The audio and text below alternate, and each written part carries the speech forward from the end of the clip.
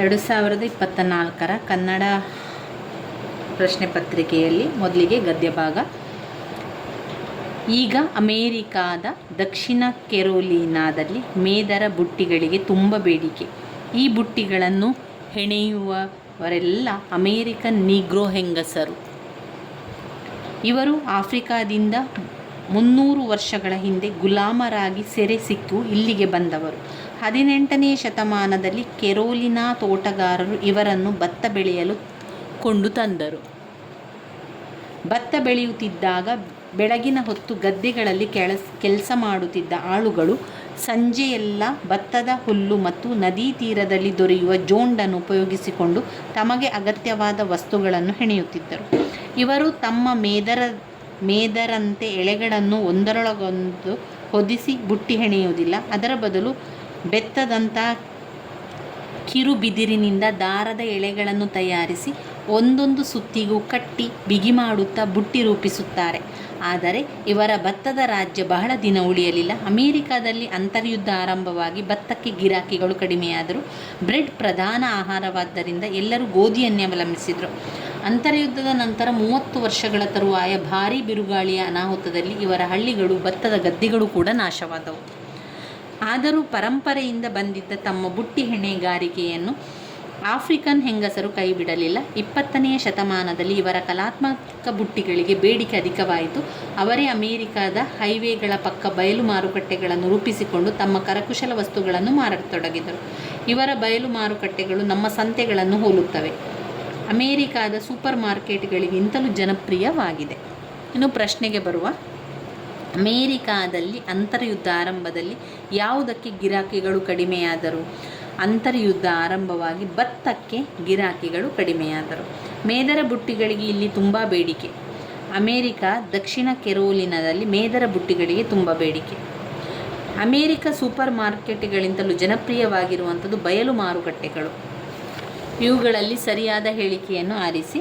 Bread ಪ್ರಧಾನ ಆಹಾರವಾದ್ದರಿಂದ ಎಲ್ಲರೂ ಭತ್ತವನ್ನೇ ಅವಲಂಬಿಸಿದರು. ತಪ್ಪು.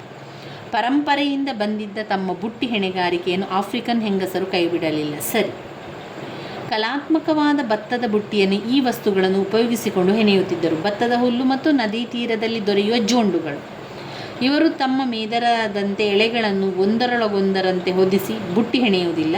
ಇಲ್ಲಿ ಇವರು ಎಂಬ ಪದ ಯಾವ ವ್ಯಾಕರಣ?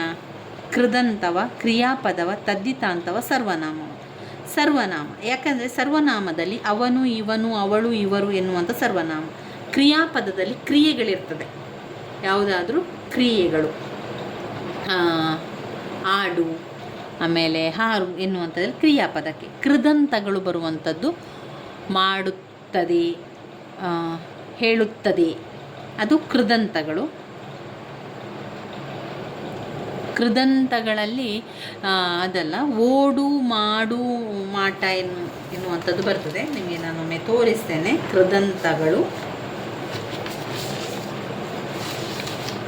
ಕೃದಂತಗಳು ಮತ್ತು ತದ್ದಿತಾಂತಗಳಲ್ಲಿ ನಾವು ನೋಡಬೇಕಾಗಿರುವಂಥದ್ದು, ಕೃದಂತ ಎನ್ನುವಂತಹ ಪದಗಳಲ್ಲಿ ಓಡು, ಮಾಡು,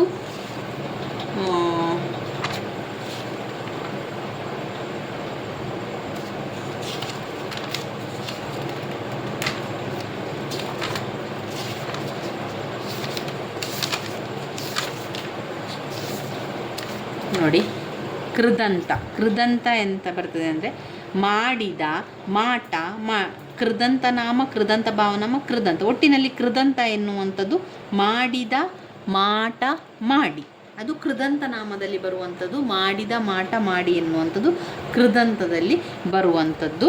ಇನ್ನು ತದ್ದಿತಾಂತದಲ್ಲಿ ಬರುವಂಥದ್ದು ಗಾರ, ಈಗ, ಹಾಡುಗಾರ, ಹಾಡುಗಾರ, ಈ ರೀತಿ ಗಾರ, ಈಗ, ಅಡಿಗ, ಒಳ ಎನ್ನುವಂಥದ್ದೆಲ್ಲ ತದ್ದಿತಾಂತದಲ್ಲಿ ಬರುವಂಥದ್ದು. ಕೃದಂತದಲ್ಲಿ ಯಾವಾಗಲೂ ಮಾಡಿದ, ಮಾಟ, ಮಾಡಿ ಈ ರೀತಿ ಬರುವಂಥದ್ದು. ಮಾಡಿದ, ಮಾಟ, ಮಾಡಿ ಅಂತ ಬರುವಂಥದ್ದು. ತದ್ದಿತಾಂತದಲ್ಲಿ ಗಾರ, ಈಗ, ಕಾರ, ಈಗ, ಇತ್ತಿ ಎನ್ನುವಂಥದ್ದೆಲ್ಲ ಬರುವಂಥದ್ದು ತದ್ದಿತಾಂತ ಅಂತ ನೆನಪಿಟ್ಕೊಳ್ಳಿ. ಆಮೇಲೆ ಕೃದಂತ ಎನ್ನುವಂಥದ್ದಲ್ಲಿ ಬರುವಂಥದ್ದು ಮಾಡು, ಮಾಟ, ಮಾಡಿ. ಮಾಡಿದ, ಮಾಟ. ಕೃದಂತ ನಾಮ ಅಂತ ಹೇಳಿದ ಕೂಡಲೇ ಮಾಡಿದ. ಕೃದಂತ ಭಾವನಾಮ ಮಾಟ. ಕೃದಂತ ವ್ಯಯ ಮಾಡಿ, ಅದನ್ನು ನೆನಪಲ್ಲಿ ಇಟ್ಕೊಳ್ಳಿ. ಆಮೇಲೆ ಕೃದಂತಕ್ಕೆ ಬಂದಾಗ ತದ್ದಿತಾಂತದಲ್ಲಿ ನೆನಪಲ್ಲಿ ಇಟ್ಕೊಳ್ಬೇಕಾಗಿರುವಂಥದ್ದು ಗಾರ, ಈಗ, ಅಡಿಗೆ. ಎಲ್ಲ ನೆನಪಲ್ಲಿ ಬರಲಿಲ್ಲ ಅಂತಂದರೆ ಇದನ್ನು ನೆನಪಿಟ್ಕೊಳ್ಳಿ, ಗಾರ, ಈಗ, ಅಡಿಗ. ಕೃದಂತ ಬಂದಾಗ ಮಾಡಿದ, ಮಾಟ, ಮಾಡಿ. ಅದು ಕೃದಂತ ನಾಮ, ಕೃದಂತ ಭಾವನಾಮ, ಕೃದಂತ ಅವ್ಯಯಕ್ಕೆ ಬರ್ತದೆ. ಯಾವುದು? ಕೃದಂತ ನಾಮ ಮಾಡಿದ, ಕೃದಂತ ಭಾವನಾಮ ಮಾಟ, ಭಾವನೆ ಅದು ಮಾಟ. ಕೃದಂತವ್ಯಯ ಅಂತ ಹೇಳಿದರೆ ಮಾಡು, ಮಾಡಿ. ಕೃದಂತವ್ಯಯ ಮಾಡಿ. ಕೃದಂತ ನಾಮ ಮಾಡಿದ, ಕೃದಂತ ಭಾವನಾಮ ಮಾಟ, ಕೃದಂತವ್ಯಯ ಮಾಡಿ. ತದ್ದಿತಾಂತದಲ್ಲಿ ಗಾರ, ಈಗ, ಅಡಿಗ ಎನ್ನುವಂಥದ್ದು ತದ್ದಿತಾಂತ ಅಂತ ನೆನಪಲ್ಲಿ ಇಟ್ಕೊಳ್ಳಿ ಸ್ನೇಹಿತರೆ. ಇವರ ಭತ್ತದ ರಾಜ್ಯ ಬಹಳ ದಿನಗಳ ಕಾಲ ಉಳಿಯಲಿಲ್ಲ. ಕಾರಣ ಅಮೆರಿಕದಲ್ಲಿ ಅಂತರ್ಯುದ್ಧ ಆರಂಭವಾಗಿ ಭತ್ತಕ್ಕೆ ಗಿರಾಕಿಗಳು ಕಡಿಮೆಯಾದರು. ಬ್ರೆಡ್ ಪ್ರಧಾನ ಆಹಾರದಿಂದ ಎಲ್ಲರೂ ಗೋಧಿಯನ್ನು ಅವಲಂಬಿಸಿದರು. ಇದು ತಪ್ಪು, ಎರಡು ಸರಿಯಾಗಿರ್ತದೆ. ಅದರಲ್ಲಿ ಮೊದಲನೇದು ಮತ್ತು ಎರಡನೇದು ಸರಿಯಾಗಿದೆ. ತರುವಾಯ ಎನ್ನುವಂಥ ವ್ಯಾಕರಣ ಅದು ಸಾಮಾನ್ಯ ಅರ್ಥ. ತರುವಾಯ, ಸಾಮಾನ್ಯ, ಚೆನ್ನಾಗಿ, ಅದೆಲ್ಲ ಕೂಡ ನಾವು ಸಾಮಾನ್ಯ ವ್ಯಯದಲ್ಲಿ ಬರುವಂಥದ್ದು. ಕ್ರಿಯಾರ್ಥಕ ಕ್ರಿಯೆ ಇರ್ತದೆ, ಸಂಬಂಧಾರ್ಥಕ ಸಂಬಂಧ ತೋರಿಸುವಂಥದ್ದು. ಇಲ್ಲಿ ಸರ್ವನಾಮ, ಅದು ಸಾಮಾನ್ಯ ವ್ಯಯ. ಇನ್ನು ಪದ್ಯ ಭಾಗ ಬರ್ತದೆ. ನಾವು, ನೀವು, ಅವರು, ಇವರು, ಒಂದೇ. ಇಲ್ಲಿ ಅವರು ಕೇಳ್ತಾ ಇದ್ದಾರೆ ಮೊದಲ ಪ್ರಶ್ನೆ, ಯಾರು ಯಾರನ್ನು ಒಂದು ಎಂದು ಹೇಳಿದ್ದಾರೆ? ಒಂದು ಅಂತ ಹೇಳಿದ್ದು ನಾವು, ನೀವು, ಅವರು, ಇವರು ಒಂದೇ ಅಂತ ಹೇಳ್ತಾ ಇದ್ದಾರೆ ಅಂತ ಹೇಳ್ತಾರೆ.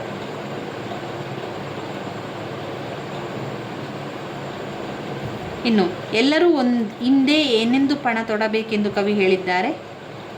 ಎರಡನೇ ಇಲ್ಲೇ ಇದೆ ನೋಡಿ, ಭೂಮಿ ತಾಯಿಯ ಕುಡಿಗಳು ಪಣವ ತೊಡಿರಿ ಇಂದು. ನೆಕ್ಸ್ಟ್ ಪ್ರಶ್ನೆ ಅಲ್ಲೇ ಬರ್ತದೆ ನೋಡಿ. ಮೂರನೇದು ಕೇಳಿದರೆ ಈ ಪದದಲ್ಲಿ ಆಶಯ ಭಾವ ಯಾವುದು ಕೇಳಿದ್ದಾರೆ? ನಾವೆಲ್ಲ ಸೋದರರಂತೆ ಬಾಳ್ವೆ ನಡೆಸಬೇಕೆಂಬ ಏಕತಾ ಭಾವವನ್ನು ಈ ಕವನ ಒಳಗೊಂಡಿದೆ. ಅದು ಸರಿಯಾಗಿದೆ. ಮಾನವರಾದ ನಾವೆಲ್ಲ ಒಂದೇ ಎಂಬ ಭಾವನೆ ಕವನ ತಿಳಿಸ್ತದೆ. ಅದು ಸರಿಯಾಗಿದೆ.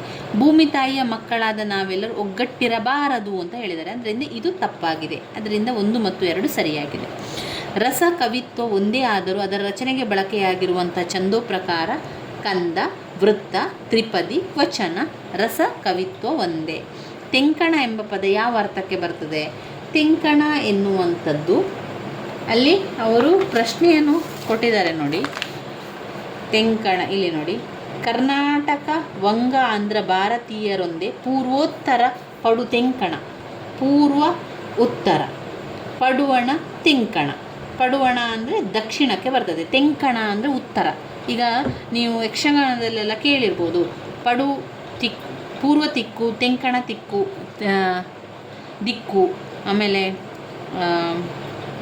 ಯಾವ ಭಾಗದಿಂದ ಬರ್ತಾರೆ ಅಂತ ಆ ರೀತಿ ಕೆಲವೊಂದು ಕೇಳುವಂಥದ್ದು ನೀವು ಕೇಳಿರ್ಬೋದು.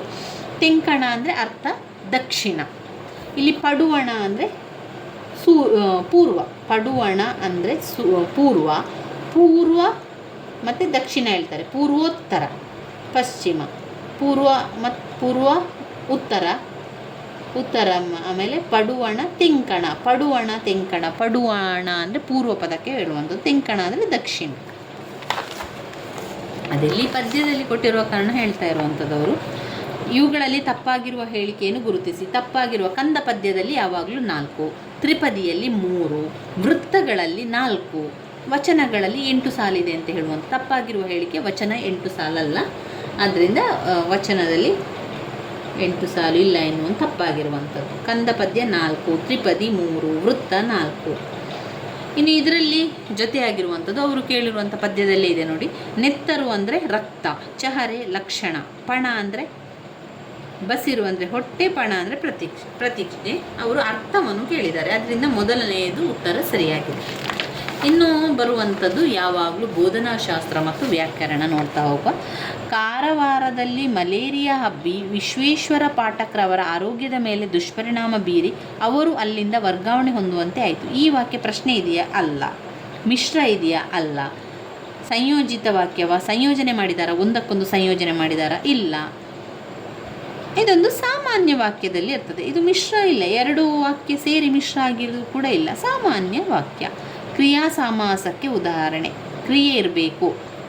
ಮೈ ಮುಚ್ಚು, ಮೈ ಕೆಡವು, ಕಣ್ದೆರೆ, ಕಂಗೆಟ್ಟು ಕ್ರಿಯಾ ಸಮಾಸ. ಅಲ್ಲಿ ಕ್ರಿಯೆ ಕಾಣ್ತದೆ, ಕೈಯನ್ನು ಮುಚ್ಚುವಂಥದ್ದು, ಕಣ್ಣನ್ನು ಓಪನ್ ಮಾಡು, ತೆರೆಯೇ. ವಿದ್ಯಾರ್ಥಿ ಈ ಪದದ ಅಕ್ಷರದ ಗಣ ತಾ ಗಣವನ್ನು ಹೊಂದಿದೆ. ವಿದ್ಯಾರ್ಥಿ ಥಿ ತಾ ಎನ್ನುವಂಥ ಗಣವನ್ನು ಹೊಂದಿದೆ. ಸ್ಯಾನಿಟರಿ ಎಂಬ ಪದವು ಕನ್ನಡ ಯಾವ ಭಾಷೆಗೆ ಸೇರಿದದ್ದು? ಇಂಗ್ಲೀಷ್ ಭಾಷೆ. ಸ್ಯಾನಿಟರಿ ಎನ್ನುವಂಥದ್ದು ಇಂಗ್ಲೀಷ್. ಎಳಗಿಳಿಗಳ ಬಳಗಗಳು ನಳನಳಿಸಿ ಬೆಳೆದ ಕಳವಳೆಯ ಎಳೆಯ ಕಾಳಿಗೆ ಎಳಸಿ ಬಂದವು. ಯಾವ ಅಲಂಕಾರ ಇದೆ? ಇದು ವೃತ್ತವನ್ನು ಬರುವಂತಹ ವೃತ್ಯಾನುಪ್ರಾಸದಲ್ಲಿ ಹೊಂದಿರ್ತದೆ. ಇನ್ನು ಉದಾಹರಣೆಗಳ ಸಂಗ್ರಹ ಪರಿಶೀಲನೆ. ಮೊದಲು ಉದಾಹರಣೆ ಹೇಳಿ ನಂತರ ನಿಯಮವನ್ನು ಹೇಳುವಂಥ ಪದ್ಧತಿ, ಅದು ಅನುಗಮನ ಪದ್ಧತಿಯಲ್ಲಿ. ಅನುಗಮನ ಪದ್ಧತಿ ಫ್ರಾನ್ಸಿಸ್ ಬೇಕನ್, ನಿಗಮನ ಪದ್ಧತಿ ಅರಿಸ್ಟಾಟಲ್. ಅನುಗಮನ ಪದ್ಧತಿ ವೈಜ್ಞಾನಿಕ ವಿಧಾನ. ಅನುಗಮನ ಪದ್ಧತಿಯನ್ನು ಮೊದಲಿಗೆ ಸರಿಯಾಗಿ ಗೊತ್ತಿರಲಿ ನಿಮಗೆ. ಅನುಗಮನ ಪದ್ಧತಿ ಫ್ರಾನ್ಸಿಸ್ ಬೇಕನ್ ಅವರು ಮಾಡಿದ್ದಾರೆ. ಅನುಗಮನ ಪದ್ಧತಿ ವೈಜ್ಞಾನಿಕ ಪದ್ಧತಿ. ಅನುಗಮನ ಪದ್ಧತಿ ವ್ಯಾಕರಣ ಬೋಧನೆಗೆ ಉತ್ತಮವಾದ ಪದ್ಧತಿ. ಅನುಗಮನ ಪದ್ಧತಿಯು ಮೂರ್ತದಿಂದ ಅಮೂರ್ತ ರೂಪಕ್ಕೆ ಹೋಗ್ತದೆ, ಸಾಮಾನ್ಯದಿಂದ ಕಠಿಣತೆಯೆಡೆಗೆ ಹೋಗ್ತದೆ, ಗೊತ್ತಿರುವುದರಿಂದ ಗೊತ್ತಿಲ್ಲದ ಕಡೆಗೆ ಹೋಗ್ತದೆ, ನಿರ್ದಿಷ್ಟತೆಯಿಂದ ಸಾಮಾನ್ಯದೆಡೆಗೆ ಹೋಗ್ತದೆ, ಮತ್ತು ಆಮೇಲೆ ಬಿಡಿಯಿಂದ ಇಡಿಗೆ ಹೋಗ್ತದೆ, ಬಿಡಿಯಿಂದ ಇಡಿಯ ಕಡೆಗೆ ಹೋಗುವಂಥದ್ದು ಅನುಗಮನ ಪದ್ಧತಿ. ನಮಗೆ ಅನುಗಮನ ಪದ್ಧತಿ ಸರಿಯಾಗಿ ಗೊತ್ತಿದ್ದರೆ ಅದರ ವಿರುದ್ಧವಿರುವಂಥದ್ದೇ ನಿಗಮನ ಪದ್ಧತಿ. ನಿಗಮನ ಪದ್ಧತಿ ಮಾಡಿದವರು ಅರಿಸ್ಟಾಟಲ್, ನೆನಪಲ್ಲಿಡಿ. ಸ್ವಾತಂತ್ರ್ಯ, ಸಮಾನತೆ, ಭ್ರಾತೃತ್ವ ಎನ್ನುವಂಥದ್ದು ಪ್ರಜಾಪ್ರಭುತ್ವದ ಮೌಲ್ಯ. ಇನ್ನು ಕನ್ನಡ ಭಾಷಾ ಶಿಕ್ಷಕರು 8ನೆಯ ತರಗತಿಯ ವಿದ್ಯಾರ್ಥಿಗಳಲ್ಲಿ ತಲಕಾಡಿನ ವೈಭವ, 9ನೇ ತರಗತಿಗೆ ಹೋಗಿ ಅಲ್ಲಿ ಬೆಡಗಿನ ತಾಣ ಜಯಪುರ ಮಾಡ್ತಾರೆ. 10ನೇ ತರಗತಿಯಲ್ಲಿ ಲಂಡನ್ ನಗರ ಎಂಬ ಒಂದು ಪ್ರವಾಸ ಕಥನವನ್ನು ಮಾಡ್ತಾರೆ. ಈ ರೀತಿಯ ಬೋಧನಾವನ್ನು ಏನು ಹೇಳ್ತಾರೆ? ಅದು ಒಂದು ಸುರುಳಿ ಆಕಾರ, ಅಲ್ಲಿಂದ ಇಲ್ಲಿಗೆ ಇಲ್ಲಿಂದ ಅಲ್ಲಿಗೆ ಎಲ್ಲ ಕಡೆ ಕೂಡ ಗದ್ಯಪಾಠವನ್ನು ಹೇಳ್ತಾ ಹೋಗುವಂಥದ್ದು ಸುರುಳಿ ಆಕಾರದ ವಿಧಾನ ಆಗಿರ್ತದೆ. 2005ರ ರಾಷ್ಟ್ರೀಯ ಪಠ್ಯಕ್ರಮವು ಈ ಕೆಳಗಿನ ವೈಶಿಷ್ಟ್ಯಗಳನ್ನು ಹೊಂದಿದೆ: ಕಲಿಕೆಯನ್ನು ಜೀವನದ ಅವಶ್ಯಕತೆಗಳೊಂದಿಗೆ ಜೋಡಿಸುವುದು, ಶಾಲೆಯ ಹೊರಗಿನ ಬದುಕಿಗೆ ಜ್ಞಾನವನ್ನು ಸಂಯೋಜಿಸುವುದು. 1 ಮತ್ತು 2 ಕೂಡ ಸರಿಯಾಗಿರುವಂತಹ ಒಂದು ಹೇಳಿಕೆ. ರಾಷ್ಟ್ರಕವಿ ಎಂ ಗೋವಿಂದ ಪೈ ಅವರ ತಾಯಿ ಬಾರ ಮೊಗವ ತೋರ ಪದ್ಯದ ಜೊತೆಗೆ ರಾಷ್ಟ್ರಕವಿ ಕುವೆಂಪು ಅವರ ಭಾರತ ಜನನಿಯ ತನುಜಾತೆ ಪದ್ಯವನ್ನು ಪೂರಕವಾಗಿ ಶಿಕ್ಷಕರು ಬೋಧಿಸಿದರೆ ಇದನ್ನು ಸಮ್ಮಿಳಿತ ಮಾಡಿದ್ದಾರೆ, ಒಂದಕ್ಕೊಂದು ಸಮ್ಮಿಳಿತನವನ್ನು ಮಾಡಿದ್ದಾರೆ. ಸುರುಳಿ ಆಕಾರದ್ದು ಬರುವಂಥದ್ದು ಎಲ್ಲಿ? ಇಲ್ಲಿ ನೀವು ಒಂದು ತರಗತಿಗೆ ಹೋಗಿ ಒಂದು ಗದ್ಯವನ್ನು ಮಾಡ್ತಾರೆ, ಮತ್ತೊಂದು ತರಗತಿಗೆ ಹೋಗಿ ಮತ್ತೆ ಗದ್ಯವನ್ನು ಮಾಡ್ತೀರಾ, ಮತ್ತೊಂದು ತರಗತಿಗೆ ಹೋಗಿ ಗದ್ಯವನ್ನು ಮಾಡ್ತೀರಾ, ಇದು ಸುರುಳಿ ಆಕಾರದ್ದು. ಇಲ್ಲಿ ರಾಷ್ಟ್ರಕವಿ ಗೋವಿಂದ ಪೈ ಅವರ ಒಂದು ಪದ್ಯವನ್ನು ಕುವೆಂಪು ಅವರ ಪದ್ಯ ಜೊತೆಗೆ ಪೂರಕವಾಗಿ ಬೋಧಿಸ್ತಾ ಹೋಗ್ತಾರೆ. ಇದು ಸಮ್ಮಿಳಿತ ಮಾಡ್ತಾ ಇದ್ದಾರೆ. ಭಾಷೆ ಎಂದರೆ ಧ್ವನಿಸಂಕೇತಗಳಿಂದ ಮನುಷ್ಯನ ವಿಚಾರಗಳನ್ನು ಅಭಿವ್ಯಕ್ತಗೊಳಿಸುವ ಸಾಧನ ಅಂತ ಹೇಳಿದವರು ಪ್ಲೇಟೋ ಅವರು. ನೆನಪಲ್ಲಿ ಇಟ್ಕೊಳ್ಳಿ, ಧ್ವನಿ ಸಂಕೇತಗಳಿಂದ ಮನುಷ್ಯನ ವಿಚಾರಗಳನ್ನು ಅಭಿವ್ಯಕ್ತಗೊಳಿಸುವಂಥದ್ದಿದೆಯಲ್ಲ, ಅದನ್ನು ಪ್ಲೇಟೋ ಅವರು ಹೇಳ್ತಾ ಇದ್ದಾರೆ. ಭಾಷಾ ಕೌಶಲ್ಯ ಬೆಳೆಸುವುದು ಯಾವುದಕ್ಕೆ? ಭಾಷಿಕ ಉದ್ದೇಶಕ್ಕೆ. ನಮ್ಮ 4 ಕೌಶಲ್ಯಗಳು ಯಾವುದು? ಆಲಿಸುವಂಥದ್ದು, ಮಾತನಾಡುವಂಥದ್ದು, ಓದುವಂಥದ್ದು, ಬರೆಯುವಂಥದ್ದು. ಇದು ನಮ್ಮ 4 ಕೌಶಲಗಳಾಗಿದೆ. ಮೊದಲಿಗೆ ಆಲಿಸಬೇಕು, ನಂತರ ಮಾತನಾಡಬೇಕು, ನಂತರ ಓದಬೇಕು, ನಂತರ ಬರೆಯುವಣಿಗೆ ಮಾಡುವಂಥದ್ದು ಅಥವಾ ಬರವಣಿಗೆಯನ್ನು ಮಾಡಿ ಓದುವಂಥದ್ದು 4 ಕೌಶಲಗಳಾಗಿರ್ತದೆ. ಇಲ್ಲಿ ಸಾಮಾನ್ಯ ಅರ್ಥದಲ್ಲಿ ಆಲಿಸುವಿಕೆ ಅಂದರೆ ಕೇಳುವಂಥದ್ದು. ನಾಡು ನುಡಿಯ ಪರಂಪರೆ, ಸಾಹಿತ್ಯ, ಸಂಸ್ಕೃತಿಯ ಅರಿವನ್ನು ಮೂಡಿಸುವ ಸಾಹಿತ್ಯದ ಉದ್ದೇಶ ಆಗಿರ್ತದೆ. ಪಠ್ಯಕ್ರಮ ನಿರ್ಧರಿಸಿ ಗುರಿಗಳನ್ನು, ಪಠ್ಯವಸ್ತು ಸೂಚಿಸಿದ ಮಾರ್ಗೋಪಾಯಗಳನ್ನು ಸಾಕಾರಗೊಳಿಸಲು ಒಂದು ನಿರ್ದಿಷ್ಟ ವಿಷಯ ಪಠ್ಯಾಂಶಗಳನ್ನು ಒಳಗೊಂಡ ಸಾಧನವೇ ಪಠ್ಯ ಪುಸ್ತಕ ಆಗಿರ್ತದೆ. ಪಠ್ಯ ಪುಸ್ತಕವನ್ನು ಒಂದು ಪಠ್ಯಕ್ರಮ ನಿರ್ಧರಿಸಿದ ಗುರಿಗಳು ಇರುವಂಥದ್ದು, ಅದರಲ್ಲಿ ಅದು ಪಠ್ಯ ಪುಸ್ತಕ ಆಗಿರ್ತದೆ. ಇವಿಷ್ಟು ನಮ್ಮ 2024ರ ಹಳೆಯ ಪ್ರಶ್ನೆ ಪತ್ರಿಕೆಯ ವಿಶ್ಲೇಷಣೆ. ಈಗ ನಾವು ಸಂಪೂರ್ಣವಾಗಿ 2021, 2022, 2023, 2024ರ 4 ವರ್ಷದ ಕನ್ನಡ ಪೇಪರ್ 2 TET ಪರೀಕ್ಷೆಯ ಕನ್ನಡವನ್ನು ಪ್ರಶ್ನೆ ಪತ್ರಿಕೆಯ ವಿಶ್ಲೇಷಣೆಯನ್ನು ಮಾಡಿಕೊಂಡಿದ್ದೇವೆ. ಅದರ ಜೊತೆಗೆ ನಾವು ಇನ್ನು ಮುಂದಿನ ವಿಡಿಯೋದಲ್ಲಿ ನಾವು ಸಂಪೂರ್ಣ ಕನ್ನಡದ ವ್ಯಾಕರಣಗಳನ್ನು, ಬೋಧನಾಶಾಸ್ತ್ರದಲ್ಲಿರುವಂಥ ಕೆಲವೊಂದು ವಿಚಾರಗಳನ್ನು ನಾನು ನಿಮಗೆ ತಿಳಿಸ್ತಾ ಹೋಗ್ತೇನೆ. ಅದ ನಂತರದಲ್ಲಿ ನಾವು ಎರಡನೆಯ ವಿಷಯವಾದಂಥ ಇಂಗ್ಲೀಷನ್ನು ಕೂಡ ಹೀಗೆ ಸುಲಭದಲ್ಲಿ ಅರ್ಥ ಮಾಡಿಕೊಳ್ಳುವ. ಇವಿಷ್ಟನ್ನು ಓದ್ಕೊಂಡ್ರೆ ಸಾಕು, ನಿಮಗೆ ಒಂದು ಇವಿಷ್ಟು ವಿಚಾರಗಳು ಸರಿಯಾಗಿ ಗೊತ್ತಿರಲಿ. ಈಗ ವ್ಯಾಕರಣದಲ್ಲಿ ಸಂಧಿ, ಆಮೇಲೆ ಸಮಾಸ, ಅದಾದ ಮೇಲೆ ವಿಭಕ್ತಿಕಾರಕ ಅರ್ಥಗಳು, ಆಮೇಲೆ ಈ ಪೂರ್ಣ ವಿರಾಮ, ಅಲ್ಪ ವಿರಾಮ, ಅವುಗಳ ವಿಚಾರ, ಆಮೇಲೆ ಸಕರ್ಮಕ ಧಾತು, ಅಕರ್ಮಕ ಧಾತು, ಕೃದಂತನಾಮ, ತದ್ದಿತಂತನಾಮ, ತದ್ಭವ, ಸಂಸ್ಕೃತ ತದ್ಭವ, ಈ ರೀತಿಯ ಕೆಲವೊಂದು ವಿಚಾರಗಳು ಸರಿಯಾಗಿ ಗೊತ್ತಿದ್ದರೆ ಪ್ರತಿಯೊಬ್ಬರೂ ಕೂಡ ಕನ್ನಡದಲ್ಲಿ 30ಕ್ಕೆ 30 ಅಂಕಗಳನ್ನು ಪಡೆದುಕೊಳ್ಬೋದು. ನೀವು ಗದ್ಯ ಭಾಗ ಮತ್ತು ಪದ್ಯವನ್ನು ಸಂಪೂರ್ಣವಾಗಿ ಓದಿಕೊಂಡು ಸರಿಯಾಗಿ ಆಲೋಚನೆ ಮಾಡಿ ಉತ್ತರವನ್ನು ಬರಿತಾ ಹೋಗಿ. ಪ್ರಶ್ನೆಯ ಜೊತೆಗೆ ಉತ್ತರಗಳಿರೋದ್ರಿಂದ ಇದರಲ್ಲಿ ಸುಲಭದಲ್ಲಿ ಅಂಕವನ್ನು ಪಡ್ಕೊಳ್ಬೋದು. ಯಾವುದೇ ಕನ್ಫ್ಯೂಸ್ ಆಗಬೇಡಿ, ಅದರ ಜೊತೆಗೆ ಉತ್ತರಗಳಿರ್ತದೆ. ಅಲ್ಲಿರುವಂಥ ಉತ್ತರವನ್ನೇ ಆಯ್ಕೆ ಮಾಡಿಕೊಂಡು ಬರೆಯಿರಿ. ಇನ್ನು ಬೋಧನಾಶಾಸ್ತ್ರವನ್ನು ನೋಡಿದರೆ ನೀವು 4 ಉತ್ತರವನ್ನು ನೋಡಿದಾಗ ಒಂದು ಉತ್ತರ ಒಂದು ಹೈಲೈಟ್ ಆಗಿರ್ತದೆ, ಅಥವಾ ಒಂದು ಉತ್ತರ ಸ್ವಲ್ಪ ಜಾಸ್ತಿ ತೂಕವನ್ನು ಹೊಂದಿರುವಂಥ ವಿಚಾರ ಆಗಿರ್ತದೆ. ಅದೊಂದು ನೆನಪಲ್ಲಿ ಇಟ್ಕೊಳ್ಳಿ. ಮತ್ತೊಂದು 3 ಉತ್ತರಗಳೇನಿರ್ತದೆ ಅದರ ವಿರುದ್ಧವಾಗಿರ್ತದೆ. ಯಾವುದನ್ನು ಅವರು ಲಕ್ಷಣವಲ್ಲ ಅಂತ ಕೇಳ್ತಾರೆ, ಆ ಒಂದು ಲಕ್ಷಣ ಅಲ್ಲದಕ್ಕೆ ಮತ್ತೆ 3 ಉತ್ತರಗಳು ಅದರ ವಿರುದ್ಧವಾಗಿ ಹೋಗಿರುವಂಥದ್ದು ಕಾಣ್ತೇವೆ. 4 ಉತ್ತರಗಳಲ್ಲಿ ಒಂದು ಪಾಸಿಟಿವ್ ವಿಷಯ ನಮಗೆ ಕಂಡ್ರೆ 3 ವಿಷಯಗಳು ನೆಗೆಟಿವ್ ವಿಚಾರದಲ್ಲಿ ಇರ್ತದೆ. ನಾವು ಅದನ್ನು ಸೂಕ್ಷ್ಮವಾಗಿ ಗಮನಿಸಬೇಕು. ತುಂಬ ಹೊತ್ತು ಪ್ರಶ್ನೆಗೆ ತಗೊಂಡ್ರೆ ನಮಗೆ ಸಮಯ ಸಾಕಾಗೋದಿಲ್ಲ. ಆದರೆ ಆದಷ್ಟು ಬೇಗ ನಾವು ನೋಡುವುದಾದರೆ ಅದರಲ್ಲಿ ಒಂದು ಆನ್ಸರ್ ಮಾತ್ರ ಪಾಸಿಟಿವ್ ಆಗಿ ಧನಾತ್ಮಕವಾದ ವಿಚಾರಗಳನ್ನು ಹೊಂದಿರ್ತದೆ. ಅದು ಬೋಧನಾಶಾಸ್ತ್ರದಲ್ಲಿ ನಾವು ನೋಡ್ಕೊಳ್ಬೇಕಾಗಿರುವಂಥದ್ದು. ಮತ್ತು ಯಾವುದೇ ಒಂದು ವಿಚಾರ ಪಠ್ಯಪುಸ್ತಕ ಅಂತ ಬಂದರೆ ಅದು ಪಠ್ಯಪುಸ್ತಕದಿಂದಲೇ ಆಗಿರ್ತದೆ, ಪಠ್ಯಪುಸ್ತಕ ಅಂತ ತಗೊಳ್ಬೇಕು. ಇನ್ನು ಯಾವುದೇ ಒಂದು ಬೋಧನೆ ಅಂತ ಬಂದಾಗ ನಾವು ಶಿಶು ಆಧಾರಿತ ಕೇಂದ್ರ, ಶಿಶುವನ್ನು, ಮಕ್ಕಳನ್ನು ಕೇಂದ್ರವಾಗಿಟ್ಟುಕೊಂಡು ಪಾಠ ಮಾಡುವಂಥದ್ದು.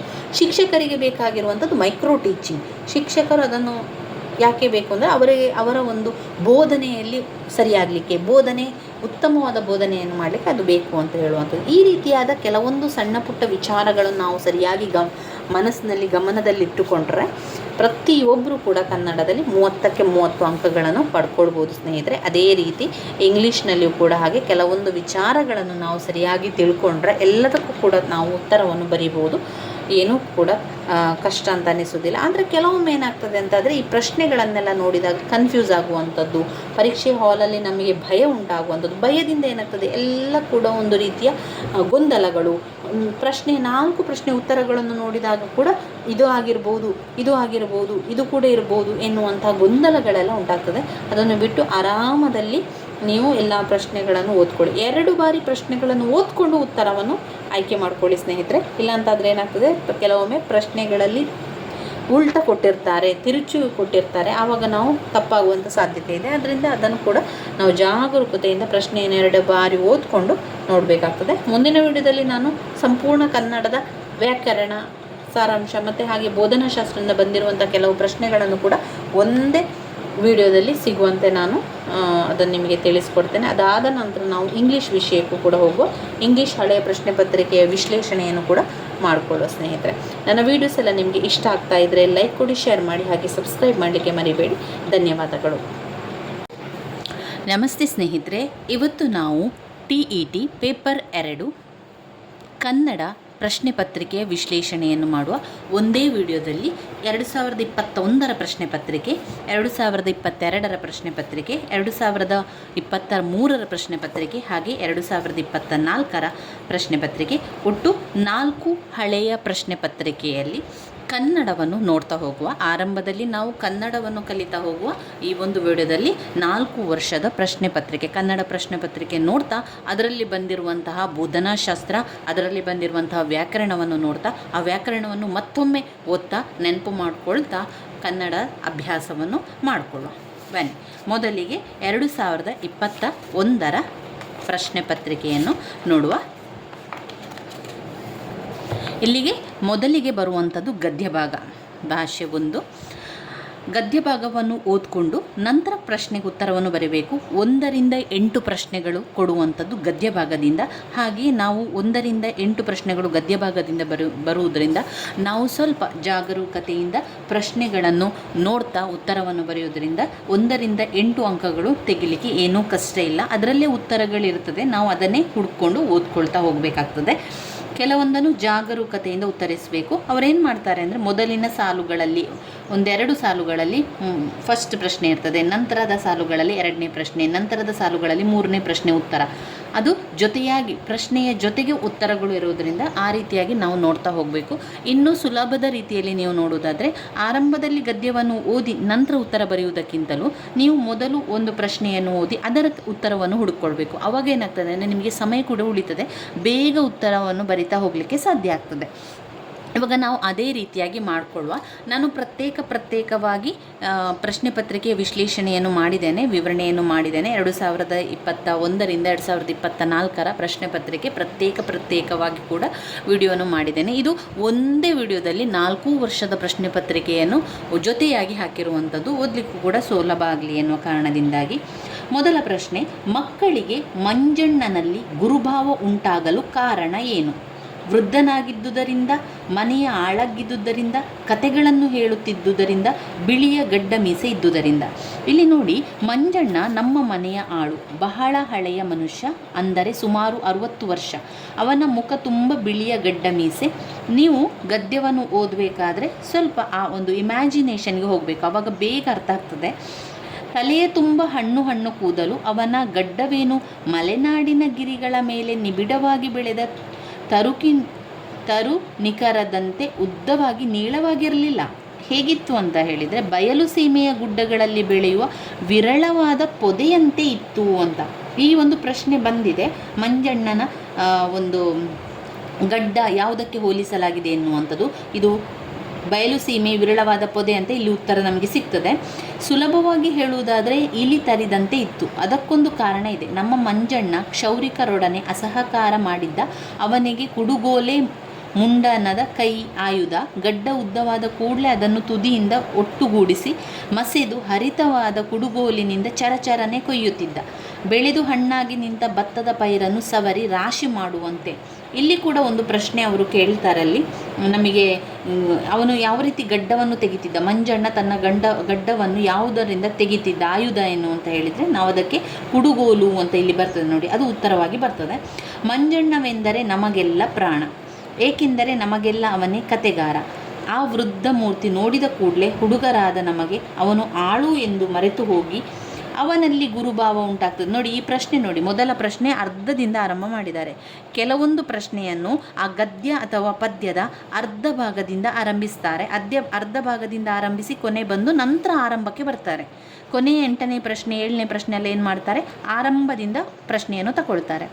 ಕೆಲವೊಮ್ಮೆ ಏನು ಮಾಡ್ತಾರೆ ಅಂದರೆ ಆರಂಭದಿಂದಲೇ ಪ್ರಶ್ನೆಗಳನ್ನು ತಗೊಂಡು ಹೋಗ್ತಾರೆ ಅವರು. ಇಲ್ಲಿ ಅವರು ಅರ್ಧದಿಂದ ಆರಂಭಿಸಿದ್ದಾರೆ ನೋಡಿ. ಮಕ್ಕಳಿಗೆ ಮಂಜಣ್ಣನಲ್ಲಿ ಗುರುಭಾವ ಉಂಟಾಗಲು ಕಾರಣವೇನು? ಯಾಕಂದರೆ ಅವರು ಕತೆಗಳನ್ನು ಹೇಳ್ತಾ ಇದ್ರು, ವೃದ್ಧನಾಗಿದ್ರು ಆದರೆ ಗುರುಭಾವ ಅಂತ ಬರಬೇಕು. ಗುರು ಅಂತ ಬಂದಾಗ ಅಲ್ಲಿ ಏನಾದರೂ ಅವರು ಹೇಳಿಕೊಡ್ಬೇಕು. ಇಲ್ಲಿ ಅವರು ಕಥೆಯನ್ನು ಹೇಳ್ತಾ ಇದ್ರು, ಆದ್ದರಿಂದ ಅವರು ಗುರುಭಾವ ಅವರಿಗೆಲ್ಲ ಇತ್ತು ಅಂತ. ಇನ್ನು ಮಂಜಣ್ಣನ ಕತೆ ಕೇಳಲು ಮಕ್ಕಳ ಹಾರೈಕೆ ಇದು. ಮಕ್ಕಳು ಯಾಕೆ ಅವರ ಹಾರೈಕೆ ಮಾಡ್ತಾ ಇದ್ರು ಅಂತ ಹೇಳಿದರೆ, ಊಟ ಬೇಗ ಮುಗಿಯಲು, ಬೇಗ ಮನೆಯವರು ಮಲಗಲಿ, ಕತೆ ಬೇಗ ಮುಗಿಯಲು, ಬೇಗ ಹೊತ್ತು ಮೊಳಗಲಿ. ಈಗ ಅವರಿಗೆ ಮಕ್ಕಳಿಗೆ ಕತೆ ಕೇಳಬೇಕಲ್ವಾ, ಅವರ ಕೆಲಸ ಆದ ನಂತರ ಕತೆಗಳನ್ನು ಕೇಳುವಂಥದ್ದು. ಹಾಗೆ ಅವರು ಏನು ಮಾಡ್ತಾರೆ ಅಂತ ಹೇಳಿದರೆ, ಇಲ್ಲಿ ಇದೆ ನೋಡಿ, ಪ್ರತಿದಿನ ಹೊತ್ತು ಎಷ್ಟು ಬೇಗ ಮುಳುಗುವುದು ಎಂದು ನಾವೆಲ್ಲ ಹಾರೈಕೆಯಿಂದ ಎದುರು ನೋಡ್ತಾ ಇದ್ದೆವು. ಯಾಕೆಂದರೆ ಕತ್ತಲಾಗಲು ಮಂಜಣ್ಣ ನಮಗೆ ಕತೆ ಹೇಳುತ್ತಿದ್ದ. ನೋಡಿ, ಪ್ರಶ್ನೆಯ ಜೊತೆಗೆ ಅವರು ಉತ್ತರವನ್ನು ಕೊಡೋದ್ರಿಂದ ನಾವು ಅದನ್ನೇ ರೀತಿಯಾಗಿ ನೋಡ್ಕೊಳ್ತಾ ಹೋಗಬೇಕು. ಬೇಗ ಹೊತ್ತು ಮುಳುಗಲಿ ಅಂತ. ಮಂಜಣ್ಣ ತನ್ನ ಗಡ್ಡವನ್ನು ತೆಗೆಯಲು ಬಳಸುತ್ತಿದ್ದ ಆಯುಧ ಏನು? ನಾನು ಆರಂಭದಲ್ಲಿ ಹೇಳಿದೆ, ಅಲ್ಲಿ ಕುಡುಗೋಲು. ಲೇಖಕರ ಪ್ರಕಾರ ಮಂಜಣ್ಣನೆಂದರೆ ಹೀಗೆ. ಲೇಖಕರ ಪ್ರಕಾರ ಮಂಜಣ್ಣ ಏನಾಗಿದ್ರು? ಮಂಜಣ್ಣ ನೋಡಿ, ಇಲ್ಲಿ ಕೊನೆಯದಾಗಿ ಬರ್ತದೆ ನೋಡಿ, ಮಂಜಣ್ಣನೆಂದರೆ ನಿಜವಾಗಿಯೂ ಕಥಾ ಸರಿಸಾಗರ ಎನ್ನುವಂಥದ್ದಿದೆಯಲ್ಲ, ಅದು ಲೇಖಕರ ಪ್ರಕಾರ ಮಂಜಣ್ಣನೆಂದರೆ ಕಥಾ ಸರಿಸಾಗರ. ಲೇಖಕರು ಮಂಜಣ್ಣನ ಗಡ್ಡವನ್ನು ಇದಕ್ಕೆ ಹೋಲಿಸ್ತಾ ಇದ್ರು, ಬಯಲು ಸೀಮೆಯ ವಿರಳವಾದ ಪೊದೆಗೆ. ಚರಚರಣೆ, ಇಲ್ಲಿ ವ್ಯಾಕರಣವನ್ನು ಕೂಡ ಇದರ ಜೊತೆಗೆ ಕೊಟ್ಟಿದ್ದಾರೆ. ಅವರು ಅಲ್ಲಿ ಯಾವುದು ಅಂತ ನಮಗೆ ಕೊಡುವುದಿಲ್ಲ, ನಾವೇ ಆ ಒಂದು ವ್ಯಾಕರಣವನ್ನು ನೆನಪಲ್ಲಿ ಇಟ್ಕೊಳ್ಬೇಕಾಗ್ತದೆ. ಚರಚರಣೆಯಿಂದ ಬಂದಿದೆ, ಎರಡಕ್ಕೂ ಕೂಡ ಅರ್ಥ ಇಲ್ಲ. ಅರ್ಥ ಇಲ್ಲದ ಒಂದು ಪದ ಬಂದಾಗ ಅದು ಅನುಕರಣ ವ್ಯಯ. ದ್ವಿರುಕ್ತಿ ಎಂದರೆ ಎರಡೂ ಕೂಡ ಒಂದೇ ಅರ್ಥವನ್ನು ಕೊಡುವಂತಹ ಪದ ದ್ವಿರುಕ್ತಿ. ಯಾವುದು ಬರ್ತದೆ ಅದರಲ್ಲಿ ಅಂತ ಹೇಳಿದರೆ, ಬೆಟ್ಟ ಮತ್ತು ಗುಡ್ಡ. ಬೆಟ್ಟ ಗುಡ್ಡ, ಬೆಟ್ಟ ಅಂದರೂ ಒಂದೇ, ಗುಡ್ಡ ಅಂದರೂ ಒಂದೇ ಅರ್ಥ ಇರುವಂತಹ ಎರಡು ಪದಗಳು.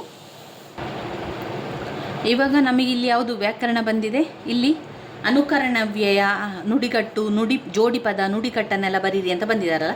ನಾವು ಒಮ್ಮೆ ಆ ಒಂದು ವ್ಯಾಕರಣವನ್ನು ನಾನು ನಿಮಗೆ ತೋರಿಸ್ತೇನೆ. ಇಲ್ಲಿ ನೀವು ನೋಡಿರ್ಬೋದು, ಜೋಡು ಪದ, ಇಲ್ಲಿ ಜೋಡು ಪದ ಅಂತ ಕೊಟ್ಟಿದ್ದಾರೆ. ಜೋಡು ಪದ ಅಂತ ಬರುವಂಥದ್ದು ಎರಡು ಬೇರೆ ಬೇರೆ ಅರ್ಥವು ಇರುವಂತಹ ಪದ, ಆದರೆ ಅದು ಜೋಡಿಯಾಗಿ ಬರ್ತದೆ. ಸೋಲು, ಗೆಲುವು, ತಿಂಡಿ, ತಿನಸು. ತಿಂಡಿ ಕೂಡ ಅರ್ಥ ಬೇರೆ, ತಿನಸು ಅರ್ಥ ಬೇರೆ. ರೀತಿ, ನೀತಿ, ಹೂ, ಹಣ್ಣು, ಹೊಲ, ಗದ್ದೆ, ಕೆರೆ, ಕಟ್ಟೆ. ಇದು ಜೋಡು ಪದ ಆಗಿರ್ತದೆ. ಜೋಡು ಪದ ಅಂದರೆ ನೆನಪಲ್ಲಿ ಇಟ್ಕೊಳ್ಳಿ, ಜೋಡಿಯಾಗಿ ಬರುವಂಥದ್ದು, ಆದರೆ ಎರಡು ಕೂಡ ಅರ್ಥಗಳು ಬೇರೆ ಬೇರೆ ಇದ್ದಾಗ ಅದು ಜೋಡಿ ಪದ. ದ್ವಿರುಕ್ತಿಯಲ್ಲಿಯೇ ಎರಡು ಕೂಡ ಒಂದೇ ಅರ್ಥವನ್ನು ಕೊಡುವಂತಹ ಪದ. ಎರಡು ಕೂಡ, ಈ ಮೊದಲನೇ ಅರ್ಥ ಕೂಡ ಎರಡನೆಯ ಪದ ಕೂಡ ಎರಡು ಒಂದೇ ಅರ್ಥ ಇರಬೇಕು. ಅದು ಯಾವುದೇ ಪದ ಆಗಿರ್ಬೋದು. ಈಗ ಬಿಡು ಬಿಡು, ಮಾಡು ಮಾಡು, ತುತ್ತ ತುದಿ. ಇಲ್ಲಿ ತುತ್ತ ಬೇರೆ, ತುದಿ ಬೇರೆ, ಆದರೆ ಎರಡು ಕೂಡ ಅರ್ಥ ತುದಿಯೇ. ಬಟ್ಟ ಬಯಲು, ಬಟ್ಟ ಅಂದರೂ ಕೂಡ ಬಯಲು, ಬಯಲು ಅಂದರೆ ಬಯಲು. ಹಣ್ಣು ಮತ್ತು ಹಂಪಲು, ಹಣ್ಣು ಕೂಡ ಹಣ್ಣುಗಳು, ಹಂಪಲು ಅಂತ ಹೇಳಿದರೆ ಹಣ್ಣಿನ ಅರ್ಥವೇ ಬರುವಂಥದ್ದು. ಮೊಟ್ಟ ಮೊದಲು, ಮೊಟ್ಟ ಅಂದರೂ ಕೂಡ ಸ್ಟಾರ್ಟಿಂಗ್, ಮೊದಲು ಅಂದರೆ ಸ್ಟಾರ್ಟಿಂಗ್, ಎರಡು ಕೂಡ ಒಂದೇ ಅರ್ಥ. ಎರಡೂ ಒಂದೇ ಅರ್ಥವನ್ನು ಕೊಡುವಂತಹ ಎರಡು ಪದಗಳು ಹಣ್ಣು, ಹಂಪಲು. ಮಾಡು ಮಾಡು, ಬಿಡು ಬಿಡು, ತುತ್ತ ತುದಿ. ಎರಡು ಕೂಡ ಒಂದೇ ಅರ್ಥವನ್ನು ಕೊಡುವಂತಹ ಎರಡು ಪದಗಳು, ಒಂದೇ ಅರ್ಥವನ್ನು ಕೊಡುವಂಥ ಪದಗಳು, ಅದು ದ್ವಿರುಕ್ತಿಯಲ್ಲಿ ಬರ್ತದೆ. ಬಿಡು ಬಿಡು, ಮಾಡು ಮಾಡು, ಅದು ಅರ್ಥ ಇರಬೇಕು, ಎರಡಕ್ಕೂ ಕೂಡ ಒಂದೇ ಅರ್ಥ. ಬಟ್ಟ ಬಯಲು, ತುತ್ತ ತುದಿ, ಹಣ್ಣು ಹಂಪಲು, ಮೊಟ್ಟ ಮೊದಲು, ಇದು ದ್ವಿರುಕ್ತಿಗೆ ಬರ್ತದೆ. ಜೋಡು ಪದ ಅಂತ ಹೇಳಿ ಜೋಡಿಯಾಗಿ ಅಕ್ಷರಗಳು ಬರ್ತದೆ, ಆದರೆ ಎರಡು ಪದಕ್ಕೂ ಕೂಡ ಬೇರೆ ಬೇರೆ ಅರ್ಥ. ಸೋಲು, ಗೆಲುವು, ಹಣ್ಣು, ಹಣ್ಣು, ಹೂ ಹಣ್ಣು. ಆಮೇಲೆ ತಿಂಡಿ, ತಿನಸು, ರೀತಿ, ನೀತಿ, ಹೂವು, ಹಣ್ಣು, ಹೊಲ, ಗದ್ದೆ, ಕೆರೆ, ಕಟ್ಟೆ. ಇದು ಜೋಡು ಪದಕ್ಕೆ ಬರ್ತದೆ. ಇನ್ನು ಅವರು ಕೇಳಿದರೆ ಅನುಕರಣವ್ಯಯ. ಅನುಕರಣವ್ಯಯ ಎರಡು ಕೂಡ ಅರ್ಥ ಇಲ್ಲದ ಪದಗಳು. ದಬ ದಬ, ತಟ ತಟ, ಮಿರ ಮಿರ, ಚರ ಚರ. ಮಿರ ಮಿರ, ಚರ ಚರ ಅಂದರೆ ಏನು, ಅರ್ಥವೇ ಇಲ್ಲ ಅಲ್ವಾ? ಹಾಗೆ ಎರಡು ಕೂಡ ಅರ್ಥ ಇಲ್ಲದದ್ದು ಅನುಕರಣ ವ್ಯಯ. ಸಾಮಾನ್ಯ ವ್ಯಯ ಏನು ಬರ್ತದೆ ಅಂದರೆ ಚೆನ್ನಾಗಿ, ಕೂಡಲೇ, ಬಿಮ್ಮನೆ, ಸುಮ್ಮನೆ, ಬಳಿಕ, ಬೇರೆ. ಅದೆಲ್ಲ ಸಾಮಾನ್ಯವಾಗಿ ನಾವು ಹೇಳುವಂಥದ್ದು. ಚೆನ್ನಾಗಿದೆ, ಪರವಾಗಿಲ್ಲ, ಕೂಡಲೇ, ಬಳಿಕ, ಬಿಮ್ಮನೆ, ಸುಮ್ಮನೆ, ಇದೆಲ್ಲ ಕೂಡ ಸಾಮಾನ್ಯ ವ್ಯಯಲ್ಲಿ ಬರ್ತದೆ. ಅನುಕರಣೆಯ ವ್ಯಯದಲ್ಲಿ ಅರ್ಥ ಇಲ್ಲ ಎರಡಕ್ಕೂ ಕೂಡ. ದಬ ದಬ, ತಟ ತಟ, ಈ ರೀತಿಯ ಪದಗಳು ಬರುವಂಥದ್ದು. ಇನ್ನು ಭಾವಸೂಚಕ ಶಬ್ದದಲ್ಲಿ ಭಾವನೆಯನ್ನು ತೋರಿಸುವಂಥದ್ದು. ಅಯ್ಯೋ, ಓಹೋ, ಆಹಾ ಅಂತ ಕೇಳುವುದು. ಕ್ರಿಯಾರ್ಥಕ ಕಾವ್ಯಲ್ಲಿ ಕ್ರಿಯೆ, ಉಂಟು, ಬೇಕು, ಸಾಕು, ಅದು ಕ್ರಿಯಾರ್ಥಕ. ಕೃದಂತವ್ಯಯ, ಕೃದಂತವ್ಯಯ ಅಂತ ಬಂದಾಗ ಉಣ್ಣುತ್ತಾ, ಬರುತ್ತಾ, ಹೋಗಲಿಕ್ಕೆ, ಮಾಡಲಿಕ್ಕೆ, ಬರುತ್ತಾ, ತರುತ್ತಾ, ಉಣ್ಣುತ್ತಾ, ಅದು ಕೃದಂತವ್ಯಯ. ಕೃದಂತವ್ಯಯ ಆ ರೀತಿ ಬರ್ತದೆ. ನುಡಿಕಟ್ಟು ಎನ್ನುವಂಥದ್ದು ಕಾಲಿಗೆ ಬುದ್ಧಿ ಹೇಳಲಿಕ್ಕೆ. ಪಡೆನುಡಿ, ನುಡಿಕಟ್ಟು ಅಂದರೆ ಕತ್ತಿ, ಮನೆ, ದ್ವೇಷವನ್ನು ಸಾಧಿಸುವಂಥದ್ದು, ಅದು ಪಡೆನುಡಿಯಲ್ಲಿ ಬರುವಂಥದ್ದು. ಇದಿಷ್ಟು ನೀವು ಅದರಲ್ಲಿ ನೆನಪಲ್ಲಿ ಇಟ್ಕೊಳ್ಳಿ ಸ್ನೇಹಿತರೆ. ದ್ವಿರುಕ್ತಿ, ಅನುಕರಣವ್ಯಯ, ನುಡಿಗಟ್ಟು, ಜೋಡಿ ಪದ. ಇನ್ನೊಮ್ಮೆ ಹೇಳ್ತೇನೆ, ಇಲ್ಲಿ ಚರಚರ ಎನ್ನುವಂಥದ್ದು ಅನುಕರಣವ್ಯಯ. ಯಾಕಂದರೆ ಅನುಕರಣವ್ಯಯ ಎರಡು ಪದಕ್ಕೂ ಅರ್ಥ ಇರುವುದಿಲ್ಲ. ಎರಡೂ ಪದಗಳಿಗೆ ಅರ್ಥ ಇರುವಂಥದ್ದು ದ್ವಿರುಕ್ತಿ. ದ್ವಿರುಕ್ತಿಯಲ್ಲಿ ಎರಡೂ ಪದ ಒಂದೇ ಅರ್ಥವನ್ನು ಹೊಂದಿರಬೇಕು. ಅದು ಯಾವುದೇ ಪದವಾಗಿರ್ಬೋದು, ಒಂದೇ ರೀತಿಯ ಪದ. ಈಗ ಮಾಡು ಮಾಡು, ಬಿಡು ಬಿಡು, ಎರಡೂ ಒಂದೇ ಅರ್ಥ ಇದೆ. ಹಾಗೆಯೇ ಹಣ್ಣು ಮತ್ತು ಹಂಪಲು ಎರಡೂ ಕೂಡ ಒಂದೇ ಅರ್ಥ. ಹಣ್ಣು, ಹಂಪಲು, ಮೊಟ್ಟ ಮೊದಲು, ತುತ್ತ ತುದಿ, ಅದು ದ್ವಿರುಕ್ತಿಯಲ್ಲಿ ಬರ್ತದೆ. ಇನ್ನು ನುಡಿಕಟ್ಟು ಅಂತ ಬಂದಾಗ ಕಾಲಿಗೆ ಬುದ್ಧಿ ಹೇಳು ಎನ್ನುವಂಥದ್ದು ನುಡಿಕಟ್ಟಿನಲ್ಲಿ ಬರುವಂಥದ್ದು. ದ್ವೇಷ ಸಾಧಿಸು, ಕತ್ತಿಯ ಮನೆ, ದ್ವೇಷ ಸಾಧಿಸಿ, ಈ ರೀತಿಯಾಗಿ ಅದು ಪಡೆನುಡಿ ಅಥವಾ ನುಡಿಕಟ್ಟಿನಲ್ಲಿ ಬರ್ತದೆ. ಜೋಡಿ ಪದ ಅಂತ ಹೇಳಿದರೆ ಜೋಡಿಯಾಗಿ ಪದಗಳು ಬರ್ತದೆ, ಆದರೆ ಎರಡೂ ಪದಗಳು ಬೇರೆ ಬೇರೆ ಅರ್ಥವನ್ನು ಹೊಂದಿರ್ತದೆ. ಸೋಲು ಗೆಲುವು, ತಿಂಡಿ ತಿನಸು, ರೀತಿ ನೀತಿ, ಹೂವು ಹಣ್ಣು, ಹೊಲ ಗದ್ದೆ, ಕೆರೆ ಕಟ್ಟೆ, ಇದು ಈ ಪದಗಳು ಬರ್ತದೆ. ಇದು ಯಾವುದಾದ್ರೂ ಒಂದು 4-5 ನೆನಪಲ್ಲಿಟ್ಟರೆ ಸಾಕು ನಮಗೆ. ಇನ್ನು ಕೃದಂತವ್ಯ ಯಾವ ರೀತಿ ಬರ್ತದೆ ಅಂದರೆ ಉಣ್ಣುತ್ತಾ, ಮಾಡುತ್ತಾ, ಮಾಡಲಿಕ್ಕೆ, ಹೋಗಲಿಕ್ಕೆ, ಅದು ಕೃದಂತವ್ಯಯ. ಕ್ರಿಯಾಪದಗಳು ಯಾವಾಗಲೂ ಕೆಲಸ, ಉಂಟು, ಬೇಕು, ಸಾಕು, ಅದೆಲ್ಲ ಕ್ರಿಯಾಪದ. ಭಾವಸೂಚಕ ಪದದಲ್ಲಿ ಅಯ್ಯೋ, ಓಹೋ ಅಂತ ಭಾವನೆಯನ್ನು ತೋರಿಸುವಂಥದ್ದು ಭಾವಸೂಚಕ ಶಬ್ದ, ಇದನ್ನು ನೆನಪಲ್ಲಿ ಇಟ್ಕೊಳ್ಳಿ. ಇನ್ನು ಬರುವಂಥದ್ದು ಸಂಧಿ. ಮೇಲೊಂದು, ಈ ಪದವು ಈ ಸಂಧಿಗೆ ಉದಾಹರಣೆಯಾಗಿದೆ. ಆಗಮ ಸಂಧಿ ಇದೆ, ಲೋಪ ಸಂಧಿ ಇದೆ, ಆದೇಶ ಸಂಧಿ ಇದೆ, ಗುಣ ಸಂಧಿ ಇದೆ. ಈಗ ನಾವು ಸಂಧಿಗಳ ಬಗ್ಗೆ ಕೂಡ ಇದರ ಜೊತೆಯಾಗಿ ನಾವು ಕಲಿಯುವ, ಆವಾಗ ನಮಗೆ ಬೇಗನೆ ನೆನಪಲ್ಲಿ ಉಳಿತದೆ ಅಲ್ವಾ. ಅದಕ್ಕೆ ನಾವು ಮೊದಲಿಗೆ ಸಂಧಿಗಳಲ್ಲಿ 2 ಸಂಧಿಗಳು, ಒಂದು ಕನ್ನಡ ಸಂಧಿ, ಮತ್ತೊಂದು ಸಂಸ್ಕೃತ ಸಂಧಿ. ಕನ್ನಡ ಸಂಧಿಯಲ್ಲಿ ಬರುವಂಥದ್ದು ಲೋಪ ಸಂಧಿ, ಆಗಮ ಸಂಧಿ, ಆದೇಶ ಸಂಧಿ ಕನ್ನಡ ಸಂಧಿಯಲ್ಲಿ ಬರ್ತದೆ. ಇನ್ನು ಸಂಸ್ಕೃತ ಸಂಧಿಯಲ್ಲಿ ಬರುವಂಥದ್ದು ಸವರ್ಣ ದೀರ್ಘ ಸಂಧಿ, ಗುಣ ಸಂಧಿ, ವೃದ್ಧಿ ಸಂಧಿ, ಎಣ್ ಸಂಧಿಗಳು, ಜಶ್ವ ಸಂಧಿ ಎಲ್ಲ ಸಂಸ್ಕೃತ ಸಂಧಿಗೆ ಬರ್ತದೆ. ಇನ್ನು ಸಂಧಿಯಲ್ಲಿ ಸ್ವರ ಸಂಧಿ ಮತ್ತು ವ್ಯಂಜನ ಸಂಧಿಗಳು ಅಂತ ಬರ್ತದೆ. ಸ್ವರ ಸಂಧಿಗಳಲ್ಲಿ ಲೋಪ ಸಂಧಿ ಮತ್ತು ಆಗಮ ಸಂಧಿಗಳು, ಮತ್ತು ವ್ಯಂಜನ ಸಂಧಿಗಳಲ್ಲಿ ಆದೇಶ ಸಂಧಿಗಳು ವ್ಯಂಜನ ಸಂಧಿಗಳಲ್ಲಿ ಬರ್ತದೆ.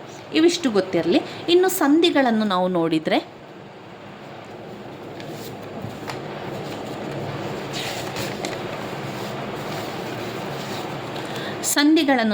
ಮೊದಲಿಗೆ ಲೋಪಸಂಧಿ. ಲೋಪವಾಗುವಂಥದ್ದು ಪ್ರಥಮ ಪದ ಮತ್ತು ಉತ್ತರ ಪದ, ಪೂರ್ವ ಪದ ಮತ್ತು ಉತ್ತರ ಪದದಲ್ಲಿರುವಂಥ ಪೂರ್ವ ಪದದ ಒಂದು ಅಕ್ಷರ ಇದೆಯಲ್ಲ, ಲೋಪ ಆಗಿ ಉತ್ತರಕ್ಕೆ ಬರುವಾಗ ಅದು ಲೋಪ ಆಗಿ ಬರ್ತದೆ. ಈಗ ಊರು ಪ್ಲಸ್ ಊರು, ಊ ಬಂತಲ್ಲ, ಅಲ್ಲಿ ಊ ಲೋಪ ಆಗ್ತದೆ, ಅದು ಲೋಪಸಂಧಿ. ಊರು ಪ್ಲಸ್ ಊರು, ಊಕಾರ ಲೋಪ ಆಯಿತು, ಇದು ಲೋಪಸಂಧಿ. ಮೇಲೆ ಪ್ಲಸ್ ಒಂದು, ಮೇಲೊಂದು, ಇಲ್ಲಿ ನೋಡಿ ಮೇಲೆ ಎ ಬಂತು, ಪ್ಲಸ್ ಒಂದು ಓ ಬಂತು, ಮೇಲೊಂದು ಎ ಹೋಗಿ ಓ ಬಂತಲ್ವಾ, ಅದಕ್ಕೆ ನಾವು ಲೋಪಸಂಧಿ ಅಂತ ಹೇಳ್ತೇವೆ. ಸ್ವರದ ಮುಂದೆ ಸ್ವರ ಬಂದು ಪೂರ್ವ ಪದದಲ್ಲಿನ ಸ್ವರವು ಅರ್ಥ ಕೆಡದೆ ಅದು ಲೋಪವಾಗುವಂಥದ್ದೇ ಲೋಪಸಂಧಿ. ಆಗಮ ಸಂಧಿ, ಸ್ವರದ ಮುಂದೆ ಸ್ವರ ಬಂದು ಲೋಪ ಆಗುವಾಗ ಬರಬೇಕಾದಂಥ ಅಕ್ಷರ ಯಾ ಅಕ್ಷರ ಅಥವಾ ವಾ ಅಕ್ಷರ, ಇಲ್ಲಿ ಊಕಾರ ಲೋಪ ಆಯಿತು, ಊಕಾರ ಲೋಪ ಆಗಿ ಓ ಏನೋ ಬಂತು, ಆದರೆ ವಾ ಅಥವಾ ಆ ಜಾಗದಲ್ಲಿ ಲೋಪ ಆಗಬೇಕಾದ್ರೆ ಆ ಲೋಪ ಆಗುವಂತಹ ಜಾಗದಲ್ಲಿ ಇದೆ ವಾ ಬಂದರೆ ಅಥವಾ ಯಾ ಬಂದರೆ ಒಂದು ವಕಾರಾಗಮನ ಅಥವಾ ಯಕಾರ ಆಗಮನ ಅಂತ ಆಗಮ ಸಂಧಿಯಲ್ಲಿ ಬರ್ತದೆ. ಲೋಪಸಂಧಿಯಲ್ಲಿ ಊರು ಪ್ಲಸ್ ಊರು, ಒಂದು ಉದಾಹರಣೆ ನೆನಪಲ್ಲಿ ಇಟ್ಕೊಳ್ಳಿ, ನಮಗೆ ಅವರು ಕೊಟ್ಟಾಗ ನಾವು ಅದನ್ನು ಹೋಲಿಕೆ ಮಾಡಿ ನೋಡ್ಬೋದು. ಊರು ಪ್ಲಸ್ ಊರು ಊರೂರು, ಮೇಲೆ ಪ್ಲಸ್ ಒಂದು ಮೇಲೊಂದು ಲೋಪಸಂಧಿ. ಆಗಮ ಸಂಧಿ ಅಂತ ಬಂದಾಗ ಗಿರಿ ಪ್ಲಸ್ ಅನ್ನು ಗಿರಿಯನ್ನು, ಅದು ಯಕಾರ ಆಗಮನ ಆಯಿತು. ಕುಲ ಪ್ಲಸ್ ಅನ್ನು ಕುಲವನ್ನು, ಅದು ವಕಾರಾಗಮ ಆಯಿತು. ಇಲ್ಲಿ ಗಿರಿ ಪ್ಲಸ್ ಅನ್ನು ಗಿರಿಯನ್ನು, ಕುಲ ಪ್ಲಸ್ ಅನ್ನು ಕುಲವನ್ನು, ಯಕಾರಾಗಮನ ಮತ್ತು ವಕಾರಾಗಮನ ಬಂತು, ನೆನಪಲ್ಲಿಡ್ಕೊಳ್ಳಿ ಆಗಮ ಸಂಧಿಯಲ್ಲಿ. ಇನ್ನು ಆದೇಶ ಬಂದಾಗ ಸ್ವರ ಅಥವಾ ವ್ಯಂಜನದ ಮುಂದೆ ಕ ತ ಪಗಳಿಗೆ ಗ ದ ಬಗಳು ಆದೇಶವಾಗಿ ಬರುವಂಥದ್ದು. ಕ ತ ಪಗಳಿಗೆ ಗ ದ ಬ, ಕ ತ ಪ ಗ ದ ಬಗಳು ಆದೇಶವಾಗಿ ಬಂದಂದಾಗ ಅದು ಆದೇಶ ಸಂಧಿ ಆಗ್ತದೆ. ಅದು ಯಾವ ರೀತಿ ಅಂತ ಹೇಳಿದರೆ, ಚಳಿ ಪ್ಲಸ್ ಕಾಲ ಇರುವಂಥದ್ದು ಚಳಿಗಾಲ, ಕಾಕ್ಕೆ ಹೋಗಿ ಗ ಆಗ್ತದೆ. ಚಳಿ ಪ್ಲಸ್ ಕಾಲ ಚಳಿಗಾಲ. ಕಣ್ ಪ್ಲಸ್ ಬನಿ ಕಂಬನಿ, ಕಣ್ ಕಾಕ್ಕೆ ಕಣ್ ಪ್ಲಸ್ ಬನಿ ಕಂಬನಿ. ಬೆಟ್ಟ ಪ್ಲಸ್ ತಾವರೆ ಬೆಟ್ಟದಾವರೆ, ತಾ ಹೋಗಿದ್ದಾಯಿತು ಬೆಟ್ಟದಾವರೆ. ಮಳೆ ಪ್ಲಸ್ ಕಾಲ ಮಳೆಗಾಲ, ಇದು ಆದೇಶ ಆಯಿತು. ಇದೇ ರೀತಿಯಲ್ಲಿ ಮಳೆಗಾಲ ಚಳಿಗಾಲ ಅಂತ ಬರುವಂಥದ್ದು ಯಾವಾಗಲೂ ನಮಗೆ ಸಮಾಸದಲ್ಲಿ ನಾವು ನೋಡಿದರೆ ಅದುವೇ ಸಮಾಸ ಅದೇ ರೀತಿಯಾಗಿ ಬರುವಂಥದ್ದು ತತ್ಪುರುಷ ಸಮಾಸದಲ್ಲಿ ಬರುವಂಥದ್ದು. ತತ್ಪುರುಷ ಸಮಾಸದಲ್ಲಿ ಮಳೆ ಪ್ಲಸ್ ಗಾಲ, ಕಾ ಹೋಗಿ ಕಾಲ ಮಳೆಗಾಲ, ತತ್ಪುರುಷ ಸಮಾಸಕ್ಕೆ ಬರ್ತದೆ ಅದು. ಇದೇ ರೀತಿ ಆದೇಶ ಸಂಧಿಯಲ್ಲಿ ಬಾಯ್ ಪ್ಲಸ್ ತೆರೆ ಬಾಯ್ದೆರೆ, ಬೆಟ್ಟ ಪ್ಲಸ್ ದಾವರೆ ಬೆಟ್ಟದಾವರೆ, ಕೈ ದಪ್ಪು ಕೈ ಪ್ಲಸ್ ತಪ್ಪು ಕೈ ದಪ್ಪು, ಕೈ ದಪ್ಪು ಕೈ ಪ್ಲಸ್ ತಪ್ಪು, ಕೈ ದಪ್ಪು. ಉತ್ತರ ಇಲ್ಲಿ ಉತ್ತರ ಬರಬೇಕಾದ್ರೆ ತಾಕ್ಕೆ ದಾ ಆಗ್ತದೆ. ಕೈ ಪ್ಲಸ್ ತಪ್ಪು, ತಪ್ಪು, ಕೈ ಪ್ಲಸ್ ತಪ್ಪು, ಕೈ ದಪ್ಪು. ತಪ್ಪು ಇದ್ದದ್ದು ದಪ್ಪು ಆಗ್ತದೆ, ತಾ ಇದ್ದದ್ದು ದಾ ಆಗ್ತದೆ ನೋಡಿ. ಕೈ ದಪ್ಪು. ಬೆಟ್ಟ ಪ್ಲಸ್ ತಾವರೆ, ಬೆಟ್ಟದಾವರೆ. ತಾ ಹೋಗಿ ದಾ ಆಯಿತು, ಅಲ್ಲಿ ಕೂಡ ಅದು ಆದೇಶ ಸಂಧಿ ಆಯಿತು. ಚಳಿ ಪ್ಲಸ್ ಕಾಲ, ಚಳಿಗಾಲ. ಕಾಕೆ ಗಾ ಆಯಿತು. ಬಾಯಿ ಪ್ಲಸ್ ತೆರೆ, ಬಾಯ್ದೆರೆ. ಅದು ಆದೇಶ ಆಯಿತು. ಇನ್ನು ನಾವು ನೋಡಿದರೆ ಸವರ್ಣ ದೀರ್ಘ ಸಂಧಿ. ಗಿರಿ ಪ್ಲಸ್ ಈಶ, ಗಿರೀಶ. ಯಾಕೆ ಬಂತು? ಆಕೆ ಆ ಅಕ್ಷರ, ಆಕೆ ಆ ಅಕ್ಷರ ಬಂದಾಗ ಆ ಅಂತ ಬರ್ತದೆ. ಆ ಆ ಆ, ಇ ಇ ಈ, ಉ ಉ ಊ. ಗಿರಿ ಪ್ಲಸ್ ಈಶ, ಗಿರೀಶ. ಇಲ್ಲಿ ಇ ಇ ಈ ಬರುವಂಥದ್ದು. ಗುರು ಪ್ಲಸ್ ಉಪದೇಶ, ಗುರೂಪದೇಶ. ಇನ್ನು ಗುಣಸಂಧಿ.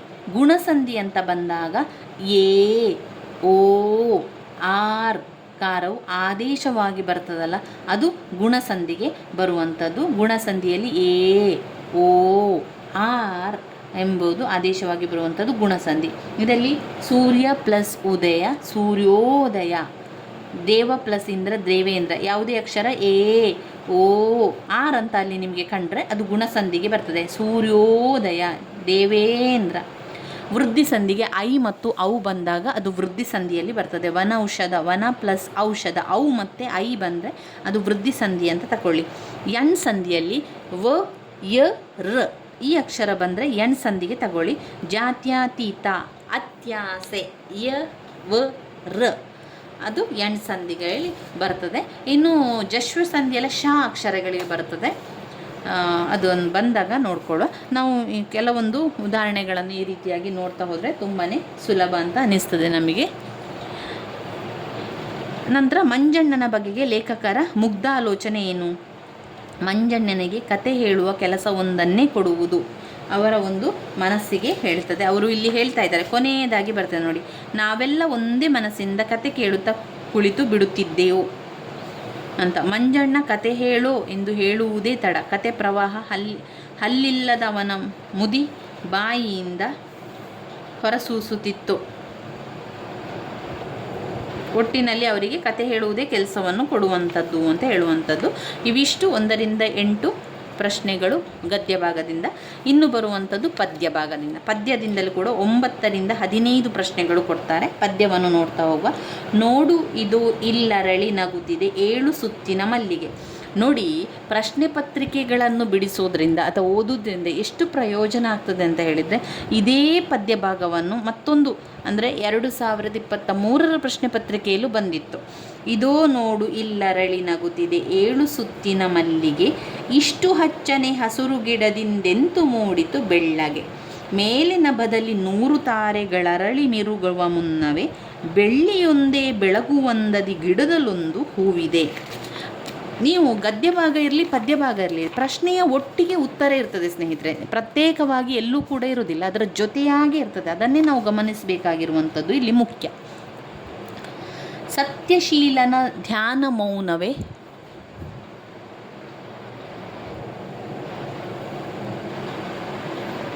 ಸತ್ಯಶೀಲನ ಧ್ಯಾನ ಮೌನವೇ ಅರಳಿ ಬಂದುಲು ತೋರಿದೆ, ಒಲವು ತುಂಬಿದ ಮುಗುದೆ ಎದೆ ಇಂದೊಗೆದ ನುಡಿಯಂತಿದೆ. ಕವಿಯ ಮನದಿಂದುದಿಸಿ ಮೆಲ್ಲನೆ ಅರಳಿ ಬರುವಲು ಕಲ್ಪನೆ, ಎಂಥ ನೂರಿನ ಕುಶಲ ಕಲೆ ಇದು ತನಗೆ ತಾನೇ ಮೂಡಿದೆ. ಮೌನದಲ್ಲಿ ಮೊಳೆಯುತ್ತ ಮೆಲ್ಲನೆ ತನಗೆ ತಾನೇ ತಿಳಿಯದೆ, ಮೊಗ್ಗಿನಲ್ಲಿ ಮಲಗಿದ್ದ ಚೆಲುವಿದು ಇಂದು ಕಣ್ಣನು ತೆರೆದಿದೆ. ಎನಿತು ನಾವು ರಾಗಿಹೌದಳಗಳು ಹಸುಳೆ ಕಾಣುವ ಮನಸ್ಸುಳು, 7 ಇಂಪಿನ ಕಂಪು ಇದರದು ಈ ಆ ಮಹಾತ್ಮರ ಮನದೊಳು. ಹರಿವ ಮನವನ್ನು ಹಿಡಿದು ಒಂದೆಡೆ ನಿಲ್ಲಿಸಿ ತೊಳೆದಿದೆ ಹೂವಿದು, ಚೆಲುವು ಬಾಳನು ಹಸನುಗೊಳಿಸುವ ಅಚ್ಚರಿಯ ಪರಿ ಎಂಥದು. ಆಕಾಶದಲ್ಲಿ ತಾರೆಗೆಗಳಿಂತ ಮೊದಲು ಬೆಳಗುವುದು ಇದು. ಆಕಾಶದಲ್ಲಿ ತಾರೆಗೆಗಳಿಂತ ಮೊದಲು ಬೆಳಗುವುದು ಇಲ್ಲೇ ಕೊಟ್ಟಿದ್ದಾರೆ ನೋಡಿ. 100 ತಾರೆಗಳರಳಿ ಮಿರುಗುವ ಮುನ್ನವೇ ಬೆಳ್ಳಿಯೊಂದೇ ಬೆಳಗುವಂದದಿ ಗಿಡದದೊಂದೇ ಹೂವಿದೆ. ಮೊದಲು ಬೆಳಗುವುದು ಯಾವುದು? ಬೆಳ್ಳಿ. ಬೆಳ್ಳಿ ಎನ್ನುವಂಥದ್ದು ನೋಡು ಇದು ಇಲ್ಲರಳಿ ನಗುತ್ತಿದೆ ಏಳು ಸುತ್ತಿನ ಮಲ್ಲಿಗೆ. ಆಕಾಶದಲ್ಲಿ ತಾರೆಗಳಿಗಿಂತ ಮೊದಲು ಬೆಳಗುವಂಥದ್ದು ಬೆಳ್ಳಿ. ಅರಳಿ ನಿಂತ ಮಲ್ಲಿಗೆ ಇವರ ನಾಲ್ನುಡಿಯಂತೆ ಎಂದು ಕವಿ ಹೇಳಿರುವಂಥದ್ದು. ಇಲ್ಲಿ ಅರಳಿ ನಿಂತ ಮಲ್ಲಿಗೆ ಎಲ್ಲಿದೆ? ಅರಳಿ ನಿಂತ, ಯಾವ ಉತ್ತರ ಬರ್ತದೆ? ಅರಳಿ ನಿಂತ, ಅರಳಿ ಬರುವಲು ಕಲ್ಪನೆ, ಕವಿಯ ಮನದಿಂದುದಿಸಿ ಮೆಲ್ಲಗೆ ಅರಳಿ ಬರುವುಲು ಕಲ್ಪನೆ, ಎಂಥ ನೌರಿನ ಕುಶಲ ಕಲೆಯಿದು ತನಗೆ ತಾನೇ ಮೂಡಿದೆ. ನಾಲ್ನುಡಿ ಅಂತ ಎಲ್ಲಿ ಬಂದಿದೆ ಅಲ್ಲಿಗೆ ಅದು ಬರ್ತದೆ ನೋಡಿ. ಸತ್ವಶೀಲ ಧ್ಯಾನ ಮೌನವೇ ಅರಳಿ ಬಂದುಲು ತೋರಿದೆ, ಒಲವು ತುಂಬಿದ ಮುಗುದೆ ಎಂದಿದೊಗೆದು ನಾಲ್ನುಡಿ ಅಂತೆ. ಮುಗುದೆ, ಇಲ್ಲಿ ಸರಿಯಾದ ಉತ್ತರ ಮುಗುದೆಗೆ ಬರ್ತದೆ, ತತ್ವಶೀಲ ಅಲ್ಲ. ತತ್ವಶೀಲ ಧ್ಯಾನ ಮೌನಕ್ಕೆ ಅದು ಬರ್ತದೆ, ಇದಲ್ಲ, ಮುಗುದೆಗೆ ಬರ್ತದೆ. ಆಕಾಶದಲ್ಲಿ ತಾರೆಗಳಿಗಿಂತ ಮೊದಲು ಬೆಳ್ಳಿ. ಆಕಾಶದಲ್ಲಿ ಅಲ್ಲಿ ಯಾವುದು ಸಾಲು ಕೊಟ್ಟಿದ್ದಾರೆ ಅದನ್ನೇ ನಾವು ತಗೊಳ್ಬೇಕು ಸ್ನೇಹಿತರೆ. ಇಲ್ಲಿ ಗಿಡದಲ್ಲೊಂದೇ ಹೂವಿದೆ, ಬೆಳ್ಳಿ ಒಂದೇ ಬೆಳಗುವಂದದಿ, ಬೆಳ್ಳಿ ಒಂದೇ ಬೆಳಗುವಂದದಿ, ಗಿಡದಲ್ಲೊಂದೇ ಹೂವಿದೆ. ಆಕಾಶದಲ್ಲಿ ತಾರೆಗಳಿಗಿಂತ ಮೊದಲು.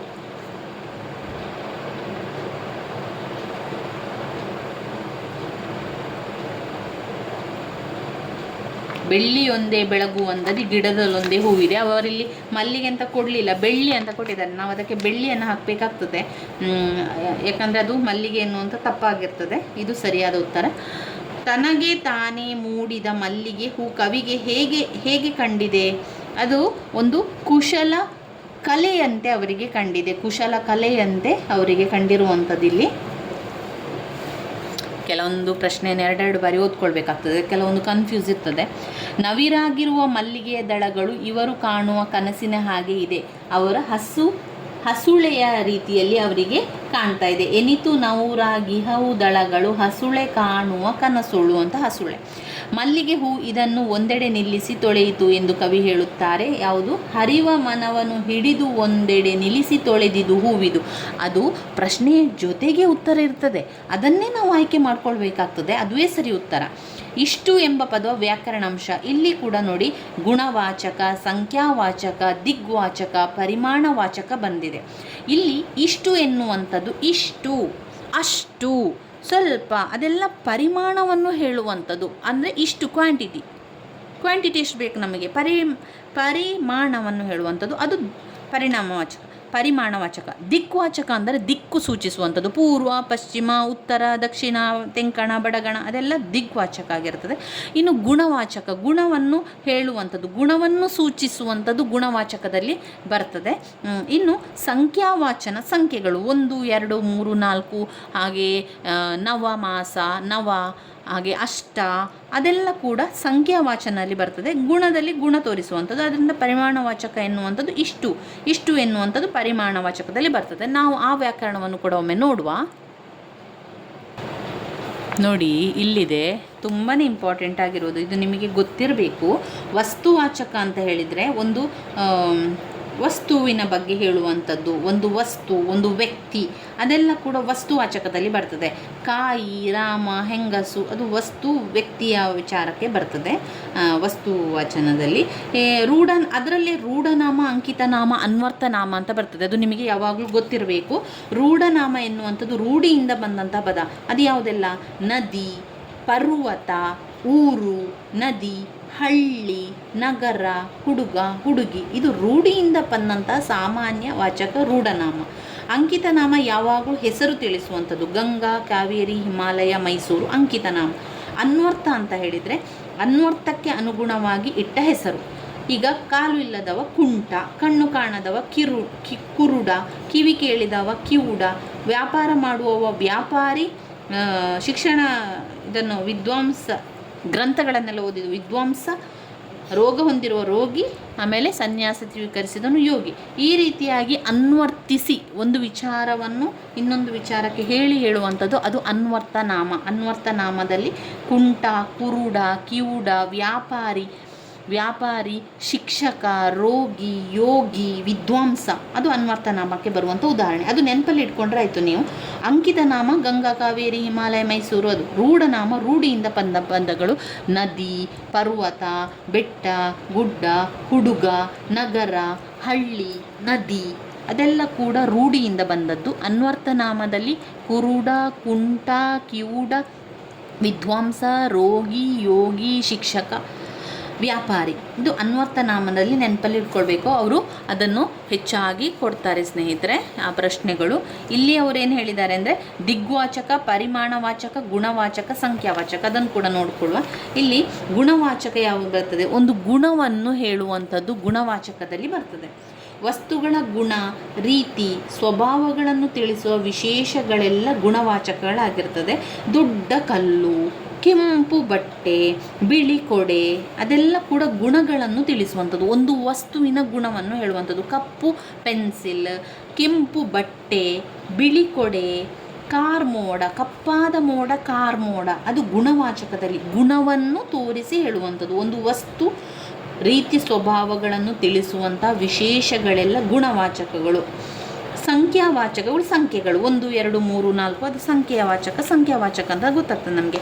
ಪರಿಮಾಣವಾಚಕ ಅಂತ ಬಂದಿದೆ ನೋಡಿ ಇಲ್ಲಿ. ಪರಿಮಾಣವಾಚಕ ಯಾವ ರೀತಿ ಬರ್ತದೆ? ವಸ್ತುಗಳ ಸಾಮಾನ್ಯ ಅಳತೆ, ಪರಿಮಾಣ, ಗಾತ್ರಗಳನ್ನು ಹೇಳುವಂಥದ್ದು. ದೊಡ್ಡದು, ಗುಡ್ಡದಷ್ಟು, ಆನೆಯಷ್ಟು, ಅಷ್ಟು ದೂರ, ಇಷ್ಟು ಅದು ಪರಿಮಾಣವಾಚಕದಲ್ಲಿ ಬರ್ತದೆ. ಪ್ರಕಾರಗಳು ಅಂತ ಹೇಳಿದರೆ ಅಂಥದ್ದು, ಇಂಥದ್ದು, ಎಂಥದ್ದು. ದಿಗ್ವಾಚಕ ದಿಕ್ಕುಗಳು, ಪೂರ್ವ, ಪಶ್ಚಿಮ, ಉತ್ತರ, ದಕ್ಷಿಣ ಅದು. ಸರ್ವನಾಮ ಅಂದರೆ ಅವನು, ಇವನು, ಅವಳು, ಇವಳು ಅದೆಲ್ಲ ಸರ್ವನಾಮಕ್ಕೆ ಬರ್ತದೆ.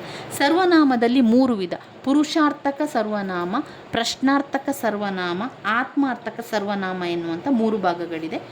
ಇಲ್ಲಿ ಮತ್ತೊಮ್ಮೆ ಇದನ್ನು ನೆನಪಲ್ಲಿ ಇಟ್ಕೊಳ್ಳಿ ಸ್ನೇಹಿತರೆ. ರೂಢನಾಮ ಅಂದರೆ ರೂಢಿಯಿಂದ ಬಂದಿರುವಂಥದ್ದು ನದಿ, ಪರ್ವತ, ಬೆಟ್ಟ, ಗುಡ್ಡ, ನದಿ, ಹಳ್ಳಿ, ನಗರ, ಹುಡುಗ. ಅಂಕಿತನಾಮ ಗಂಗಾ, ಕಾವೇರಿ, ಹಿಮಾಲಯ, ಮೈಸೂರು. ಅನ್ವರ್ಥನಾಮ ಕುಂಟ, ಕುರುಡ, ಕಿವುಡ, ವ್ಯಾಪಾರಿ, ವಿದ್ವಾಂಸಿ, ರೋಗಿ, ಯೋಗಿ ಅನ್ವರ್ಥನಾಮ. ಗುಣವಾಚಕಗಳು ಗುಣವನ್ನು ಹೇಳ್ತದೆ. ಕಪ್ಪಾದ ಮೋಡ, ಕಾರ್ಮೋಡ, ಬಿಳಿಯಾದ ಕೊಡೆ, ಬಿಳ್ಗೊಡೆ, ಆಮೇಲೆ ಕೆಂಪು ಬಟ್ಟೆ, ಕೆಂಪಾದ ಬಟ್ಟೆ ಗುಣವನ್ನು ಹೇಳುವಂಥದ್ದು. ಒಂದು ವಸ್ತುವಿನ ಗುಣ ಏನು? ಇದು ಕಪ್ಪಾದ ಪೆನ್ಸಿಲ್, ಕೆಂಪಾದ ಬಟ್ಟೆ ಇದಿದೆಯಲ್ಲ ಬಿಳಿ ಕೊಡೆ, ಕಾರ್ಮೋಡ, ಕಪ್ಪಾದ ಮೋಡ, ಕಾರ್ಮೋಡ ಇದು ಗುಣವಾಚಕಕ್ಕೆ ಬರ್ತದೆ. ಸಂಖ್ಯಾವಾಚಕ ನೆನಪಲ್ಲಿ ಇಟ್ಕೊಳ್ಳಿ. ಸಂಖ್ಯೆ 1 2 3 ಹಾಗೆಯೇ ನವ, ಅಷ್ಟ, ಇಷ್ಟು, ಅಷ್ಟರ 8 ಅದು ಸಂಖ್ಯಾವಾಚಕಗಳು ಬರ್ತದೆ. ಇನ್ನು ಪರಿಮಾಣ ಅಂತ ಬಂದಾಗ ಅಷ್ಟು, ಇಷ್ಟು, ಎಷ್ಟು, ಗುಡ್ಡದಷ್ಟು, ಬೆಟ್ಟದಷ್ಟು ಅದು ಪರಿಣಾಮವನ್ನು ಪರಿಮಾಣವನ್ನು ಹೇಳುವಂಥದ್ದು ಅಂದರೆ ಅಳತೆ.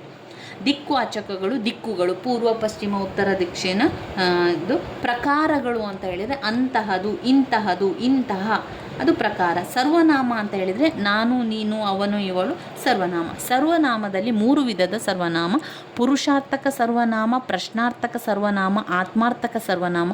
ಪುರುಷಾರ್ಥಕ ಸರ್ವನಾಮ, ಪ್ರಶ್ನಾರ್ಥಕ ಸರ್ವನಾಮ, ಆತ್ಮಾರ್ಥಕ ಸರ್ವನಾಮ. ಇನ್ನು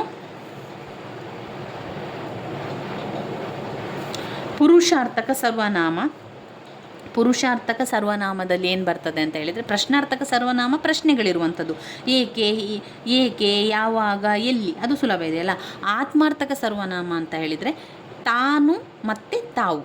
ತಾನು ಅಂತ ಹೇಳಿದರೆ ಹಳೆಗನ್ನಡದಲ್ಲಿ ನಾವು ನೋಡಿದರೆ ಆನು, ತಾನು, ಆನು, ತಾವು, ಆಮ್ ಅನ್ನುವಂಥ ವಿಷಯ ಬರ್ತದೆ ಅದರಲ್ಲಿ. ಇನ್ನು ಪುರುಷಾರ್ಥಕ ಸರ್ವನಾಮ ಪ್ರಥಮ ಪುರುಷ, ಮೊದಲು ಉತ್ತಮ ಪುರುಷ, ಮಧ್ಯಮ ಪುರುಷ, ಪ್ರಥಮ ಪುರುಷ. ಉತ್ತಮ ಪುರುಷ ಅಂದರೆ ಯಾರು? ನಾನು ಮತ್ತು ನಾವು ಉತ್ತಮ ಪುರುಷ. ಮಧ್ಯಮ ಪುರುಷ ಅಂದರೆ ನೀವು ಮತ್ತು ನೀನು ಮತ್ತು ನೀವು ಮಧ್ಯಮ ಪುರುಷ. ಪ್ರಥಮ ಪುರುಷ ಯಾರು? ಪ್ರಥಮ ಪುರುಷ ಅಂದರೆ ಅವನು, ಅವಳು, ಅವರು ಅವರೆಲ್ಲ ಪ್ರಥಮ ಪುರುಷಕ್ಕೆ ಬರ್ತಾರೆ. ಅಂದರೆ ನಾನು ಮತ್ತು ನಾವು ಉತ್ತಮ ಪುರುಷ, ನೀನು ಮತ್ತು ನೀವು ಮಧ್ಯಮ ಪುರುಷ, ಅವನು, ಅವಳು, ಅವರೆಲ್ಲ ಪ್ರಥಮ ಪುರುಷ. ಪ್ರಶ್ನಾರ್ಥಕದಲ್ಲಿ ಏನು, ಯಾವುದು, ಎಲ್ಲಿ ಅಂತ ಕೇಳ್ತಾರೆ. ಇನ್ನು ಆತ್ಮಾರ್ಥಕ ಸರ್ವನಾಮ ಅಂದರೆ ತಾನು ಮತ್ತು ತಾವು. ತಾನು ಮತ್ತು ತಾವು. ತಾನು ಎನ್ನುವಂಥದ್ದು ಆನು, ತಾವು ಎನ್ನುವಂಥದ್ದು ಆಮ್ ಅಂತ ವಿಷಯಗಳು ಬರ್ತದೆ. ಇನ್ನು ಕ್ರಿಯಾಪದಗಳು ಅಂದರೆ ಕ್ರಿಯೆಗಳನ್ನು ಹೇಳ್ತಾನೆ. ಮಾಡ್ತಾನೆ, ಮಾಡುತ್ತಾನೆ, ನೋಡುತ್ತಾನೆ ಎನ್ನುವಂಥದ್ದು. ಇದರಲ್ಲಿ ಕ್ರಿಯಾಪದದಲ್ಲಿ ಒಂದು ವರ್ತಮಾನ, ಭೂತಕಾಲ, ವರ್ತಮಾನ ಕಾಲ, ಭವಿಷ್ಯತ್ ಕಾಲ. ಭೂತಕಾಲದಲ್ಲಿ ತಿಂದನು, ತಿಂದನು. ವರ್ತಮಾನದಲ್ಲಿ ತಿನ್ನುತ್ತಿದ್ದಾನೆ. ಭವಿಷ್ಯತ್ ಕಾಲದಲ್ಲಿ ತಿನ್ನುವನು. ಭವಿಷ್ಯತ್ ಕಾಲ ತಿನ್ನುವನು, ತಿನ್ನುತ್ತಿದ್ದಾನೆ, ತಿಂದನು, ಮಾಡಿದನು.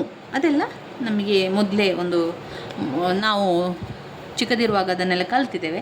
ಇನ್ನು ಇದರಲ್ಲಿ ಬರುವಂತಹ ಒಂದು ಪ್ರಶ್ನೆ ಅಂತ ಹೇಳಿದ್ರೆ ಸಮರ್ಪಕ ಧಾತು ಮತ್ತು ಅಕರ್ಮಕ ಧಾತು ಪ್ರಶ್ನೆಯನ್ನು ಕೇಳ್ತಾರೆ. ಏನಿದು ಸಮರ್ಪಕ ಧಾತು, ಸಕರ್ಮಕ ಧಾತು ಮತ್ತು ಅಕರ್ಮಕ ಧಾತು? ಅಕರ್ಮಕ ಧಾತು ಎನ್ನುವಂಥದ್ದಕ್ಕೆ ಪ್ರಶ್ನೆ ಕೇಳಲಿಕ್ಕೆ ಆಗುವುದಿಲ್ಲ. ಓಡು ಅಂತ ಹೇಳಿದರೆ ಏನನ್ನು ಓಡು ಹಾಗೆ ಕೇಳಲಿಕ್ಕೆ ಆಗ್ತದ? ಇಲ್ಲ, ಓಡುವುದಷ್ಟೇ. ಸಕರ್ಮಕ ಧಾತುವಲ್ಲಿ ಮಾಡು, ಏನನ್ನು ಮಾಡು, ಓದು, ಏನನ್ನು ಓದ್ತಾ ಇದೆಯಾ, ತಿನ್ನು, ಏನನ್ನು ತಿನ್ನು, ಇದೆಲ್ಲ ಕೂಡ ಸಕರ್ಮಕ ಧಾತುವಲ್ಲಿ ಬರ್ತದೆ. ಅದು ಪ್ರಶ್ನೆಯನ್ನು ಕೇಳ್ಬೋದು, ಅದರಲ್ಲಿ ಪ್ರಶ್ನೆಯನ್ನು ಕೇಳಲಿಕ್ಕೆ ಆಗ್ತದೆ. ಆದರೆ ಅಕರ್ಮಕದಲ್ಲಿ ಪ್ರಶ್ನೆಯನ್ನು ಕೇಳಲಿಕ್ಕಿಲ್ಲ. ಅಳುತ್ತಾ ಇದ್ದಾನೆ, ಏನು ಅಳುತ್ತಿದ್ದಾನೆ ಅಂತ ಆಗ್ತದೆ? ಇಲ್ಲ. ಅದು ಯಾವುದು? ಸಕರ್ಮಕ ಧಾತುವಿನಲ್ಲಿ ತಿನ್ನು, ಓದು, ಬಿಡು, ಮಾಡು, ಉಣ್ಣು. ಅಕರ್ಮಕ ಧಾತು ಅಂತ ಬಂದಾಗ ಓಡು, ಇರು, ಬದುಕು, ಬಾಳು, ಹೋಗು, ಬಾ, ನಾಚು, ಹೆದರು, ಬೇಕು. ಬೇಕು ಏನು ಬೇಕು ಹಾಗೆ ಬರೋದಿಲ್ಲ ಅದು. ಓಡು, ನೀವು ನೆನಪಲ್ಲಿಟ್ಕೊಳ್ಳಿ. ಮಲಗು, ಏನನ್ನು ಮಲಗು ಅಂತ ಆಗ್ತದೆ? ಅದಕ್ಕೆ ಪ್ರಶ್ನೆ ಇಲ್ಲ. ಮಲಗುವುದು ಅಂದರೆ ಮಲಗುವುದು ಅಷ್ಟೇ. ಕೂತ್ಕೊಳ್ಳೋದು, ನಿಲ್ಲುವುದು, ಅದು ಬನ್ನಿ. ಈಗ ಹಾರು ಅಂತ ಹೇಳಿದ ಕೂಡಲೇ ಏನು ಹಾರಲಿಕ್ಕೆ ಎಂತ ಅಲ್ಲಿ ಪ್ರಶ್ನೆ ಇಲ್ಲ ಅಲ್ವಾ? ಸಕರ್ಮಕದಲ್ಲಿ ತಿನ್ನು ಅಂತ ಹೇಳಿದರೆ ಎಂತ ತಿನ್ನೋದು? ಯಾವುದು? ಹಣ್ಣು ತಿನ್ನೋದಾ, ತರಕಾರಿ ತಿನ್ನೋದು? ಆ ರೀತಿಯ ಪ್ರಶ್ನೆಗಳು ಬರ್ತದಲ್ವ, ಅದನ್ನು ನೀವು ನೆನಪಲ್ಲಿ ಇಟ್ಕೊಳ್ಳಿ. ಇಷ್ಟು ವ್ಯಾಕರಣ ನಿಮಗೆ ಈಗ ಗೊತ್ತಿರಲಿ. ಮತ್ತು ಈಗ ಕೆಲವೊಂದನ್ನೆಲ್ಲ ನೋಡುವ ನಾವು. ಪ್ರಶ್ನೆ ಪತ್ರಿಕೆಯಲ್ಲಿ ಬಂದ ರೀತಿಯಲ್ಲಿ ಓದ್ತಾ ಹೋದರೆ ನಮಗೆ ಬೇಗ ಓದಿ ಕೂಡ ಕವರ್ ಆಗ್ತದೆ, ಹಾಗೆ ಬೇಗ ನೆನಪಲ್ಲಿ ಕೂಡ ಉಳಿತದೆ ಸ್ನೇಹಿತರೆ. ಈ ರೀತಿಯಾಗಿ ಮಾಡಿ ನೋಡಿ ಒಮ್ಮೆ, ಯಾವ ರೀತಿ ನಾವು ಅಂಕಗಳನ್ನು ತೆಗಿಬೋದು ಅಂತ ಪರೀಕ್ಷೆ ಬಂದಾಗ ನಮಗೆ ಗೊತ್ತಾಗ್ತದೆ. ಈ ರೀತಿಯಾಗಿ ತಯಾರಿಯನ್ನು ಮಾಡಿಕೊಳ್ಳುವ. ನೋಡ ಈ ಸಲ ನಾವು ಎಷ್ಟು ಅಂಕಗಳನ್ನು ಪಡಿತೇವೆ ಎನ್ನುವಂಥದ್ದು. ಪ್ರಶ್ನೆ ಪತ್ರಿಕೆಗಳನ್ನು ಇಟ್ಕೊಂಡೇ ಓದ್ತಾ ಹೋಗ್ಬೇಕು. ಅವ್ರು ಯಾವ ರೀತಿ ಕೊಟ್ಟಿದ್ದಾರೆ ಅದೇ ರೀತಿಯಲ್ಲಿ ಮತ್ತಷ್ಟು ವಿಷಯಗಳನ್ನು ತಿಳ್ಕೊಳ್ತಾ ಹೋದರೆ ಆಯಿತು. ಇನ್ನು ಕವಿಯು, ಈ ಪದದಲ್ಲಿ ಬರುವಂಥ ವಿಭಕ್ತಿಯನ್ನು ಕೂಡ ಹಾಗೆ ನೀವು ಸರಿಯಾಗಿ ವಿಭಕ್ತಿಯನ್ನು ಕಲಿಬೇಕು. ಆ ವಿಭಕ್ತಿ ಪ್ರತ್ಯಯವನ್ನು ಕೂಡ ಮತ್ತೊಮ್ಮೆ ನಿಮಗೆ ತೋರಿಸ್ತೇನೆ. ಇಲ್ಲಿ ಬಂದಿರುವಂಥದ್ದು ಕವಿಯ. ಆ ಅಂತ ಬಂತು ನೋಡಿ. ಕವಿಯ ಯಾ ಅಂತ ಹೇಳುವಾಗ ಅಲ್ಲಿ ಆ ಅಕ್ಷರ ಬರ್ತದೆ ನೋಡಿ. ಏನು ಹೇಳ್ತವೆ? ಕವಿಯ ಅಂತ ಹೇಳುವಾಗ ಮತ್ತೊಂದು ಅಕ್ಷರ ಬರುವಂಥದ್ದು ಆ ಅಂದರೆ ಏನು? ಆ ಅಂದರೆ ಷಷ್ಠಿ ವಿಭಕ್ತಿಯಲ್ಲಿ ಬರ್ತದೆ. ಪ್ರಥಮ ವಿಭಕ್ತಿ ಪ್ರತ್ಯಯ, ದ್ವಿತೀಯ ವಿಭಕ್ತಿ ಪ್ರತ್ಯಯ, ತೃತೀಯ ವಿಭಕ್ತಿ ಪ್ರತ್ಯಯ, ತೃತೀಯ, ಪ್ರಥಮ, ದ್ವಿತೀಯ, ತೃತೀಯ, ಚತುರ್ಥಿ, ಪಂಚಮಿ, ಷಷ್ಠಿ, ಸಪ್ತಮಿ, ಸಂಬೋಧನ ಅಂತ 8 ವಿಭಕ್ತಿ ಪ್ರತ್ಯಯಗಳಿದೆ. ಮೊದಲನೆಯದಾಗಿ ಪ್ರಥಮ ಉ, ದ್ವಿತೀಯ ಅನ್ನು, ತೃತೀಯ ಇಂದ, ಚತುರ್ಥಿ ಗೆ, ಪಂಚಮಿ ಅಲ್ಲಿ.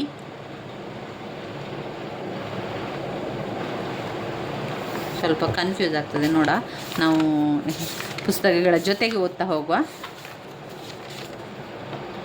ಪಂಚಮಿ ದೆಸೆಯಿಂದ ಷಷ್ಠಿಯ ಸಪ್ತಮಿ ಅಲ್ಲಿಗೆ ಬರ್ತದೆ. ಅದನ್ನು ಸರಿಯಾಗಿ ಓದ್ಕೊಳ್ಬೇಕು ಸ್ನೇಹಿತರೆ. ವಿಭಕ್ತಿ ಪ್ರತ್ಯಯಗಳಿಂದ ಪ್ರಶ್ನೆಗಳು ಬಂದೇ ಬರ್ತದೆ. ಈಗ ಬೇರೆ ಬೇರೆ ರೀತಿಯಲ್ಲಿ ಕೇಳ್ತಾರೆ.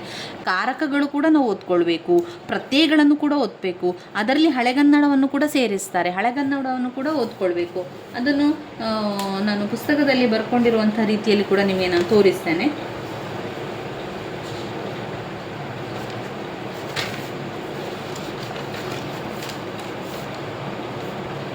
ಯಾವ ವಿಭಕ್ತಿ ಪ್ರತ್ಯಯ, ಯಾವ ಅಕ್ಷರ ಮತ್ತು ಯಾವ ಒಂದು ಕಾರಕಗಳು ಅಂತ ಕೂಡ ಗೊತ್ತಿರಬೇಕು. ಕಾರಕಗಳು ತುಂಬಾ ಇಂಪಾರ್ಟೆಂಟ್. ಇದರಲ್ಲಿ ಒಂದು ಪ್ರಶ್ನೆ ಇದೆ.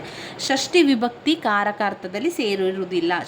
ಷಷ್ಠಿ ಅಂದರೆ ಆ ಎನ್ನುವಂಥದ್ದು ವಿಭಕ್ತಿ ಪ್ರತ್ಯಯದಲ್ಲಿ ಸೇರುವುದಿಲ್ಲ, ಆಯಿತಾ? ಅದನ್ನು ನೆನಪಲ್ಲಿ ಇಟ್ಕೊಳ್ಬೇಕು ನೀವು.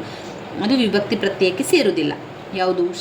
ಷಷ್ಠಿ ಎನ್ನುವಂಥದ್ದು ಆ ಅಂದರೆ ಸಂಬಂಧ, ಅದು ವಿಭಕ್ತಿಯಲ್ಲಿ ಇಲ್ಲ. ಈಗ ಕಾರಕಾರ್ಥಗಳನ್ನು ಕೂಡ ಓದಬೇಕು, ವಿಭಕ್ತಿಯನ್ನು ಕೂಡ ಓದಬೇಕು. ಹೇಗೆ ನಾವು ಓದಬೇಕು, ಹೇಗೆ ಓದ್ಕೊಳ್ಬೇಕು ಅಂತ ಹೇಳಿದರೆ,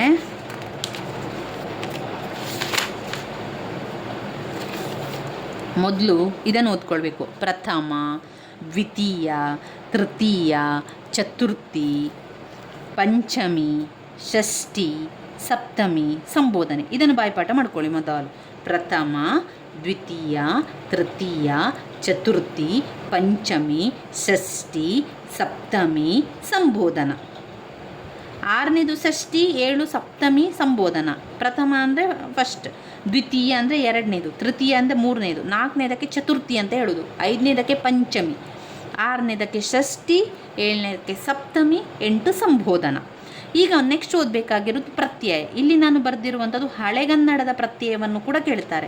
ಒಂದು ಪ್ರಶ್ನೆ ಪತ್ರಿಕೆಯಲ್ಲಿ ಹಳೆಗನ್ನಡವನ್ನು ಕೂಡ ಕೇಳಿದ್ದಾರೆ ನಮಗೆ. ಅದು ಆವಾಗ ನಾವು ಕನ್ಫ್ಯೂಸ್ ಆಗ್ತೇವೆ, ಯಾವುದರಿಂದ ಕೊಟ್ಟಿದ್ದಾರೆ ಇದು, ನಾನು ಓದ್ಕೊಳ್ಳಿಲ್ಲ ಅಲ್ವಾ ಅಂತ ಅನಿಸ್ತದೆ. ಅದರಿಂದ ಎಲ್ಲವನ್ನು ಕೂಡ ಓದ್ಕೊಳ್ಬೇಕು. ಈಗ ನಾವು ಹೇಗೆ ಓದೋದು? ಪ್ರಥಮದಲ್ಲಿ ಪ್ರಥಮ ಉ ಅಂತ ನೆನಪಲ್ಲಿ ಇಟ್ಕೊಳ್ಳಿ. ಪ್ರಥಮ ಉ, ದ್ವಿತೀಯ ಅನ್ನು, ತೃತೀಯ ಇಂದ, ಚತುರ್ಥಿ ಗೆ ಕೆ, ಪಂಚಮಿ ದೆಸೆಯಿಂದ, ಷಷ್ಠಿ ಆ, ಸಪ್ತಮಿ ಅಲ್ಲಿ, ಸಂಬೋಧನ ಏ ಆ ಎನ್ನುವಂಥದ್ದು ಸಂಬೋಧನ. ಇನ್ನು ಇದಕ್ಕೆ ಹಳೆಗನ್ನಡ ಅಂತ ನೋಡಿದರೆ ಪ್ರಥಮ ಉ ಮತ್ತು ಮ, ಪ್ರಥಮ ಉ ಮ, ದ್ವಿತೀಯ ಅನ್ನು ಅಂ, ತೃತೀಯ ಇಂದ ಇಂ, ಚತುರ್ಥಿ ಗೆ ಕೆಗೆ ಗೆ ಕೆಯೇ ಹಳೆಗನ್ನಡ, ಪಂಚಮಿ ದೆಸೆಯಿಂದ, ಅದಕ್ಕೆ ಹಳೆಗನ್ನಡ ಅತ್ತಣಿಂ, ಅತ್ತಣಿ, ಅತ್ತಣಿಂ ಪಂಚಮಿಯಲ್ಲಿ ಬರ್ತದೆ. ಷಷ್ಠಿ ಆ ಅಂದರೆ ಆ ಎನ್ನುವಂಥ ಹಳೆಗನ್ನಡ ಬರ್ತದೆ. ಸಪ್ತಮಿ ಓಳ್ ಎನ್ನುವಂಥದ್ದು ಬರ್ತದೆ.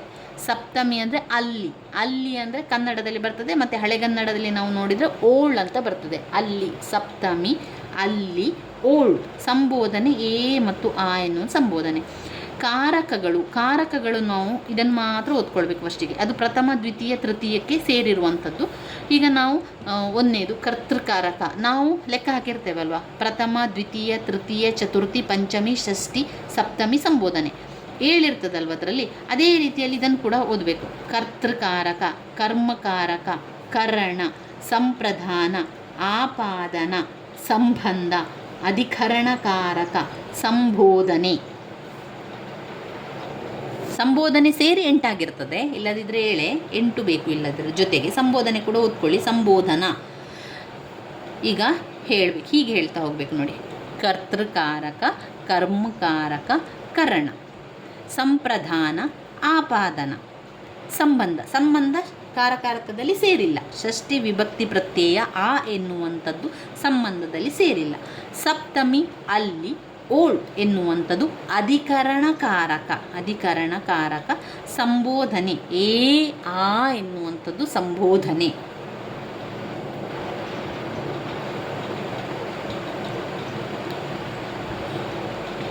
ಈಗ ಎಲ್ಲವನ್ನು ಜೊತೆಯಾಗಿ ಹೇಳುವ. ಪ್ರಥಮ ವಿಭಕ್ತಿ ಪ್ರತ್ಯಯ ಉ ಮತ್ತು ಮ, ಇಲ್ಲಿ ಎಲ್ಲ ಇದು ಹಳೆಗನ್ನಡ, ಅದು ನೆನಪಲ್ಲಿ ಇಟ್ಕೊಳ್ಳಿ. ಉ ಮತ್ತು ಮ ಕರ್ತೃಕಾರಕ. ದ್ವಿತೀಯ ವಿಭಕ್ತಿ ಪ್ರತ್ಯಯ ಅನ್ನು ಅಂ ಕರ್ಮಕಾರಕ. ತೃತೀಯ ವಿಭಕ್ತಿ ಪ್ರತ್ಯಯ ಇಂದ ಇಂ ಕರಣ. ಚತುರ್ಥಿ ವಿಭಕ್ತಿ ಪ್ರತ್ಯಯ ಗೆ ಕೆ ಸಂಪ್ರದಾನ, ಸಂಪ್ರದಾನ. ಪಂಚಮಿ ವಿಭಕ್ತಿ ಪ್ರತ್ಯಯ ದೆಸೆಯಿಂದ ಅತ್ತಣಿಂ ಆಪಾದನ, ಅಗಲಿಕೆ, ಅಗಲಿಕೆ, ಆಪಾದನ ಮತ್ತು ಅಗಲಿಕೆ. ಷಷ್ಠಿ ವಿಭಕ್ತಿ ಪ್ರತ್ಯಯ ಆ ಸಂಬಂಧ. ಸಪ್ತಮಿ ವಿಭಕ್ತಿ ಪ್ರತ್ಯಯ ಅಲ್ಲಿ ಓಳ್ ಅಧಿಕರಣಕಾರಕ. ಸಂಬೋಧನೆ ಏ ಆ ಸಂಬೋಧನ ಎನ್ನುವಂಥದ್ದು. ಇಷ್ಟು ವಿಭಕ್ತಿ ಪ್ರತ್ಯಯಲ್ಲಿ ಗೊತ್ತಿರಲಿ. ಷಷ್ಠಿ ವಿಭಕ್ತಿಯು ಕಾರಕಾರ್ಥದಲ್ಲಿ ಸೇರಿಲ್ಲ. ಅದು ಕೂಡ ಪ್ರಶ್ನೆ ಕೇಳ್ಬೋದು. ಯಾವ ಕಾರಕಾರ್ಥಗಳು ಈ ವಿಭಕ್ತಿ ಪ್ರತ್ಯಯಗಳಲ್ಲಿ ಯಾವುದು ಕಾರಕಾರ್ಥದಲ್ಲಿ ಸೇರಿಲ್ಲ ಅಂತ ಕೇಳುವರು. ಆಗ ಕೊಡ್ತಾರೆ ಅವರು ಪ್ರಥಮ, ತೃತೀಯ, ಪಂಚಮಿ, ಷಷ್ಠಿ ಅಂತ 4 ಆಪ್ಷನ್ ಕೊಡ್ತಾರೆ. ಆಗ ನಾವು ಷಷ್ಠಿ ಅಂತ ತಗೊಳ್ಬೇಕು. ಷಷ್ಠಿ ವಿಭಕ್ತಿಯು ಕಾರಕಾರ್ಥದಲ್ಲಿ ಸೇರಿಲ್ಲ ಅನ್ನೋದು ಯಾವ ರೀತಿ ಕೂಡ ಪ್ರಶ್ನೆಯನ್ನು ಕೇಳ್ಬೋದು. ನಾವು ಸ್ವಲ್ಪ ಜಾಗರೂಕತೆಯಿಂದ ಉತ್ತರವನ್ನು ಬರಿಬೇಕಾಗ್ತದೆ. ಇನ್ನು ಬರುವಂಥದ್ದು ನಮಗೆ ಬೋಧನಾಶಾಸ್ತ್ರ ಬರ್ತದೆ ನೋಡಿ. ಭಾಷಾ ಬೋಧನೆ ಮತ್ತು ಕಲಿಕೆಯಲ್ಲಿ ಅವಶ್ಯಕವಾಗಿ ಪಾಲಿಸಬೇಕಾದ ನಿಯಮ. ಒಂದು ಭಾಷೆಯ ಬೋಧನೆ, ಭಾಷೆ ಅಂತ ಹೇಳಿದರೆ ಕನ್ನಡ ಭಾಷೆ ಮತ್ತು ಇಂಗ್ಲೀಷ್ ಭಾಷೆ ಅಂತ ಹೇಳ್ಕೊಳ್ಳೋ. ಆ ಒಂದು ಕಲಿಕೆ ಅವಶ್ಯಕವಾಗಿ ಪಾಲಿಸಬೇಕಾಗಿರುವಂಥದ್ದು ಯಾವುದು? ನೀವು ಶಾಲೆಗೆ ಸೇರಿದ ತಕ್ಷಣ ಅಂಗನವಾಡಿಗೆ ಸೇರ್ತೀರಿ ಅಂತ ಹೇಳ್ಕೊಳ್ಳೋದು. ಚಿಕ್ಕ ಸಣ್ಣದಾದ ಶಾಲೆ ಮೊದಲಿಗೆ, ಅಲ್ಲಿ ನಾವು ಹೋದ ಕೂಡಲೇ ಏನು ಮಾಡ್ತೇವೆ, ನಾವು ಒಂದು ಈಗ ಪುಟ್ಟ ಮಗು ಅಂತ ಹೇಳ್ಕೊಳ್ಳೋ, ಅಲ್ಲಿ ಶಾಲೆಗೆ ಹೋದ ಕೂಡಲೇ ನಾವು ಓದ್ತೇವೆ, ಬರಿತೇವೆ, ಏನಾದರೂ ಮಾಡ್ತೇವೆ? ಇಲ್ಲ. ನಾವೇನು ಮಾಡ್ತೇವೆ, ಆ ಟೀಚರನ್ನು ಅನುಕರಣೆ ಮಾಡ್ತೇವೆ, ನಾವು ಅವರನ್ನೇ ನೋಡ್ತೇವೆ, ಅವರನ್ನೇ ನೋಡಿ ಅನುಕರಣೆ ಮಾಡ್ತೇವೆ ಮತ್ತು ಅದನ್ನೇ ಅಭ್ಯಾಸವನ್ನು ಕೂಡ ಮಾಡ್ತೇವೆ. ಅವರು ಹೇಳಿಕೊಟ್ಟಿರುವಂತಹ ಆ ಈ ಅವರನ್ನೇ ನೋಡ್ತೇವೆ, ನಂತರ ಅಭ್ಯಾಸ ಮಾಡಿ ಅಂತ ಹೇಳುವಾಗ ಅವರು ಹೇಳಿದ ರೀತಿಯಲ್ಲಿ ನಾವು ಕೂಡ ಹೇಳ್ತೇವೆ. ಅದು ಅನುಕರಣೆ ಮತ್ತು ಅಭ್ಯಾಸ ಅಂತ ಒಂದು ಭಾಷಾ ಬೋಧನೆ ಮತ್ತು ಕಲಿಕೆಯಲ್ಲಿ ಅವಶ್ಯಕವಾಗಿ ಪಾಲಿಸಬೇಕಾಗಿರುವಂಥದ್ದು ಅನುಕರಣೆ ಮತ್ತು ಅಭ್ಯಾಸವನ್ನು ಮಾಡಬೇಕಾಗಿರುವಂಥದ್ದು. ಈಗ ಕೌಶಲ ಅಂತ ಬಂದಾಗ ನಾವು 4 ಕೌಶಲ ನೆನಪಲ್ಲಿ ಇಟ್ಕೊಳ್ಬೇಕು. ಒಂದು ಆಲಿಸುವಂಥದ್ದು, ಮಾತನಾಡುವಂಥದ್ದು, ಓದುವಂಥದ್ದು, ಬರೆಯುವಂಥದ್ದು. ಇದು 4 ಕೌಶಲಗಳು. ನಮ್ಮ ಭಾಷಾ ಕೌಶಲಗಳಲ್ಲಿ ಎಷ್ಟು ಇದೆ? 4 ವಿಧಗಳಿದೆ. ಒಂದು ಆಲಿಸುವುದು, ಮಾತನಾಡುವುದು, ಓದುವುದು, ಬರೆಯುವುದು. ಸಾಕ್ರೆಟಿಸ್ ಪದ್ಧತಿ ಎಂದೇ ಹೆಸರಾಗಿರುವ ಪದ್ಧತಿ ಯಾವುದು? ಪ್ರಶ್ನೋತ್ತರ ಪದ್ಧತಿ. ಇದು ಹಲವು ಬಾರಿ ಬಂದಿದೆ ಸ್ನೇಹಿತರೆ. ಸಾಕ್ರೆಟಿಸ್ ಪದ್ಧತಿ ಅಂದರೆ ಪ್ರಶ್ನೋತ್ತರ ಪದ್ಧತಿಯನ್ನೇ ನಾವೇನು ಹೇಳ್ತೇವೆ, ಸಾಕ್ರೆಟಿಸ್ನ ಪದ್ಧತಿ ಅಂತ ಕರಿತೇವೆ. ಇವುಗಳಲ್ಲಿ ಭಾಷಾ ಆಟಗಳಿಗೆ ಹೊರತಾದದ್ದು. ಇದರಲ್ಲಿ ಒಂದು ಭಾಷಾ ಆಟಗಳಿಗೆ ಹೊರತಾದದಂತೆ. ಭಾಷೆ ಅಂತ ಬಂದಾಗ ಚರ್ಚಾ ಸ್ಪರ್ಧೆ, ಅದು ಭಾಷೆ ನಾವು ಮಾತನಾಡುವಂಥದ್ದು. ಪದಬಂಧ, ಅದು ಕೂಡ ಭಾಷೆಗೆ ಇದದು. ಒಗ್ಗಟ್ಟು ಬಿಡಿಸುವುದು, ಅದು ಕೂಡ ಭಾಷೆ. ಆದರೆ ಅಂತ್ಯಾಕ್ಷರಿ ಎನ್ನುವಂಥದ್ದು ಇದೆಯಲ್ಲ, ಅದು ಪದ್ಯ. ಭಾಷಾ ಆಟ ಅಲ್ಲ, ಅದು ಪದ್ಯ. ಅಂತ್ಯಾಕ್ಷರಿ ಎನ್ನುವಂಥದ್ದು ಅಂತ್ಯಾಕ್ಷರಿ ಪದ್ಯಕ್ಕೆ ಬರುವಂಥದ್ದು. ಆದ್ದರಿಂದ ಭಾಷಾ ಆಟಕ್ಕೆ ಹೊರತಾದದ್ದು. ಓದಬೇಕಾ? ಪ್ರಶ್ನೆಯನ್ನು 2 ಸಲ ಓದ್ಕೊಳ್ಬೇಕು, ಇಲ್ಲದ್ರೆ ಕನ್ಫ್ಯೂಸ್ ಆಗ್ತದೆ ನಮಗೆ. ಅಂತ್ಯಾಕ್ಷರಿ ಎನ್ನುವಂಥದ್ದು ಉತ್ತರ ಬರ್ತದೆ. ಇನ್ನು ಪ್ರಾಥಮಿಕ ಹಂತದಲ್ಲಿ ಓದಲು ಬರಲು ಕಲಿಸಲು ಅಳವಡಿಸಬೇಕಾದ ಕ್ರಮ ಯಾವುದು? ಅದು ಅನುಕರಣೆ ಮತ್ತು ಅಭ್ಯಾಸ. ಮಕ್ಕಳಿಗೆ ಪ್ರಾಥಮಿಕವಾಗಿ ಅನುಕರಣೆ ಮಾಡಲಿಕ್ಕೆ ಹೇಳಬೇಕು ಮತ್ತು ಅಭ್ಯಾಸ ಮಾಡಲಿಕ್ಕೆ ಕೂಡ ಹೇಳಬೇಕು. ಅಕ್ಷರ ಮತ್ತು ಪದ ಜೋಡಣೆ ಕಲಿಸುವ ಪ್ರಮುಖ ಸಾಧನ ಏನು? ಅಕ್ಷರ ಮತ್ತು ಪದ ಜೋಡಣೆ. ಈಗ ನೋಡಿ, ಉತ್ತಲೇಖನ ಎನ್ನುವಂಥದ್ದು ನಾವು ಬಾಯಲ್ಲಿ ಹೇಳ್ತೇವೆ, ಅವರು ಬರೀತಾರೆ. ಅಲ್ಲಿ ಅಕ್ಷರ ಮತ್ತು ಪದ ಜೋಡಣೆ ಏನಿಲ್ಲ. ಕಾಪಿ ಪುಸ್ತಕ ಬರೆಯುವುದರಿಂದ ಏನಾಗ್ತದೆ, ನಮ್ಮ ಅಕ್ಷರ ಚಂದ ಆಗುವಂಥದ್ದು. ಪದ ಜೋಡಣೆ ಮಾಡಲಿಕ್ಕೆ ಗೊತ್ತಾಗುವುದು ಕಾಪಿ ಪುಸ್ತಕ ಬರೆಯುವುದರಿಂದ. ಸೂಕ್ಷ್ಮ ವಾಚನ ಅಂದರೆ ಏನು? ಪಠ್ಯದ ಮುಖ್ಯಾಂಶಗಳನ್ನು ಓದುವುದು, ವೇಗವಾಗಿ ಓದುವುದು, ವಿಮರ್ಶನಾತ್ಮಕ ದೃಷ್ಟಿಯಿಂದ ಓದುವುದು, ನಿರ್ದಿಷ್ಟ ಮಾಹಿತಿ ಅಥವಾ ಅಂಶವನ್ನು ಅನ್ವೇಷಿಸಲು ಓದುವುದು. ಸೂಕ್ಷ್ಮವಾಗಿ ಓದು ಅಂತ ಹೇಳಿದ್ರೆ ಸ್ವಲ್ಪ ನಿಧಾನವಾಗಿ ಆಳವಾಗಿ ಓದ್ತೇವೆ. ಯಾಕೆ? ಅಲ್ಲಿರುವಂತಹ ಅಂಶ ನಮಗೆ ಗೊತ್ತಾಗಬೇಕು. ಒಂದು ನಿರ್ದಿಷ್ಟ ಮಾಹಿತಿಯ ಬಗ್ಗೆ ನಾವು ಅನ್ವೇಷಿಸಲು ಓದಿಸುವುದರಿಂದ ನಾವು ಸೂಕ್ಷ್ಮವಾಗಿ ಓದುವಂಥದ್ದು, ವಾಚನ ಮಾಡುವಂಥದ್ದು. ಉತ್ತಮ ಮಾತುಗಾರಿಕೆ ಕೌಶಲ ಬೆಳೆಸುವ ಚಟುವಟಿಕೆ. ನಾವು ಒಳ್ಳೆಯ ಮಾತುಗಾರನಾಗಬೇಕು ಅಂತಾದರೆ ಮಕ್ಕಳಿಗೆ ಯಾವ ಒಂದು ಚಟುವಟಿಕೆಯನ್ನು ಕೊಡಬೇಕು? ಕಾಪಿ ಪುಸ್ತಕ ಅಭ್ಯಾಸ ಮಾಡೋದು ಬರೀಲಿಕ್ಕೆ ಸಹಾಯ ಆಗ್ತದೆ, ದಿನಪತ್ರಿಕೆ ಓದಲಿಕ್ಕೆ ಸಹಾಯ ಆಗ್ತದೆ, ವ್ಯಾಕರಣ ನಿಯಮ ಕಂಠಪಾಠ ಮಾಡೋದು ವ್ಯಾಕರಣ ಗೊತ್ತಾಗ್ತದೆ. ಇಲ್ಲಿ ನಮಗೆ ಮಾತುಗಾರಿಕೆ ಒಳ್ಳೆಯದಾಗಬೇಕು ಅಂತ ಹೇಳಿದರೆ ನಾವು ಒಂದು ನಾಟಕವನ್ನು ಮಕ್ಕಳಲ್ಲಿ ಆಡಿಸಬೇಕು. ಪಾತ್ರದ ಅಭಿನಯದ ಚಟುವಟಿಕೆ ಕೊಟ್ಟಾಗ ಒಳ್ಳೆಯ ಮಾತನಾಡಲಿಕ್ಕೆ ಅಭ್ಯಾಸವನ್ನು ಮಾಡ್ತಾರೆ. ಇದು ಗದ್ಯ ಬೋಧನೆಯ ಪ್ರಮುಖ ಉದ್ದೇಶ. ಪದ್ಯ ಅಂತ ಬಂದಾಗ ಅದು ಸೌಂದರ್ಯ ಪ್ರಜ್ಞೆ, ರಸಸ್ವಾದನೆ ಅಂತ ಬರುವಂಥದ್ದು ಪದ್ಯಕ್ಕೆ ಮಾತ್ರ ಅಂತ ನೆನಪಲ್ಲಿ ಇಟ್ಕೊಳ್ಳಿ. ಇನ್ನು ಗಾಯನ, ಅಭಿನಯ ಕೌಶಲ, ಅದು ಕೂಡ ಪದ್ಯದಲ್ಲಿ. ಗದ್ಯದಲ್ಲಿನ ಪ್ರಶ್ನೆಗೆ ಉತ್ತರಗಳನ್ನು ಕಂಠಪಾಠ ಮಾಡಿಸುವುದು, ಇದು ಕೂಡ ಬೇಡ. ಇಲ್ಲಿ ಸರಿಯಾದ ಒಂದು ಒಳ್ಳೆಯ ಉತ್ತರ ಅಂತ ಹೇಳಿದರೆ ಓದು, ಬರಹ, ಗ್ರಹಿಕೆ, ಅಭಿವ್ಯಕ್ತಿ ಸಾಮರ್ಥ್ಯ ಬೆಳೆಸುವುದೇ ಗದ್ಯ ಬೋಧನೆಯ ಪ್ರಮುಖ ಉದ್ದೇಶ. ಗಮಕ ಕಲೆ ಅಂದರೆ ಏನು? ಗಮಕ ಕಲೆ ಅಂತ ಬರುವಂಥದ್ದು ಪದ್ಯಕ್ಕೆ, ಗದ್ಯಕ್ಕೆ, ಕಾವ್ಯಕ್ಕೆ. ಆದ್ದರಿಂದ ಗಮಕ ಕಲೆ ಎನ್ನುವಂಥದ್ದು ಕಾವ್ಯದ ಗಾಯನ ಆಗಿದೆ.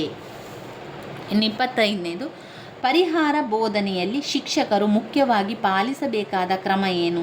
ಪರಿಹಾರ ಬೋಧನೆ ಅಂತ ಬಂದಾಗ ಯಾಕೆ ಪರಿಹಾರ ಬೋಧನೆಯನ್ನು ಮಾಡಬೇಕು ಶಿಕ್ಷಕ? ಈಗ ನಾನೊಬ್ಬ ಟೀಚರಾಗಿ ಮಕ್ಕಳಲ್ಲಿ ಪಾಠ ಮಾಡ್ತಾ ಇರ್ತೇನೆ. ಯಾವ ಮಕ್ಕಳಿಗೆ ಕಲಿಕೆಯಲ್ಲಿ ನ್ಯೂನ್ಯತೆ ಇದೆ ಅಂಥ ಮಕ್ಕಳಿಗೆ ನಾನು ನೈದಾನಿಕ ಪರೀಕ್ಷೆಯನ್ನು ಮಾಡಬೇಕು.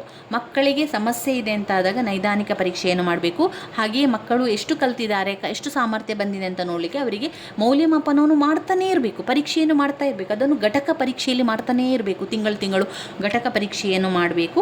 ಮಕ್ಕಳಲ್ಲಿ ಒಂದು ಪರೀಕ್ಷೆಯನ್ನು ಮಾಡಬೇಕು. ಹಾಗೆಯೇ ನಾನು ಪಾಠ ಮಾಡ್ತಾ ಇದ್ದೇನೆ ಅಂತಾದರೆ ಮಕ್ಕಳು ಕಲಿಕೆಯಲ್ಲಿ ಹಿಂದಿದ್ದಾರೆ, ನಾನು ಅವರಿಗೆ ಪರೀಕ್ಷೆಯನ್ನು ಮಾಡುವಾಗ ನನಗೆ ಗೊತ್ತಾಯಿತು ಅವರು ಆ ಒಂದು 10 ಅಂಕದಲ್ಲಿ ಒಂದೇ ಅಂಕವನ್ನು ತೆಗೆದಿದ್ದಾರೆ, ಅವರಿಗೆ ದೋಷ ಇದೆ, ಅವರು ಕಲೀಲಿಲ್ಲ ಅಂತ. ಆಗ ನಾನೇನು ಮಾಡಬೇಕು?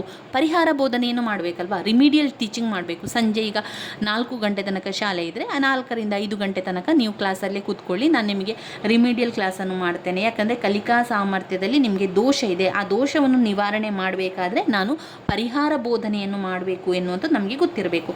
ಆದ್ದರಿಂದ ಪರಿಹಾರ ಬೋಧನೆಯಲ್ಲಿ ಶಿಕ್ಷಕರು ಮುಖ್ಯವಾಗಿ ಪಾಲಿಸಬೇಕಾಗಿರುವಂಥದ್ದು ಕಲಿಕಾ ಸಾಮರ್ಥ್ಯದಲ್ಲಿ ಕಂಡುಬರುವ ದೋಷದ ನಿವಾರಣೆಯನ್ನು ಮಾಡಲಿಕ್ಕೆ.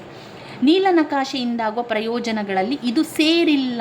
ಪ್ರಶ್ನೆ ನಾವು ಗಮನಿಸಬೇಕು ಸ್ನೇಹಿತರೆ. ಪ್ರಶ್ನೆ ಏನು ಮಾಡ್ತಾರೆ, ಉಲ್ಟಾ ಪಲ್ಟಾ ಮಾಡ್ತಾರೆ.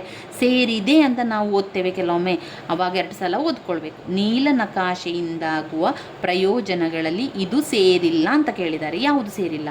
ಪ್ರಶ್ನೆ ಪತ್ರಿಕೆ ರಚಿಸಲು ಮಾರ್ಗದರ್ಶನ ನೀಡುವುದು ಸೇರಿದೆ. ಪ್ರಶ್ನೆಗಳ ಪುನರಾವರ್ತನೆ ತಡೆಗಟ್ಟುವುದು ಸೇರಿದೆ. ವಿವಿಧ ಉದ್ದೇಶಗಳಿಗನುಗುಣವಾಗಿ ವಿವಿಧ ರೀತಿಯ ಪ್ರಶ್ನೆಯನ್ನು ರಚಿಸಿ ಸೇರಿದೆ. ಯಾವುದು ಸೇರಿಲ್ಲ? ಗೊಂದಲವನ್ನುಂಟು ಮಾಡಲಿಕ್ಕೆ ಇಲ್ಲವೇ ಇಲ್ಲ, ಗೊಂದಲ ಮಾಡಲಿಕ್ಕಿಲ್ಲ, ಆದ್ದರಿಂದ ಅದು ಸೇರಿಲ್ಲ. 6ನೇ ತರಗತಿಯಲ್ಲಿ 10 ಜನ ವಿದ್ಯಾರ್ಥಿಗಳು ಕನ್ನಡವನ್ನು ಸರಾಗವಾಗಿ ಓದಲು ಶಕ್ತರಿಲ್ಲ. ಈ ಸಮಸ್ಯೆಯನ್ನು ಬಗೆಹರಿಸಲು ಶಿಕ್ಷಕನು ಕೈಗೊಳ್ಳುವ ತಕ್ಷಣದ ಪರಿಹಾರ ಏನು? ಗಮನದಲ್ಲಿಟ್ಕೊಳ್ಳಿ ಸ್ನೇಹಿತರೆ, ತಕ್ಷಣ ಪರಿಹಾರವನ್ನು ಮಾಡಬೇಕು.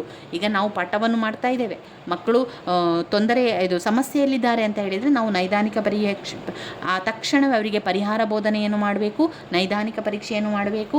ನಂತರ ಅವರಿಗೆ ಒಂದು ರೀತಿಯ ಅಭ್ಯಾಸವನ್ನೆಲ್ಲ ದೋಷ ನಿವಾರಣೆಗೆ ಪರಿಹಾರ ಬೋಧನೆ ನೈದಾನಿಕ ಪರೀಕ್ಷೆ ಮಾಡಬೇಕು. ಆದರೆ ಮಕ್ಕಳಿಗೆ ತಕ್ಷಣವೇ ಈಗ ಒಂದು ಪರಿಹಾರ ಮಾಡಬೇಕು ಅಂತ ಹೇಳಿದರೆ ಅವರಿಗೆ ಒಂದು ಸಂಶೋಧನೆಯನ್ನು ಮಾಡಬೇಕು, ಕ್ರಿಯಾ ಸಂಶೋಧನೆಯನ್ನು ಕೈಗೊಳ್ಳಬೇಕು. ಅದು ತಕ್ಷಣದ ಪರಿಹಾರ. ಹೆಮ್ಮರ ಈ ಪದದ ಸಮಾಸ. ಈಗ ನೋಡಿ ಬಂತು ಸಮಾಸ. ನಾವು ಸಮಾಸವನ್ನು ಕಲಿಬೇಕು. ಸಮಾಸ ಅಂತ ಹೇಳಿದರೆ ಹೇಗೆ ಬರ್ತದೆ ಎನ್ನುವಂಥದ್ದು. ಹೆಮ್ಮರ, ಹಿರಿದಾದ ಮರ, ಒಂದು ವಿಷಯವನ್ನು ಮತ್ತೊಂದಕ್ಕೆ ವಿಶೇಷ ಮಾಡಿಕೊಡುವಂಥದ್ದು, ಅದು ಕರ್ಮಧಾರೆಯ ಸಮಾಸ. ಕರ್ಮಧಾರೆಯ ಸಮಾಸ ಅಂತ ಹೇಳಿದ ಕೂಡಲೇ ಅದು ವಿಶೇಷಣ ಮತ್ತು ವಿಶೇಷ, ಒಂದು ವಸ್ತುವನ್ನು ವಿಶೇಷವಾಗಿ ಮತ್ತೊಂದು ವಿಷಯಕ್ಕೆ ಬಿಂಬಿಸುವಂಥದ್ದು. ಹಿರಿದಾದ ಮರ ಹೆಮ್ಮರ. ಬಿಳಿಯಾದ ಕೊಳೆ ಬೀಳ್ಕೊಡೆ, ಬಹುದೊಡ್ಡ, ಈ ರೀತಿಯಾಗಿ ಬರುವಂಥದ್ದು ಅದು ಸಮಾಸಕ್ಕೆ ಬರುವಂಥದ್ದು. ಕಪ್ಪಾದ ಮೋಡ ಕಾರ್ಮೋಡ, ಒಂದಕ್ಕೆ ವಿಶೇಷತೆ ಸಂಬಂಧವನ್ನು ಕೊಡುವಂಥದ್ದು. ಬಿಳಿದಾದ ತಾವರೆ ಬಿಳಿತಾವರೆ, ಹಿರಿದಾದ ಮರ ಹೆಮ್ಮರ, ಕೆಂಪಾದ ತಾವರೆ ಕೆಂದಾವರೆ, ಅದು ಕರ್ಮಧಾರೆಯ ಸಮಾಸ. ತತ್ಪುರುಷ ಸಮಾಸ ಹೇಗೆ ಬರ್ತದೆ? ತತ್ಪುರುಷ ಸಮಾಸ ಎನ್ನುವಂಥದ್ದು ಒಂದು ಪೂರ್ವ ಪದ ಮತ್ತು ಉತ್ತರ ಪದ ಅಂತ ಇರ್ತದಲ್ಲ. ಉತ್ತರ ಪದ ಮೊದಲು, ಉತ್ತರ ಪದ, ಪೂರ್ವ ಪದ ಮತ್ತು ಉತ್ತರ ಪದ. ಪೂರ್ವ ಪದ ಮತ್ತು ಉತ್ತರ ಪದದಲ್ಲಿ ಉತ್ತರ ಪದದ ಅರ್ಥವು ಪ್ರಧಾನವಾಗಿದ್ದು ಅದು ಅಕ್ಷರಗಳಲ್ಲಿ ಬದಲಾವಣೆ ಆಗ್ತದೆ. ಮಳೆ ಪ್ಲಸ್ ಕಾಲ ಮಳೆಗಾಲ. ಗುರುವಿನ ಮನೆ ಗುರುಮನೆ, ಒಂದು ಬದಲಾವಣೆ ಆಗ್ತದೆ, ಅಕ್ಷರದಲ್ಲಿ ಬದಲಾವಣೆ ಆಗುವಂಥದ್ದು ತತ್ಪುರುಷ ಸಮಾಸ. ಅರಸನ ಮನೆ ಅರಮನೆ. ಬೆಟ್ಟದ ತಾವರೆ ಬೆಟ್ಟದಾವರೆ. ನಿಮಗೆ ಬರೆದಿರುವಂಥದ್ದನ್ನು ನಾನು ತೋರಿಸ್ತೇನೆ ನೋಡಿ. ತತ್ಪುರುಷ ಸಮಾಸ, ಇದು ಗೊತ್ತಿರಲೇಬೇಕು. ಸಮಾಸ ಪ್ರಶ್ನೆಗಳು ಬಂದೇ ಬರ್ತದೆ. ತತ್ಪುರುಷ ಸಮಾಸ ಎನ್ನುವಂಥದ್ದು ಇಲ್ಲಿ ಉತ್ತರ ಪದ ಇದೆಯಲ್ಲ, ಉತ್ತರ ಪದದ ಅರ್ಥವು ಪ್ರಧಾನವಾಗಿದ್ದರೆ ಇಲ್ಲಿ ಪೂರ್ವ ಪದ ಅಂತ ಹೇಳೋದು. ಆರಂಭದಲ್ಲಿ ಪೂರ್ವ ಪದ, ನಂತರ ಅನ್ನೋದು ಉತ್ತರ ಪದ. ಮರದ ಪ್ಲಸ್ ಕಾಲು ಮರಗಾಲು, ಕಾ ಇರುವಂಥದ್ದು ಗಾ ಆಯಿತು. ಅಕ್ಷರದಲ್ಲಿ ಬದಲಾವಣೆ ಆಗುವಂಥದ್ದು ತತ್ಪುರುಷ ಸಮಾಸ. ಹೊಟ್ಟೆಯಲ್ಲಿ ಕಿಚ್ಚು ಹೊಟ್ಟೆ ಕಿಚ್ಚು, ಯಾ ಅಕ್ಷರ ಹೋಯಿತು ನೋಡಿ, ಹೊಟ್ಟೆ ಕಿಚ್ಚು ಮಾತ್ರ ಬಂತು, ಇಲ್ಲಿ ಯಾ ಹೋಗಿ ಹೊಟ್ಟೆ ಕಿಚ್ಚು. ಅರಸನ ಮನೆ ಅರಮನೆ, ಇಲ್ಲಿ ಸಾ ಮತ್ತು ನಾ ಎರಡು ಕೂಡ ಹೋಯಿತು. ಬೆಟ್ಟದ ತಾವರೆ ಬೆಟ್ಟದಾವರೆ, ದಾ ಹೋಗಿ ತಾಯಿತು ಬೆಟ್ಟದಾವರೆ. ಗುರುವಿನ ಮನೆ ಗುರುಮನೆ. ಮಳೆ ಪ್ಲಸ್ ಕಾಲ ಮಳೆಗಾಲ, ಅದು ತತ್ಪುರುಷ ಸಮಾಸ. ಕರ್ಮಧಾರೆಯ ಸಮಾಸ ವಿಶೇಷಣ ವಿಶೇಷ ಪದಗಳಿಗೆ ಅರ್ಥವನ್ನು ಕೊಡುವಂಥದ್ದೇ ಕರ್ಮಧಾರೆಯ ಸಮಾಸ. ಕಪ್ಪಾದ ಮೋಡ ಕಾರ್ಮೋಡ, ಬಿಳಿದಾದ ಕೆರೆ ಬಿಳಿಗೆರೆ, ಕಿವಿ ತಾವರೆ ಬಿಳಿದಾದ ತಾವರೆ ಬಿಳಿತಾವರೆ, ಹಿರಿದಾದ ಮರ ಹೆಮ್ಮರ, ಕೆಂಪಾದ ತಾವರೆ ಕೆಂದಾವರೆ. ಇನ್ನು ಅಂಶಿ ಸಮಾಸ ಅಂತ ಹೇಳಿದರೆ ಅಂಶ ಅಂಶಿ ಸಂಬಂಧವನ್ನು ಹೊಂದಿರುವಂಥದ್ದೇ ಅಂಶಿ ಸಮಾಸ. ಕೈಯ ಪ್ಲಸ್ ಅಡಿ, ಇದು ಕೈಯ ಪ್ಲಸ್ ಅಡಿ ಅಂಗೈ. ಕೆರೆಯ ಪ್ಲಸ್ ಒಳಗು ಒಳಗೆರೆ. ತುದಿ ಮೂಗು ಮೂಗು ತುದಿ. ತಲೆಯ ಮುಂದೆ ಮುಂದಲೆ. ಕಾಲು ಪ್ಲಸ್ ಮುಂದೆ ಮುಂದಾಲು. ಕಾಲ್ನ ಅಡಿ ಅಡಿಗಾಲು, ಅದು ಅಂಶಿ ಸಮಾಸಕ್ಕೆ ಬರ್ತದೆ. ದ್ವಿಗು ಸಮಾಸ ಯಾವಾಗಲೂ ಅಂಕಿಗಳು ಬರುವಂಥದ್ದು 2 3, ಅದು 2 ಪ್ಲಸ್ ಮಡಿ ಇಮ್ಮಡಿ ಎನ್ನುವಂಥ ದ್ವಿಗು ಸಮಾಸಕ್ಕೆ ಬರ್ತದೆ.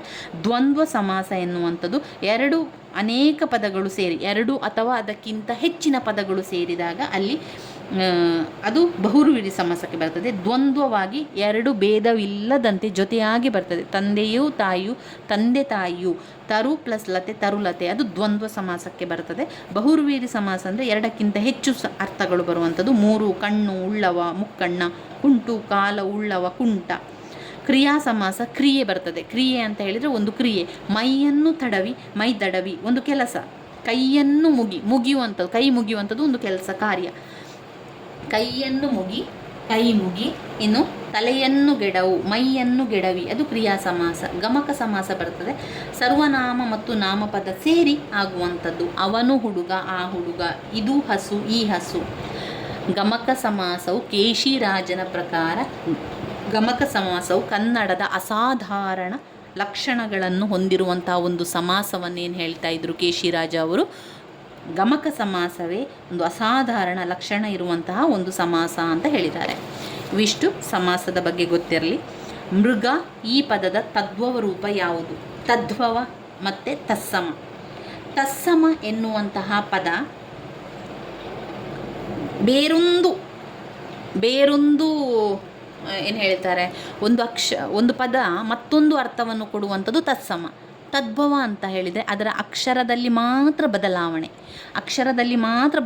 ಆದರೆ ಅದು ತದ್ಭವ.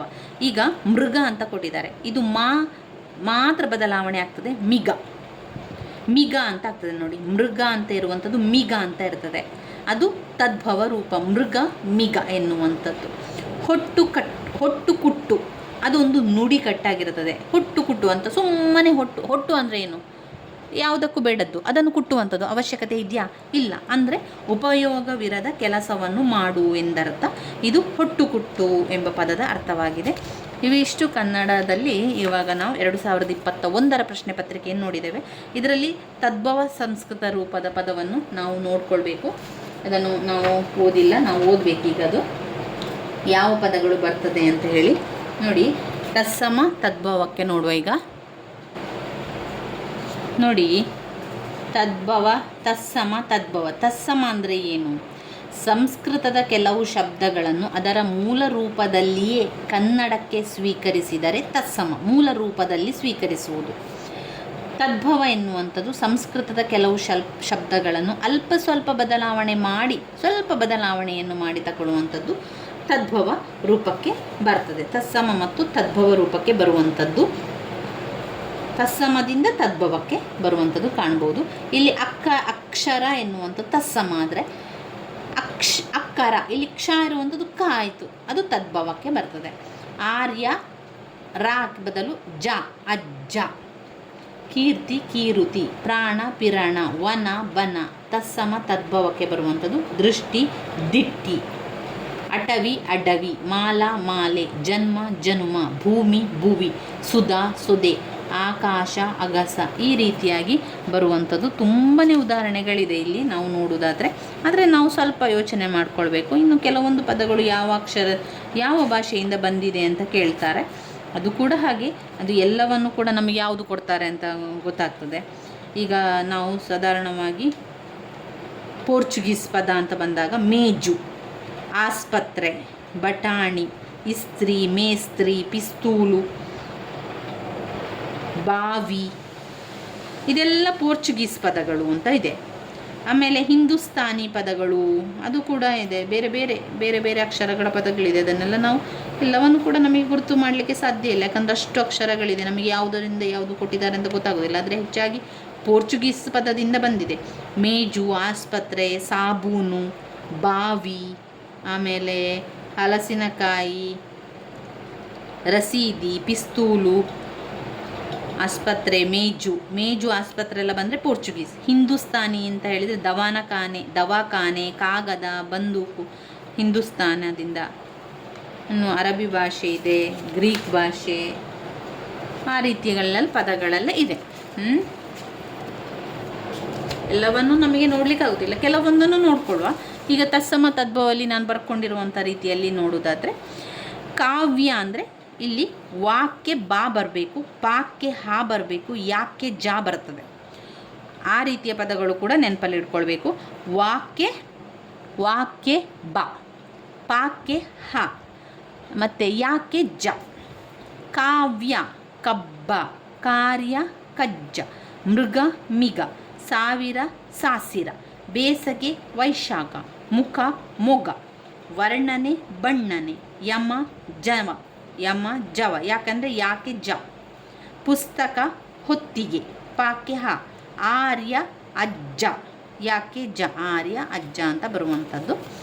ಇದು ನಾವು ತತ್ಸಮ ತದ್ಭವಲ್ಲಿ ನೋಡಬೇಕಾಗಿರುವಂಥದ್ದು. ಹುಟ್ಟು ಕುಟ್ಟು ಸಾಧಾರಣವಾಗಿ ನಮಗೆ ಒಂದು ಸ್ವಲ್ಪ ಯೋಚನೆ ಮಾಡಿದರೆ ಅದರಲ್ಲಿ ಗೊತ್ತಾಗ್ತದೆ ಏನು ಅಂತ ಹೇಳಿ ಅದನ್ನು ಯೋಚನೆ ಮಾಡಿದರೆ ಆಯಿತು. ಇದು 2021ರ ಪ್ರಶ್ನೆ ಪತ್ರಿಕೆ ಆಯಿತು. ಇನ್ನು ನಾವು ನೋಡುವಂಥದ್ದು 2022ರ ಪ್ರಶ್ನೆ ಪತ್ರಿಕೆಗೆ ಹೋಗುವ.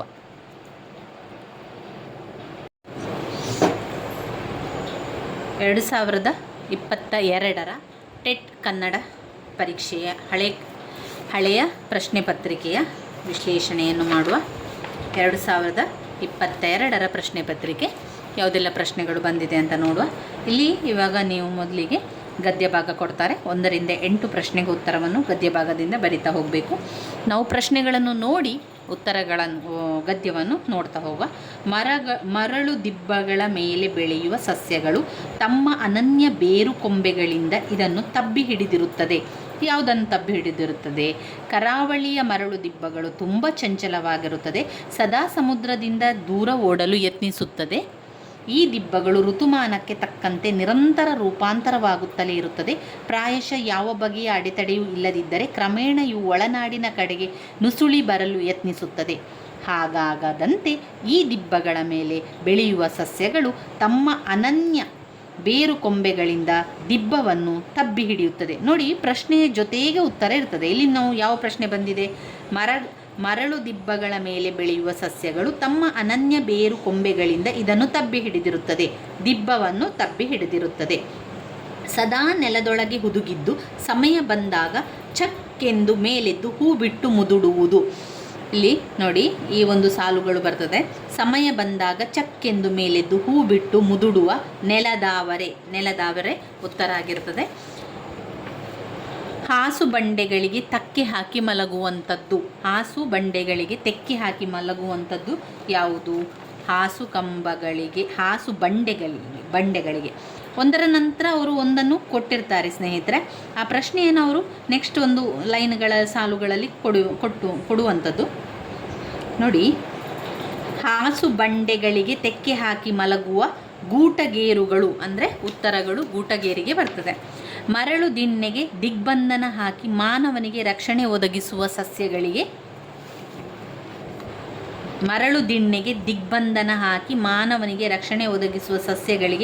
ನೋಡಿ, ಇಲ್ಲೇ ಇದೆ ನೋಡಿ. ಮರಳು ದಿಣ್ಣೆಗೆ ದಿಗ್ಬಂಧನ ಹಾಕಿ ಮಾನವನಿಗೆ ರಕ್ಷಣೆ ಒದಗಿಸುವ ಇವಕ್ಕೂ ಮನುಷ್ಯನ ಕಾಟ ತಪ್ಪಿಲ್ಲ. ಉತ್ತರ ಮನುಷ್ಯನ ಕಾಟ ತಪ್ಪಿಲ್ಲ. ಮರಳು ದಿಬ್ಬಗಳ ಮೇಲೆ ಈಗೀಗ ವ್ಯಾಪಕವಾಗಿ ಈ ಗಿಡಗಳು ಹರಡಿಕೊಂಡಿದೆ. ದಿಬ್ಬಗಳ ಮೇಲೆ ಈಗೀಗ ವ್ಯಾಪಕವಾಗಿ ಸರ್ವೇ ಗಿಡಗಳು ನೆಡಲಾಗಿದೆ. ಎಲ್ಲೆಂದರಲ್ಲಿ ದಿಬ್ಬವನ್ನು ಅಗೆದು ಮರಳು ಸಾಗಿಸುವವರು ಯಾರು? ಎಲ್ಲೆಂದರಲ್ಲಿ ಮರಳು ನೆಲವನ್ನು ನೋಡಿ, ಇಲ್ಲಿ ತನಕ ಸರ್ವೇ ಪ್ರಶ್ನೆ ಬಂತು. ನಂತರ ಅಲ್ಲಿ ಸೀದಾ ನೇರವಾಗಿ ಅಲ್ಲಿ ಹೋಗಿದ್ದಾರೆ ನೋಡಿ, ಮೇಲ್ಗಡೆಯಲ್ಲಿ ಹೋಗಿದ್ದಾರೆ. ಅವರು ಪ್ರಶ್ನೆಯನ್ನು ಹಾಕಿದ್ದಾರೆ. ಎಲ್ಲೆಂದರಲ್ಲಿ ದಿಬ್ಬವನ್ನು ಅಗೆದು ನೋಡಿ, ಇಲ್ಲಿ ಬಂದಿದೆ ನೋಡಿ, ಇಲ್ಲಿ ಇದೆ. ಎಲ್ಲೆಂದರಲ್ಲಿ ದಿಬ್ಬವನ್ನು ಅಗೆದು ಮರಳು ಸಾಗಿಸುವ ಗುತ್ತಿಗೆದಾರರು ಈ ಸಸ್ಯನೆಲ್ಲ ಚಕ್ಕೆಂದು ಸದೆ ಬಡಿದು ಹಾಕುತ್ತಾರೆ. ಅಂದರೆ ಉತ್ತರ ಗುತ್ತಿಗೆದಾರರು. ನೆಕ್ಸ್ಟ್ ಪ್ರಶ್ನೆ, ನೆಲಕ್ಕೆದಕಿ ಉಸುಕು ಎತ್ತಿದ ಮೇಲೆ ಇವುಗಳನ್ನು ಹಾಗೆ ಬಿಟ್ಟು ಹೋಗುತ್ತಾರೆ. ನಂತರ ಸೀದಾ ಅದೇ ನೇರವಾಗಿದೆ ನೋಡಿ. ನೆಲಕ್ಕೆದಕಿ ಉಸುಕು ಎತ್ತಿದ ಮೇಲೆ ಹೊಂಡ ತಗ್ಗುಗಳನ್ನು ಹಾಗೇ ಬಿಟ್ಟು ಸಾಗುತ್ತಾರೆ. ಅಂದರೆ ಹೊಂಡ ತಗ್ಗುಗಳು ಉತ್ತರ ಆಗಿರುತ್ತದೆ. ನೈಸರ್ಗಿಕವಾಗಿ ಬೆಳೆಯುವ ಸಸ್ಯಗಳಷ್ಟು ಪ್ರಭಾವಪೂರ್ಣ ಪಾತ್ರ ನಿರ್ವಹಿಸಲು ಈ ಗಿಡಗಳಿಗೆ ಸಾಧ್ಯವಿರುವುದಿಲ್ಲ. ಯಾವ ಕ್ಯಾಶುರಿ ಗಿಡಗಳಿಗೆ ಸಾಧ್ಯವಾಗುತ್ತಿಲ್ಲ ಎನ್ನುವಂಥದ್ದು. ನಾವು ಪ್ರಶ್ನೆಯನ್ನು ನೋಡಿ ಉತ್ತರಗಳನ್ನು ಹುಡುಕೋದ್ರಿಂದ ನಮಗೆ ಬೇಗನೆ ಉತ್ತರಗಳು ಸಿಗ್ತದೆ ಸ್ನೇಹಿತರೆ. ಇಲ್ಲ ಅಂತಂದರೆ ನಿಮಗೆ ಗದ್ಯ ಮೊದಲು ಓದಿದ ನಂತರ ಕೂಡ ಉತ್ತರವನ್ನು ಹುಡುಕ್ಬೋದು. ಆ ರೀತಿ ಮಾಡಿದರೂ ಕೂಡ ನಿಮಗೆ ಆ ರೀತಿ ಸುಲಭ ಅಂತ ಅನ್ನಿಸಿದರೆ ಆ ರೀತಿ ಮಾಡ್ಕೊಳ್ಬೋದು. ಇಲ್ಲ ಅಂತಂದರೆ ಪ್ರಶ್ನೆಯನ್ನು ಮೊದಲಿಗೆ ನೋಡಿಕೊಂಡು ನಂತರ ಉತ್ತರವನ್ನು ಕೂಡ ಹುಡುಕ್ಬೋದು. ಆವಾಗ ಸ್ವಲ್ಪ ಬೇಗ ಅನ್ನಿಸ್ತದೆ, ಬೇಗ ಉತ್ತರಗಳು ಸಿಗ್ತದೆ ಎನ್ನುವಂಥ ನನ್ನ ಅನಿಸಿಕೆ. ಇನ್ನು ಗದ್ಯ ಭಾಗದಲ್ಲಿ ನೋಡು ಇದು ಇಲ್ಲರಳಿನಾಗುತ್ತಿದೆ. 2022ರ ಪ್ರಶ್ನೆ ಪತ್ರಿಕೆಯನ್ನು ನಾವೀಗ ನೋಡ್ತಾ ಇರುವಂಥದ್ದು. 2021ರಲ್ಲಿಯೂ ಕೂಡ ಇದೇ ಪದ್ಯವನ್ನು ಕೊಟ್ಟಿದ್ದಾರೆ, ಇದೇ ಗದ್ಯವನ್ನು ಕೊಟ್ಟಿರುವಂಥದ್ದು. ಆದರೆ ಪ್ರಶ್ನೆಗಳು ಮಾತ್ರ ಬೇರೆ ಕೊಟ್ಟಿದ್ದಾರೆ. ನೋಡು ಇದು ಇಲ್ಲರಳಿನಾಗುತ್ತಿದೆ, 7 ಸುತ್ತಿನ ಮಲ್ಲಿಗೆ, ಇಷ್ಟು ಹಚ್ಚನೆ ಹಸುರ ಗಿಡದಿಂದೆಂತು ಮೂಡಿತು ಬೆಳ್ಳಗೆ.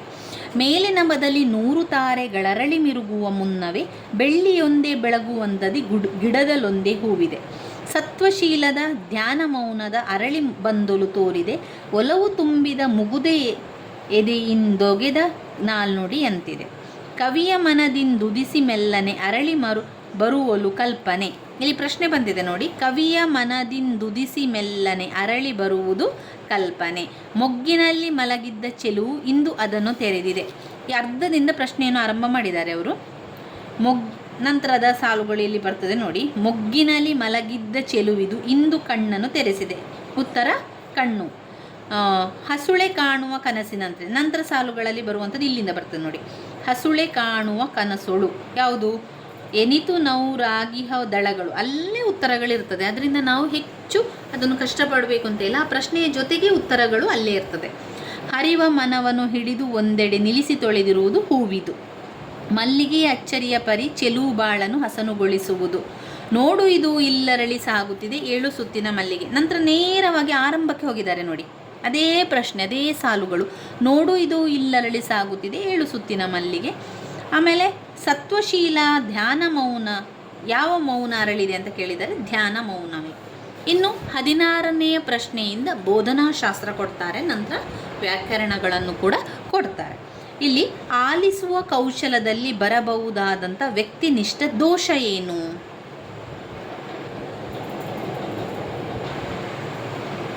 ವಿಷಯ ಅಥವಾ ವ್ಯಕ್ತಿಯ ಬಗ್ಗೆ ಪೂರ್ವಗ್ರಹ ಹೊಂದಿ ಕೇಳುವಂಥದ್ದು.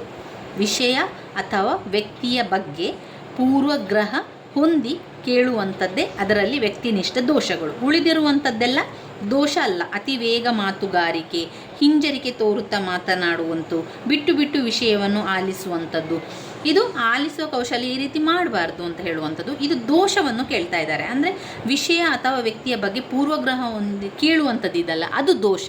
ಪೂರ್ವಗ್ರಹದಿಂದ ಕೇಳಬಾರ್ದು ಎನ್ನುವ ಉತ್ತರ ಅದರಲ್ಲಿ ಬರ್ತದೆ. ಇನ್ನು 17ನೇ ಪ್ರಶ್ನೆ. ಉತ್ತಮ ಮಾತುಗಾರಿಕೆ ಕೌಶಲ್ಯವು ಇದಕ್ಕೆ ಪೋಷಕವಾಗಿದೆ. ಉತ್ತಮ ಮಾತುಗಾರಿಕೆ ಆಗಬೇಕಂತಾದರೆ ಗಟ್ಟಿ ವಾಚನವನ್ನು ಮಾಡಬೇಕು. ಕೇಳಿ ಬರೆಯುವ ಸಾಮರ್ಥ್ಯವನ್ನು ಬೆಳೆಸುವ ಉತ್ತಮ ಚಟುವಟಿಕೆ ಯಾವುದು? ನಾವು ಕೊಡುವಂಥದ್ದು. ಕೇಳಿ ಸರಿಯಾಗಿ ಬರಿಬೇಕು, ಅದು ಉತ್ತಲೇಖನ. ಗತಕಾಲದ ವಿಷಯಗಳನ್ನು ಹೇಳುವಾಗ ಈ ಪದ್ಧತಿಯನ್ನು ಹೆಚ್ಚಾಗಿ ಬಳಸಲಾಗ್ತದೆ. ಗತಕಾಲದ ವಿಷಯವನ್ನು ಹೇಳುವಂಥದ್ದು ಅಂದರೆ ಅಲ್ಲಿ ಕತೆ ಹೇಳುವಂಥದ್ದು, ಹಿಂದಿನ ಆದಂತಹ ವಿಷಯಗಳು. ಉದಾಹರಣೆಗಳ ಮೂಲಕ ಸೂತ್ರದ ಕಡೆಗೆ ಸಾಗುವ ವ್ಯಾಕರಣ ಅನುಗಮನ ಪದ್ಧತಿ. ಅನುಗಮನ ಪದ್ಧತಿ ಮತ್ತು ನಿಗಮನ ಪದ್ಧತಿಯನ್ನು ಸರಿಯಾಗಿ ಕಲಿತುಕೊಳ್ಬೇಕು ಸ್ನೇಹಿತರೆ. ಅನುಗಮನ ಪದ್ಧತಿ ಅಂದರೆ ಇಂಡೆಕ್ಟಿವ್ ಮೆಥಡ್, ನಿಗಮನ ಪದ್ಧತಿ ಅಂದರೆ ಡಿಡಕ್ಟಿವ್ ಮೆಥಡ್. ಅನುಗಮನ ಪದ್ಧತಿ ಬರೆದವರು ಫ್ರಾನ್ಸಿಸ್ ಬೇಕನ್, ನಿಗಮನ ಪದ್ಧತಿ ಅರಿಸ್ಟಾಟಲ್. ಅನುಗಮನ ಪದ್ಧತಿ ವೈಜ್ಞಾನಿಕ ವಿಧಾನ ಪದ್ಧತಿಯಾಗಿದೆ. ಇದು ವ್ಯಾಕರಣ ಬೋಧನೆಗೆ ತುಂಬಾ ಅನುಕೂಲಕರವಾಗಿರುವಂತಹ ಒಂದು ಬೋಧನಾಶಾಸ್ತ್ರ ಅನುಗಮನ ಪದ್ಧತಿ. ನಿಗಮನ ಪದ್ಧತಿಯು ನಿಗಮನ ಪದ್ಧತಿ ಎನ್ನುವಂಥದ್ದು ಅವೈಜ್ಞಾನಿಕ ಪದ್ಧತಿಯಾಗಿರ್ತದೆ. ಇಲ್ಲಿ ಅಮೂರ್ತದಿಂದ ಮೂರ್ತದ ಕಡೆಗೆ ಹೋಗುವಂಥದ್ದು, ಅಮೂರ್ತದಿಂದ ಮೂರ್ತದ ಕಡೆಗೆ ಹೋಗುವಂಥದ್ದು ಈ ಒಂದು ಪದ್ಧತಿಯಲ್ಲಿ. ಆಮೇಲೆ ಇನ್ನಷ್ಟು ವಿಚಾರಗಳನ್ನು ನಾವು ಪುಸ್ತಕದಲ್ಲಿ ತಿಳ್ಕೊಳ್ಳುವ. ಇಲ್ಲಿ ನೋಡಿ, ಅನುಗಮನ ಪದ್ಧತಿ ಬೇಕನ್ ಅವರು ಮೂರ್ತದಿಂದ ಅಮೂರ್ತಕ್ಕೆ, ಗೊತ್ತಿರುವ ಕಡೆಯಿಂದ ಗೊತ್ತಿಲ್ಲದ ಕಡೆಗೆ. ಇದರಲ್ಲಿ ಮೊದಲು ಉದಾಹರಣೆ. ಅನುಗಮನ ಪದ್ಧತಿಯಲ್ಲಿ ಮೊದಲು ಉದಾಹರಣೆ, ನಂತರ ನಿಯಮ. ನಿಗಮನ ಪದ್ಧತಿಯಲ್ಲಿ ಮೊದಲು ನಿಯಮ ಮತ್ತೆ ಉದಾಹರಣೆ. ಅನುಗಮನ ಪದ್ಧತಿ ವೈಜ್ಞಾನಿಕ ವಿಧಾನ ಪದ್ಧತಿ. ನಿಗಮನ ಪದ್ಧತಿಯು ವೈಜ್ಞಾನಿಕ ಅಲ್ಲ, ಅವೈಜ್ಞಾನಿಕ ವಿಧಾನ ಆಗಿರುತ್ತದೆ. ಇನ್ನು ನಿಗಮನ ಪದ್ಧತಿಯಲ್ಲಿ ಇಡಿಯಿಂದ ಬಿಡಿಯ ಕಡೆಗೆ ಹೋಗುವಂಥದ್ದು. ಇಲ್ಲಿ ಬಿಡಿಯಿಂದ ಇಡಿಯ ಕಡೆಗೆ. ವ್ಯಾಕರಣ ಮೊದಲು, ನಿಯಮ ನಂತರ. ವ್ಯಾಕರಣ ಬೋಧನೆಗೆ ತುಂಬನೇ ಉತ್ತಮವಾಗಿರುವಂತಹ ಒಂದು ಪದ್ಧತಿ ಅನುಗಮನ ಪದ್ಧತಿ. ನಿರ್ದಿಷ್ಟ ವಿಷಯಗಳಿಂದ ಸಾಮಾನ್ಯದ ವಿಷಯದ ತನಕ ಮೊದಲು ನಾವು ಅನುಗಮನದ್ದು ಸರಿಯಾಗಿ ಕಲಿತುಕೊಂಡ್ರೆ ಅದರ ವಿರುದ್ಧವಾಗಿರುವಂಥದ್ದೇ ನಿಗಮನ ಪದ್ಧತಿಯಾಗಿರ್ತದೆ. ಮೊದಲು ನಾನು ಹೇಳ್ತಾ ಹೋಗ್ತಾನೆ. ಅನುಗಮನ ಪದ್ಧತಿಯನ್ನು ಮಾಡಿದವರು ಫ್ರಾನ್ಸಿಸ್ ಬೇಕನ್ನವರು. ಅನುಗಮನ ಪದ್ಧತಿ ಮೂರ್ತದಿಂದ ಅಮೂರ್ತದ ಕಡೆಗೆ ಹೋಗುವಂಥದ್ದು, ಗೊತ್ತಿರುವುದರಿಂದ ಗೊತ್ತಿಲ್ಲದ ಕಡೆಗೆ ಹೋಗುವಂಥದ್ದು, ಸರಳತೆಯಿಂದ ಕಠಿಣತೆಗೆ ಹೊಡುವಂಥದ್ದು, ನಿರ್ದಿಷ್ಟ ವಿಷಯಗಳಿಂದ ಸಾಮಾನ್ಯದೆಡೆಗೆ ಹೋಗುವಂಥದ್ದು, ಉದಾಹರಣೆ ಮೊದಲು ನಂತರ ನಿಯಮ. ಇದೊಂದು ವೈಜ್ಞಾನಿಕ ಪದ್ಧತಿ. ಇದು ವ್ಯಾಕರಣ ಬೋಧನೆಗೆ ಸೂಕ್ತವಾದ ಪದ್ಧತಿ ಅನುಗಮನ ಪದ್ಧತಿ. ಇವಿಷ್ಟು ಸರಿಯಾಗಿ ಗೊತ್ತಿರಲಿ. ಇದರ ವಿರುದ್ಧವಾಗಿರುವಂಥದ್ದೇ ನಿಗಮನ ಪದ್ಧತಿ. ಅದನ್ನು ನೆನಪಲ್ಲಿ ಇಟ್ಕೊಳ್ಳಿ. ನಿಗಮನ ಪದ್ಧತಿಯನ್ನು ಮಾಡಿದವರು ಅರಿಸ್ಟಾಟಲ್ ಅವರು. ಅಲ್ಲಿ ಮೊದಲು ನಿಯಮ, ನಂತರ ಉದಾಹರಣೆ. ಅಮೂರ್ತ ಪದ್ಧತಿಯಿಂದ ಮೂರ್ತಕ್ಕೆ ಹೋಗುವಂಥದ್ದು, ಇಡಿಯಿಂದ ಬಿಡಿಯ ಕಡೆಗೆ ಹೋಗುವಂಥದ್ದು. ಇಡಿಯಿಂದ ಬಿಡಿಯ ಕಡೆಗೆ ಒಂದು ಪ್ರಶ್ನೆ ಪತ್ರಿಕೆಯಲ್ಲಿ ಅದು ಬಂದಿದೆ. ನಿಗಮನ ಪದ್ಧತಿಯು ಈ ರೀತಿ ಕೇಳಿದ್ದಾರೆ, ಇಡಿಯಿಂದ ಬಿಡಿಯ ಕಡೆಗೆ ಹೋಗುವುದು ಯಾವ ಬೋಧನಾ ಪದ್ಧತಿ? ಅದು ನಿಗಮನ ಅಂತ ನಾವು ಬರೀಬೇಕು. ಇಡಿಯಿಂದ ಬಿಡಿಯ ಕಡೆಗೆ. ನಿರ್ದಿಷ್ಟ ವಿಷಯಗಳಿಂದ ಸಾಮಾನ್ಯ ವಿಷಯದೆಡೆಗೆ ಬರುವಂಥದ್ದು ಅನುಗಮನ ಪದ್ಧತಿ. ಗೊತ್ತಿರುವುದರಿಂದ ಗೊತ್ತಿಲ್ಲದ ಕಡೆಗೆ, ಸರಳತೆಯಿಂದ ಕಠಿಣತೆಯೆಡೆಗೆ, ಉದಾಹರಣೆಯಿಂದ ನಿಯಮ, ನಿರ್ದಿಷ್ಟತೆಯಿಂದ ಸಾಮಾನ್ಯ, ವೈಜ್ಞಾನಿಕ ಪದ್ಧತಿ. ಇದನ್ನು ನೆನಪಲ್ಲಿ ಇಟ್ಕೊಳ್ಳಿ. ಮೂರ್ತದಿಂದ ಅಮೂರ್ತ, ಅದು ಅನುಗಮನ ಪದ್ಧತಿಗೆ. ಪಾಠ ಯೋಜನೆಯಿಂದ ಶಿಕ್ಷಕರಿಗಾಗುವ ಅನುಕೂಲ ನಮಗೇನಾಗ್ತದೆ ಅಂದರೆ ಆತ್ಮವಿಶ್ವಾಸ ಮೂಡಿಸ್ತದೆ. ಬೋಧನೆಯಲ್ಲಿ ಗೊಂದಲ, ಬೋಧನೆಯಲ್ಲಿ ನಿರಾಸೆ, ಮಕ್ಕಳಿನ ಕಲಿಕಾ ಪ್ರಗತಿ, ಬೋಧನೆಯಲ್ಲಿ ಆತ್ಮವಿಶ್ವಾಸ ಮೂಡಿಸ್ತದೆ. ಭಾಷಾ ಪ್ರಯೋಗಾಲಯದಿಂದ ವಿದ್ಯಾರ್ಥಿಯು ಈ ಪ್ರಯೋಜನವನ್ನು ಪಡೆಯಬಹುದು. ಭಾಷಾ ಯೋಜನೆಯಿಂದ ಮಕ್ಕಳು ಏನು ಮಾಡ್ತಾರೆ ಅಂದರೆ ತಮ್ಮ ಕಲಿಕಾ ತೊಂದರೆ ನಿವಾರಿಸಿಕೊಳ್ಳಲಿಕ್ಕೆ ಪ್ರಯತ್ನ ಮಾಡುವಂಥದ್ದು. ಈ ಪ್ರಯೋಗಾಲಯದಿಂದ ನಮಗೆ ನಮ್ಮಲ್ಲಿರುವಂಥ ಸಮಸ್ಯೆಗಳನ್ನು ಅದರಿಂದ ತಿಳ್ಕೊಳ್ಬೋದು. ಕ್ರಿಯಾ ಸಂಶೋಧನೆಯ ಮೊದಲ ಹಂತ ಯಾವುದು? ಕ್ರಿಯಾ ಸಂಶೋಧನೆಯ ಮೊದಲ ಹಂತ ಸಮಸ್ಯೆಗಳು ಯಾವುದು ಅಂತ ತಿಳ್ಕೊಳ್ಳುವಂಥದ್ದು. ಸಮಸ್ಯೆಯ ಕ್ಷೇತ್ರವನ್ನು ಗುರುತಿಸುವಂಥದ್ದು ಕ್ರಿಯಾ ಸಂಶೋಧನೆ. ಈಗ ಕ್ರಿಯಾ ಸಂಶೋಧನೆ ಸಮಸ್ಯೆಯ ಕ್ಷೇತ್ರವನ್ನು ಗುರುತಿಸುವುದು. ತಕ್ಷಣದ ಪರಿಹಾರ ಬೇಕು ಅಂತ ಹೇಳಿದರೆ ನಾವು ಕ್ರಿಯಾ ಸಂಶೋಧನಾ ವಿಧಾನವನ್ನು ತೆಗೆದುಕೊಳ್ಳುವಂಥದ್ದು. ಇನ್ನು 24ನೇ ಪ್ರಶ್ನೆ, ಕೈ ಬರಹದಲ್ಲಿ ಕಂಡುಬರುವ ದೋಷಗಳು. ಸಂಭಾಷಣೆಯ ದೋಷ, ಉಚ್ಚಾರ ದೋಷ, ಕಾಗುಣಿತ ದೋಷ, ಉಗ್ಗುವಿಕೆ. ಇದೆಲ್ಲ ಕೂಡ ಮಾತಿನಲ್ಲಿ ಬರ್ತದೆ ನೋಡಿ. ಕೈ ಬರಹ ಅಂತ ಬಂದಾಗ ಕಾಗುಣಿತ ದೋಷ. ಪಠ್ಯಪುಸ್ತಕ ರಚನಾ ತತ್ವ, ಇದು ಯಾರ ಕೇಂದ್ರಿತ? ಮಕ್ಕಳಿಗಿರುವಂಥದ್ದು, ಅಂದರೆ ಶಿಶು ಕೇಂದ್ರಿತ ಪುಸ್ತಕ. ನಿತ್ಯ ನಪುಂಸಕ ಲಿಂಗಕ್ಕೆ ಉದಾಹರಣೆ. ಇಲ್ಲಿ ಪುಲ್ಲಿಂಗ, ಸ್ತ್ರೀಲಿಂಗ, ನಪುಂಸಕಲಿಂಗ, ನಿತ್ಯ ನಪುಂಸಕಲಿಂಗ ಅಂತ ಕೊಡ್ತಾರೆ. ಪುಲ್ಲಿಂಗ ಅಂತ ಹೇಳಿದ ಕೂಡಲೇ ಹುಡುಗರು, ರಾಮ, ಭೀಮ ಪುಲ್ಲಿಂಗ. ಸ್ತ್ರೀಲಿಂಗ ಸೀತೆ, ಯಮುನಾ, ಈ ರೀತಿ ಸ್ತ್ರೀಲಿಂಗ. ನಪುಂಸಕಲಿಂಗ ಬಂದಾಗ ಅದು ಕಲ್ಲು, ಮಣ್ಣು, ಝರಿ, ನೀರು, ಅದೆಲ್ಲ ನಪುಂಸಕಲಿಂಗ. ನಿತ್ಯ ನಪುಂಸಕಲಿಂಗ ಅಂತ ಬಂದಾಗ ಮಗು, ಶಿಶು, ಕೂಸು, ದಂಡು, ಇದು ನಿತ್ಯ ನಪುಂಸಕಕ್ಕೆ ಇರುವಂತಹ ಉದಾಹರಣೆಯಾಗಿದೆ. ಇದರಲ್ಲಿ ನಿಮಗೆ ನೋಡುವುದಾದರೆ ನಿತ್ಯ ನಪುಂಸಕ, ಅದನ್ನು ನಿಮಗೆ ನಾನು ತೋರಿಸ್ತೇನೆ.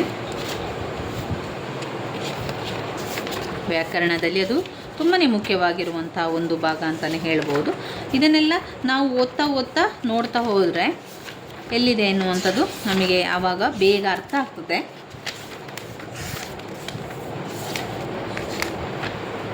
ನೋಡಿ, ರೂಢಿಯಿಂದ ಬಂದದ್ದು ರೂಢನಾಮ, ಅಂಕಿತನಾಮ, ಅನ್ವರ್ಥನಾಮ, ಇದೆಲ್ಲ ಬರ್ತದೆ ನೋಡಿ ಇದರಲ್ಲಿ.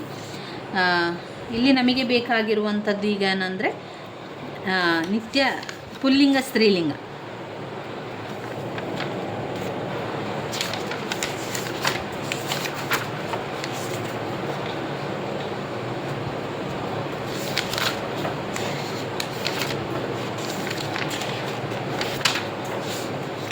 ನೋಡಿ, ಪುಲ್ಲಿಂಗ ಅವನು, ರಾಮ, ಕಳ್ಳ, ಮುದುಕ, ಹುಡುಗ ಎಲ್ಲ ಪುಲ್ಲಿಂಗ. ಸ್ತ್ರೀಲಿಂಗ ಅಂತ ಬಂದಾಗ ಹುಡುಗಿ, ಸೀತೆ, ಕುಂಟಿ. ನಪುಂಸಕಲಿಂಗ ಮನೆ, ಹೊಲ, ಜಲ, ಜರಿ, ನೀರು, ಕಲ್ಲು, ಮಣ್ಣು, ನಪುಂಸಕಲಿಂಗ. ಸ್ತ್ರೀಲಿಂಗ ಲಕ್ಷ್ಮಿ ಒಲಿಯಿತು, ಲಕ್ಷ್ಮಿ ಒಲಿದಳು ಅನ್ನುವಂಥದ್ದು ಸ್ತ್ರೀಲಿಂಗ ಬರ್ತದೆ. ಇನ್ನು ನೋಡಿ, ನಿತ್ಯ ನಪುಂಸಕಲಿಂಗ ಮಗು, ಶಿಶು, ದಂಡು, ಜನ ಕೂಡ ಬರ್ತದೆ, ನೆನಪಲ್ಲಿ ಇಟ್ಕೊಳ್ಳಿ. ಮಗು, ಶಿಶು, ದಂಡು, ಜನ, ಕೂಸು ಕೂಡ ಬರ್ತದೆ. ಅದರಲ್ಲಿ ನಿತ್ಯ ನಪುಂಸಕ ಬರುವಂಥದ್ದು. ಇನ್ನು ವಿಶೇಷಣ ಸಂಬಂಧ. ವಿಶೇಷ ಸಂಬಂಧ ನೆನಪಲ್ಲಿ ಇಟ್ಕೊಳ್ಳಿ, ಯಾವಾಗಲೂ ಕೇಳುವಂಥದ್ದು ಪ್ರಶ್ನೆ. ವಿಶೇಷ ಸಂಬಂಧ ಬರುವಂಥದ್ದು ಕರ್ಮಧಾರೆಯ ಸಮಾಸದಲ್ಲಿ. ಕರ್ಮಧಾರೆಯ ಸಮಾಸದಲ್ಲಿ ಬಂದ ಕಪ್ಪಾದ ಮೋಡ, ಒಂದನ್ನು ಒಂದಕ್ಕೆ ವಿಶೇಷವಾಗಿ ತೋರಿಸುವಂಥದ್ದು. ಕೆಂಪಾದ ತಾವರೆ, ಆಮೇಲೆ ಕಪ್ಪಾದ ಮೋಡ, ಕಾರ್ಮೋಡ, ಅದು ವಿಶೇಷಣ ಮತ್ತು ವಿಶೇಷ ಸಂಬಂಧ ಕರ್ಮಧಾರೆಯ ಸಮಾಸ. ಅಂಶಿ ಸಮಾಸದಲ್ಲಿ ಅದು ಅಂಶಿ ಸಂಬಂಧವನ್ನು ಹೊಂದಿರುವಂಥದ್ದು ಅಂಶಿ ಸಮಾಸ. ಕೈಯ, ಅಡಿ, ಅಂಗೈ ಈ ರೀತಿಯಾಗಿ ಬರುವಂಥದ್ದು. ತತ್ಪುರುಷ ಸಮಾಸದಲ್ಲಿ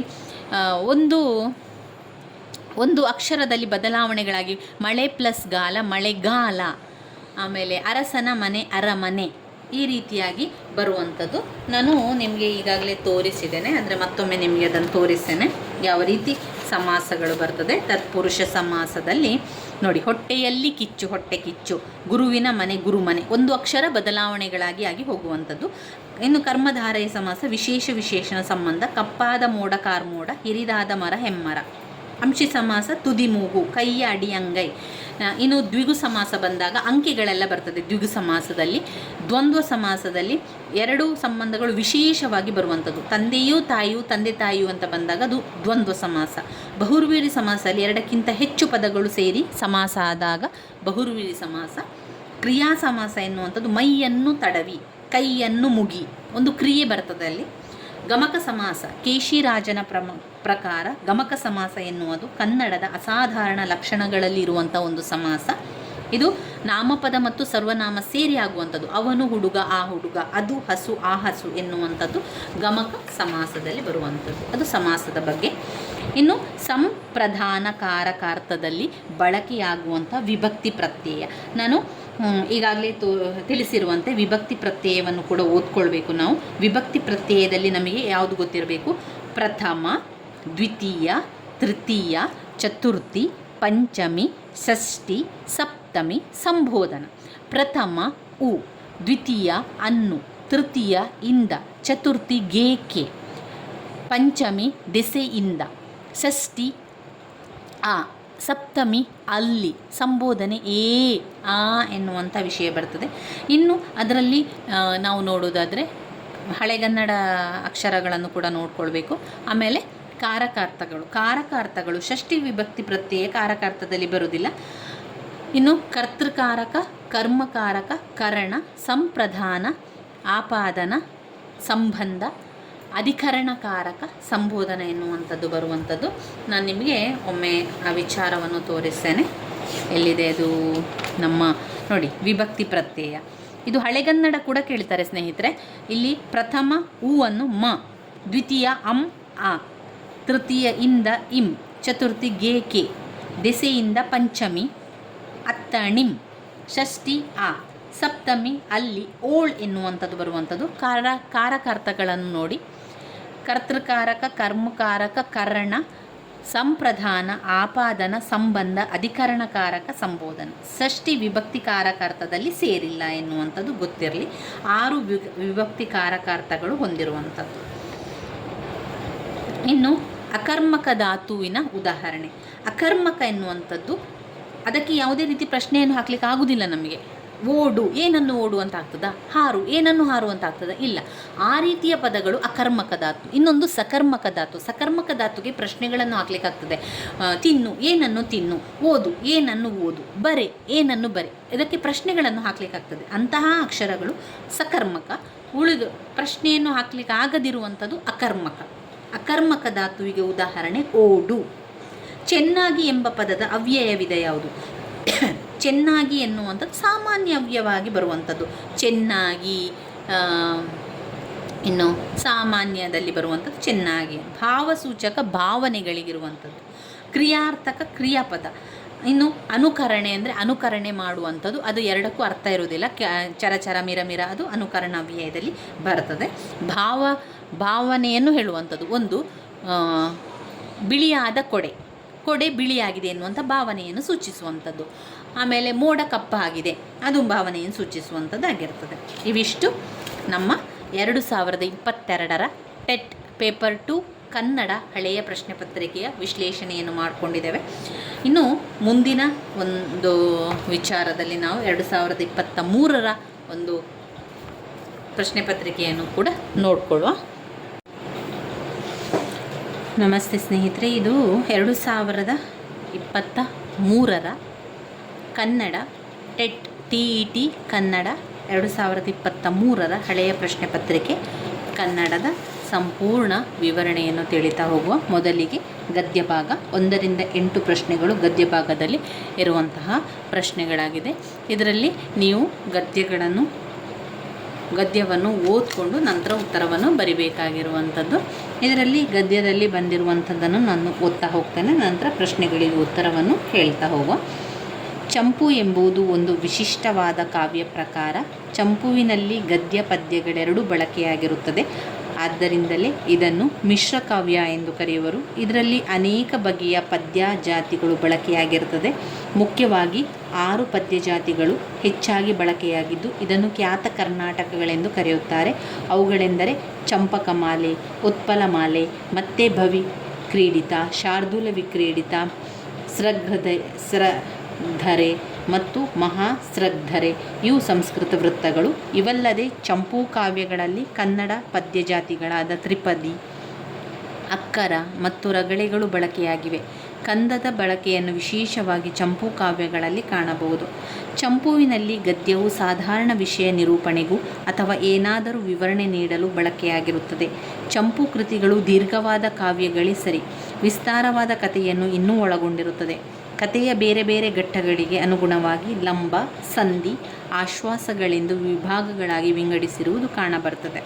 ಚಂಪೂ ಕಾವ್ಯಗಳಲ್ಲಿ 18 ವರ್ಣನೆಗಳಿದ್ದು ಶೃಂಗಾರ, ವೀರ, ಶಾಂತರಸಗಳು ಮುಖ್ಯವಾಗಿದ್ದು ಉಳಿದ ರಸಗಳು ಇವನ್ನು ಅನುಸರಿಸಿಕೊಂಡು ಬಂದಿರುತ್ತದೆ. ಕಾವ್ಯದ ಆರಂಭದಲ್ಲಿ ಮಂಗಳ ಪದ್ಯವಿರುತ್ತದೆ. ಇದರಲ್ಲಿ ಕವಿ ತನ್ನ ಆರಾಧ್ಯ ದೈವವನ್ನು ಪ್ರಾರ್ಥಿಸುತ್ತಾನೆ. ನಂತರ ಹಿಂದಿನ ಕವಿಗಳು ತನ್ನ ಕಾವ್ಯದ ವೈಶಿಷ್ಟ್ಯ ಹಾಗೂ ವೈಯಕ್ತಿಕ ವಿವರಗಳನ್ನು ಕೊಟ್ಟಿರ್ತಾನೆ. ಪ್ರತಿ ಸಂಧಿ ಅಥವಾ ಆಶ್ವಾಸದ ಕಡೆಯಲ್ಲಿ ಕವಿ ತನ್ನ ಬಿರುದುಗಳನ್ನು, ಯಾರಿಂದ ಕೃತಿ ರಚನೆಯಾಯಿತು ಎಂಬುದನ್ನು ಹೇಳಿಕೊಂಡಿರುತ್ತಾನೆ. ಕಾವ್ಯದ ಕೊನೆಯಲ್ಲಿ ತನ್ನ ಕಾವ್ಯವನ್ನು ಓದುವುದರಿಂದ ದೊರೆಯುವ ಪ್ರಯೋಜನ ಅಥವಾ ಫಲವೆಂತಹದು ಎಂಬುದನ್ನು ಹೇಳುತ್ತಾನೆ. ಇದಕ್ಕೆ ಫಲಶ್ರುತಿ ಎಂದು ಹೆಸರು. ಕಾವ್ಯದ ಮೊದಲಲ್ಲಿ ಅಥವಾ ಕೊನೆಯಲ್ಲಿ ಕವಿ ತನ್ನ ಆಶ್ರಯದಾತನನ್ನು ಕುರಿತಾದ ಕೆಲವು ವಿಚಾರಗಳನ್ನು ಹೇಳಿರುತ್ತಾನೆ. ಹಳೆಗನ್ನಡದಲ್ಲಿ ಚಂಪೂ ಕಾವ್ಯಗಳು ಹೆಚ್ಚಾಗಿ ಕಾಣಬರುತ್ತದೆ.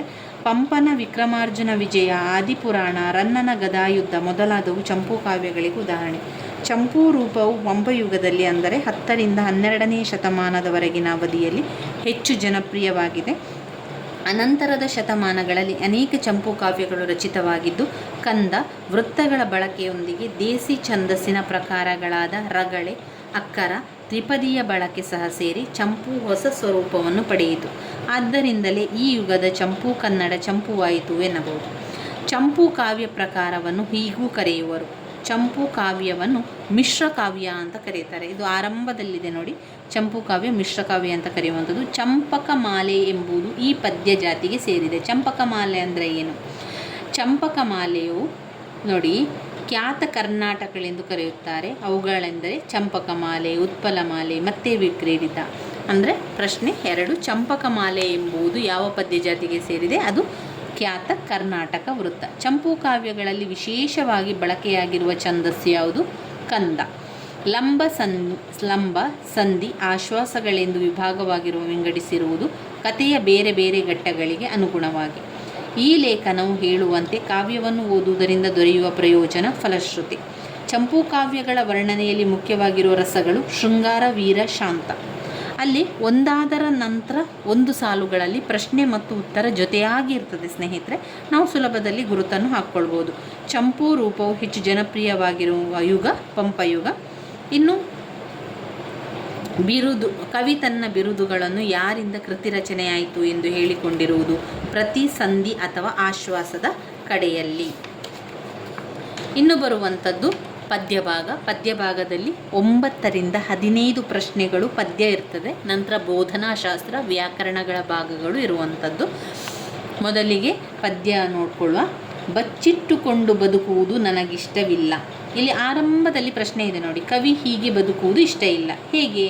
ಬಚ್ಚಿಟ್ಟುಕೊಂಡು ಬದುಕುವುದು ಇಷ್ಟ ಇಲ್ಲ. ಕವಿಗೆ ಇವರನ್ನು ಕಂಡರೆ ಆಗುವುದಿಲ್ಲ. ಬಹುದೊಡ್ಡ ಮಾತನಾಡುತ್ತಾ ದಿನದಿನದ ಸರಳ ಸಾಧಾರಣ ಬದುಕಿಗೆ ಗವಮಾನ ಮಾಡುವವರನ್ನು ಕಂಡರೆ ಅವರಿಗೆ ಇಷ್ಟ. ನನಗೆ ಅಂತ ಹೇಳಿದರೆ ಇಲ್ಲಿ ಕವಿ ಅವರಿಗೆ ಇಷ್ಟ ಆಗುವುದಿಲ್ಲ ಅಂತೆ. ಕವಿಗೆ ಇದರ ಅಭ್ಯಾಸ ಇಲ್ಲ. ಯಾವುದರ ಅಭ್ಯಾಸ ಇಲ್ಲ? ಕವಿಗೆ ತೂಗಾಡುವ ಕಿರೀಟಗಳಿಗೆ ತಕ್ಕಂತೆ ತಲೆಯ ಆಕಾರಗಳನ್ನು ಬದಲಾಯಿಸುತ್ತಾ ಪರದಾಡುವುದು ನನಗೆ ಅಭ್ಯಾಸವಿಲ್ಲ. ಕವಿ ಹೀಗೆ ಬದುಕುತ್ತೇನೆ ಎನ್ನುತ್ತಾರೆ. ಹೇಗೆ ಬದುಕುತ್ತಾರೆ? ಕವಿ ಇಲ್ಲಿ ಹೇಳ್ತಾರೆ, ನನ್ನ ಪಾಡಿಗೆ ನಾನು ಬದುಕುತ್ತೇನೆ. ಇದೆಲ್ಲ ಪ್ರಶ್ನೆಯಲ್ಲಿರುವಂಥದ್ದು. ಕವಿ ಇದರ ಅಭ್ಯಾಸವಿಲ್ಲ. ತೂಗಾಡುವ ಕಿರೀಟಕ್ಕೆ ಕವಿ ಹೀಗೆ ಬದುಕುತ್ತೇನೆ ಎನ್ನುತ್ತಾರೆ. ಹೇಗೋ ನನ್ನ ಪಾಡಿಗೆ. ಕವಿ ನೆಲವನ್ನು ಉತ್ತಿ ಬಿತ್ತಿ ನೀರಿರುವುದು ಮಲಗಿರುವ ಬೀಜಗಳ ಕಣ್ಣು ತೆರೆಸಲಿಕ್ಕೆ. ಕವಿ ಸಸಿಗಳ ಕುರಿತು ನಂಬಿಕೆಯಿಂದ ಕಾಯುತ್ತಿರುವಂಥದ್ದು. ಒಂದೆರಡಾದರೂ ಬೀಜ ಆದರೂ ಕೂಡ ಹಣ್ಣು ಬಿಟ್ಟಾವು ಎನ್ನುವಂತಹ ಒಂದು ನಂಬಿಕೆಯಿಂದ. ಪರದಾಡುವುದು ಅಂದರೆ ಅಲ್ಲಿ ಕೊಟ್ಟಿರುವುದಿಲ್ಲ, ನಾವು ಅದನ್ನು ಅರ್ಥ ಮಾಡ್ಕೊಳ್ಬೇಕು. ಪರದಾಡುವುದು ಅಂದರೆ ಬವಣೆ. ಇನ್ನು ಬರುವಂಥ ಪ್ರಶ್ನೆಗಳು ಬೋಧನಾಶಾಸ್ತ್ರ.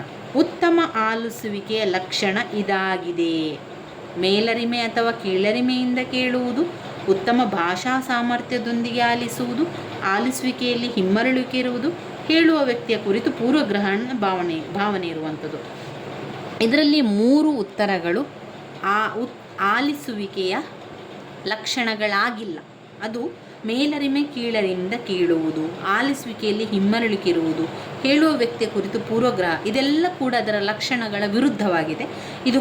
ಇದು ಮಾತ್ರ ಲಕ್ಷಣ, ಉತ್ತಮ ಭಾಷಾ ಸಾಮರ್ಥ್ಯದೊಂದಿಗೆ ಆಲಿಸುವಂಥದ್ದು ಉತ್ತಮ ಆಲಿಸುವಿಕೆಯ ಲಕ್ಷಣ. ಇನ್ನು ಮುದ್ರಿತ ವಿಷಯವನ್ನು ವೇಗವಾಗಿ ಓದುತ್ತಾ ಅದೇ ವೇಗದಲ್ಲಿ ಅರ್ಥ ಮಾಡಿಕೊಳ್ಳುವಂಥದ್ದು. ಕೆಲವೊಮ್ಮೆ ಪ್ರಶ್ನೆಯಲ್ಲಿ ಉತ್ತರಗಳಿರುವುದರಿಂದ ನಾವು ಪ್ರಶ್ನೆಯನ್ನು ಆಲೋಚನೆ ಮಾಡಿಕೊಳ್ಬೇಕು. 2 ಬಾರಿ ಒಮ್ಮೆ ಓದ್ಕೊಳ್ಬೇಕು. ಒಮ್ಮೆ ಅರ್ಥ ಆಗಿಲ್ಲ ಅಂತಾದರೆ 2 ಬಾರಿ ಓದ್ಕೊಳ್ಬೇಕು. ಮುದ್ರಿತ ವಿಷಯವನ್ನು ವೇಗವಾಗಿ ಓದುತ್ತಾ ಅದೇ ವೇಗದಲ್ಲಿ ಅರ್ಥ ಮಾಡಿಕೊಳ್ಳುವಂಥದ್ದು ವೇಗವರ್ಧಿತ ಓದು. ಗಟ್ಟಿ ಓದು ಬರುವಂಥದ್ದು ಮಾತನಾಡಲಿಕ್ಕೆ ಸಾಮರ್ಥ್ಯ ಇರುವಂಥದ್ದು. ಒಳ್ಳೆಯ ಮಾತನಾಡಲಿಕ್ಕೆ ಗಟ್ಟಿ ಓದು ಬೇಕಾಗ್ತದೆ. ಉತ್ತಮ ಕೈಬರಹ ಲಕ್ಷಣ ಕಾಗುಣಿತ ಕ್ರಮಬದ್ಧವಾಗಿ ಇರಬೇಕು. ಖಂಡ ಪದ್ಧತಿಯ ಲಕ್ಷಣ ಏನು? ಖಂಡ ಪದ್ಧತಿಯು ಬಿಡಿಯಿಂದ ಇಡಿಗೆ ಹೋಗುವಂಥದ್ದು. ಖಂಡ ಪದ್ಧತಿಯನ್ನು ಮತ್ತು ಅಖಂಡ ಪದ್ಧತಿಯು ನಾವು ನೋಡಬೇಕಾದ್ರೆ ಪದ್ಯದ ವಿಚಾರಗಳನ್ನು ಓದ್ಕೊಳ್ಳುವಂಥದ್ದು. ಪದ್ಯಕ್ಕೆ ಉತ್ತಮವಾದಂಥ ಪದ್ಧತಿ ಅಖಂಡ ಪದ್ಧತಿ ಆಗಿರುತ್ತೆ. ಖಂಡ ಪದ್ಧತಿಯಲ್ಲಿ ಪದ್ಯವನ್ನು ಚಿಕ್ಕದಾಗಿ ಓದ್ಕೊಳ್ಳುವಂಥದ್ದು, ಬಿಡಿಯಾಗಿ ಮಾಡಿ ಓದ್ಕೊಳ್ಳುವಂಥದ್ದು. ಬಿಡಿಯಿಂದ ಇಡಿಯ ಕಡೆಗೆ ಹೋಗ್ತದೆ, ಅದು ಬಿಡಿಯಾಗಿ ಓದುವಂಥದ್ದು. ಆದರೆ ಅಖಂಡ ಪದ್ಧತಿಯಲ್ಲಿ ಏನಾಗ್ತದೆ ಅಂದರೆ ಅದು ಇಡಿಯಿಂದ ಬಿಡಿಯ ಕಡೆಗೆ ಹೋಗ್ತದೆ, ಇಡಿಯಾಗಿ ಓದುವಂಥದ್ದು. ಅದು ಮಕ್ಕಳಿಗೆ ಇಡಿಯಾಗಿ ಪದ್ಯ ಅರ್ಥ ಮಾಡಿಕೊಳ್ಳಿಕ್ಕೆ, ಅದರ ರಸಾನುಭವ, ಅವುಗಳ ಎಲ್ಲವನ್ನು ತಿಳ್ಕೊಳ್ಳಿಕ್ಕೆ, ಅದು ಸೌಂದರ್ಯ ಪ್ರಜ್ಞೆಯನ್ನು ತಿಳಿಸಿಕೊಡಲಿಕ್ಕೆ ಅದು ಉತ್ತಮ ಆಗಿರ್ತದೆ. ವ್ಯಾಕರಣ ಬೋಧನೆಯು ಈ ಉದ್ದೇಶ ಹೊಂದಿಲ್ಲ. ವ್ಯಾಕರಣದಲ್ಲಿ ರಸಾನುಭವ ಸೌಂದರ್ಯ ಪ್ರಜ್ಞೆಯೇ ಹೊಂದಿಲ್ಲ. ಯಾಕಂದರೆ ಅದಿರುವಂಥದ್ದು ಪದ್ಯಕ್ಕೆ. ಉಳಿದೇ ಇರುವಂಥದ್ದು ಶಬ್ದಾರ್ಥ, ಭಾಷೆಯ ಬಗೆಗೆ ತಾರ್ಕಿಕ ಜ್ಞಾನ, ಪದ ವ್ಯಾಕರಣ, ಅದೆಲ್ಲ ಕೂಡ ವ್ಯಾಕರಣ ಬೋಧನೆಗೆ. ಇನ್ನೂ ಒಂದು ಉಳಿದಿದೆಯಲ್ಲ, ಅದು ಇರುವಂಥದ್ದು ರಸಾನುಭವ ಮತ್ತು ಸೌಂದರ್ಯ ಪ್ರಜ್ಞೆ ಬೆಳೆಸುವಂಥದ್ದು ಪದ್ಯಕ್ಕೆ ಇರುವಂಥದ್ದು. ಬರವಣಿಗೆಯ ಕೌಶಲ ಸಂವರ್ಧನೆಗೆ ಈ ಚಟುವಟಿಕೆ ಸೂಕ್ತವಲ್ಲ. ಬರವಣಿಗೆ ಕೌಶಲ ಅಂತ ಬಂದಾಗ ಗಾದೆ ಮಾತು ವಿಸ್ತರಣೆ, ಪತ್ರಲೇಖನ, ಪ್ರಬಂಧ ರಚನೆ, ಪರಸ್ಪರ ಸಂಭಾಷಣೆ ಏರ್ಪಡಿಸುವುದು ಬರವಣಿಗೆಯ ಕೌಶಲ್ಯ ವರ್ಧನೆಗೆ ಈ ಚಟುವಟಿಕೆ ಸೂಕ್ತವಲ್ಲ ಅಂತ ಕೇಳಿದ್ದಾರೆ. ಕೆಲವೊಮ್ಮೆ ನಾವೇನು ಮಾಡ್ತೇವೆ ಅಂತ ಗಡಿಬಿಡಿಯಲ್ಲಿ, ಹಾಗೆ ಆ ಪರೀಕ್ಷೆಯ ಒಂದು ಚಿಂತೆ ಟೆನ್ಷನಲ್ಲಿ ಏನು ಮಾಡ್ತೇವೆ ಅಂತ ಆದರೆ ಸರಿಯಾಗಿ ಪ್ರಶ್ನೆಯನ್ನು ಓದ್ಕೊಳ್ಳೋದಿಲ್ಲ. ಅವರು ಅಲ್ಲೇ ಕೆಲವೊಮ್ಮೆ ಉಲ್ಟ ಕೊಟ್ಟಿರ್ತಾರೆ. ನಾವು ಅಂದ್ಕೊಳ್ತೇವೆ ಬರವಣಿಗೆ ಕೌಶಲ್ಯ ವರ್ಧನೆಗೆ ಯಾವುದು ಸೂಕ್ತ ಅಂತ ಓದ್ಕೊಳ್ತೇವೆ. ಆವಾಗ ನಾವು ಸಡನ್ನಾಗಿ ಯಾವುದನ್ನು ಟಿಕ್ ಮಾಡ್ತೇವೆ, ಪತ್ರಲೇಖನ ಅಂತ ಬರಿತೇವೆ, ಪ್ರಬಂಧ ರಚನೆ, ಆ ರೀತಿಯಾಗಿ ಉತ್ತರವನ್ನು ಗುರುತಿಸ್ತೇವೆ. ಅದರಿಂದ ಸ್ವಲ್ಪ ಜಾಗರೂಕತೆಯಿಂದ ಪ್ರಶ್ನೆಯನ್ನು 2 ಬಾರಿ ಓದ್ಕೊಳ್ಳಿ ಸ್ನೇಹಿತರೆ. ಅಲ್ಲಿ ಸೂಕ್ತವಲ್ಲ ಅಂತ ಕೇಳಿದರೆ ಆಗ ಪರಸ್ಪರ ಸಂಭಾಷಣೆ ಏರ್ಪಡಿಸುವುದು ಅದು ಸೂಕ್ತ ಅಲ್ಲ. ನಾಟಕ ಸಾಹಿತ್ಯ ಬೋಧಿಸುವಾಗ ಈ ಅಂಶದ ಕಡೆಗೆ ಹೆಚ್ಚು ಒತ್ತನ್ನು ಕೊಡಬೇಕು. ಸನ್ನಿವೇಶ ಇರಬೇಕು, ಸಂಭಾಷಣೆ. ನಾಟಕ ಅಂತ ಹೇಳಿದ ಕೂಡಲೇ ಮಾತನಾಡಲಿಕ್ಕೆ ಇರ್ತದಲ್ವ, ಅದರಿಂದ ಅಲ್ಲಿ ಸಂಭಾಷಣೆಯನ್ನು ಆಯ್ಕೆ ಮಾಡಿಕೊಳ್ಬೇಕು. ಉಪನ್ಯಾಸ ವಿಧಾನದ ಬೋಧನೆಯ ಅನುಕೂಲ ಏನು? ಉಪನ್ಯಾಸ ಅಂದರೆ ಟೀಚಿಂಗ್ ಮಾಡೋದು ಅಥವಾ ಭಾಷಣ ಮಾಡ್ತೇವಲ್ಲ ನಾವು, ಉಪನ್ಯಾಸ, ಅದು ಏನು ಪ್ರಯೋಜನ ಅಂತ ಹೇಳಿದರೆ ಎಂತಹ ದೊಡ್ಡ ಗುಂಪು ಸಭೆಗಳಿಗೂ ಕೂಡ ಅದನ್ನು ಹೊಂದಿಸ್ಕೊಂಡು ಹೋಗ್ಬೋದು. ಈಗ ನಾವು ಒಂದು ಭಾಷಣವನ್ನು ಕಲಿತೇವೆ, ಅದನ್ನು ನಾವೇನು ಮಾಡ್ತೇವೆ, 10 ಜನಕ್ಕೋಸ್ಕರ ಅಂತ ಬರಿತೇವೆ? ಇಲ್ಲ.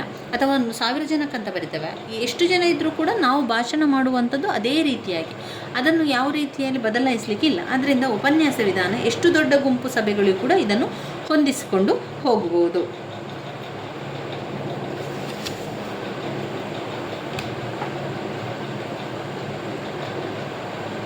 ಹೌದು, ಚೆನ್ನಾಗಿದೆ, ಅದ್ಭುತ, ಸರಿಯಾಗಿ ಹೇಳಿದ್ದೀರಿ ಎನ್ನುವಂತಹದ್ದು ಧನಾತ್ಮಕ ಶಬ್ದಿಕ ಅಭಿವರ್ಧನೆಗಳು. ಅಂದರೆ ಇಲ್ಲಿ ಧನಾತ್ಮಕವಾಗಿದೆ ನೋಡಿ. ಇದು ಮೊದಲಿಗೆ ನೀವು ಈಗ 4 ಉತ್ತರ ಕೊಟ್ಟಿದ್ದಾರೆ. ಹೌದು, ಚೆನ್ನಾಗಿದೆ, ಅದ್ಭುತ, ಸರಿಯಾಗಿದೆ ಎನ್ನುವಂಥದ್ದು. ಇಲ್ಲಿ ನಿಮಗೆ ಯಾವುದಾದ್ರೂ ನೆಗೆಟಿವ್ ಕಾಣ್ತಾ ಇದೆಯಾ, ಪಾಸಿಟಿವ್ ಕಾಣ್ತಾ ಇದೆಯಾ? ಹೌದು, ಚೆನ್ನಾಗಿದೆ, ಅದ್ಭುತವಾಗಿದೆ, ಸರಿಯಾಗಿದೆ ಎನ್ನುವಂಥದ್ದು ಒಂದು ಪಾಸಿಟಿವ್ ಥಿಂಕಿಂಗ್. ಅದರಿಂದ ಇದೆರಡನ್ನು ಆಯ್ಕೆ ಮಾಡೋದು ಬೇಡ. ಋಣಾತ್ಮಕ ಅಲ್ಲ ಇಲ್ಲಿ.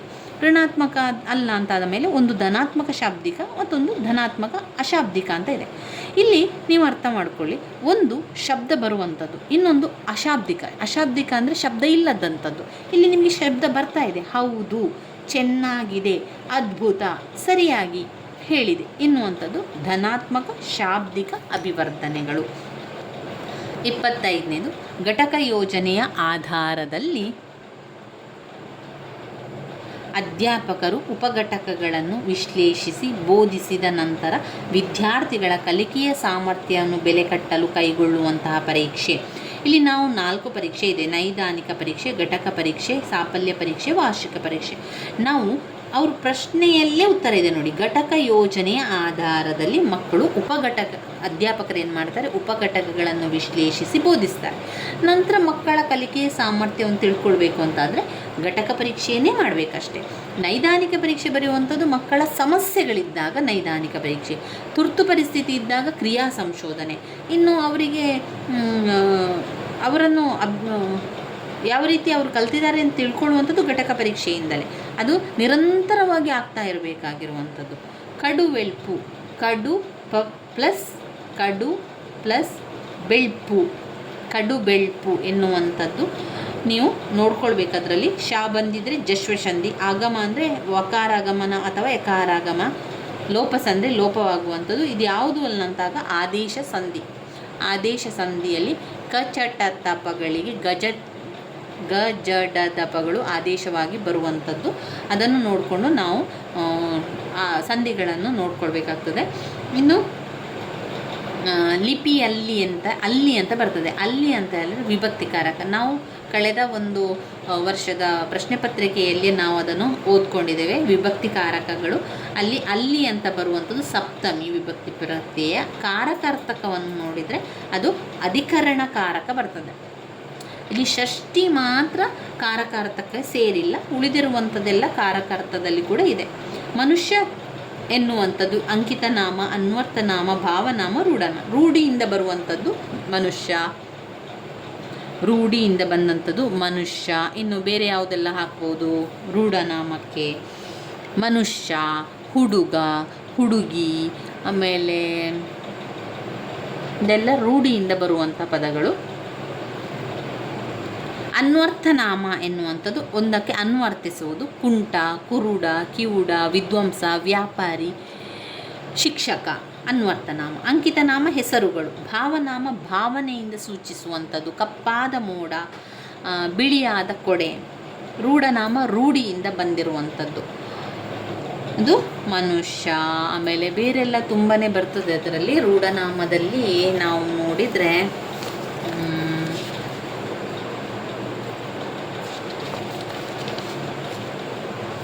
ರೂಢನಾಮ, ಒಂದು ನಿಮಿಷ ನಾನು ತೋರಿಸ್ತೇನೆ ಬರೆದಿರುವಂಥದ್ದು. ರೂಢನಾಮಗಳಲ್ಲಿ ಯಾವುದೆಲ್ಲ ಹಾಕ್ಕೊಳ್ಬೋದು?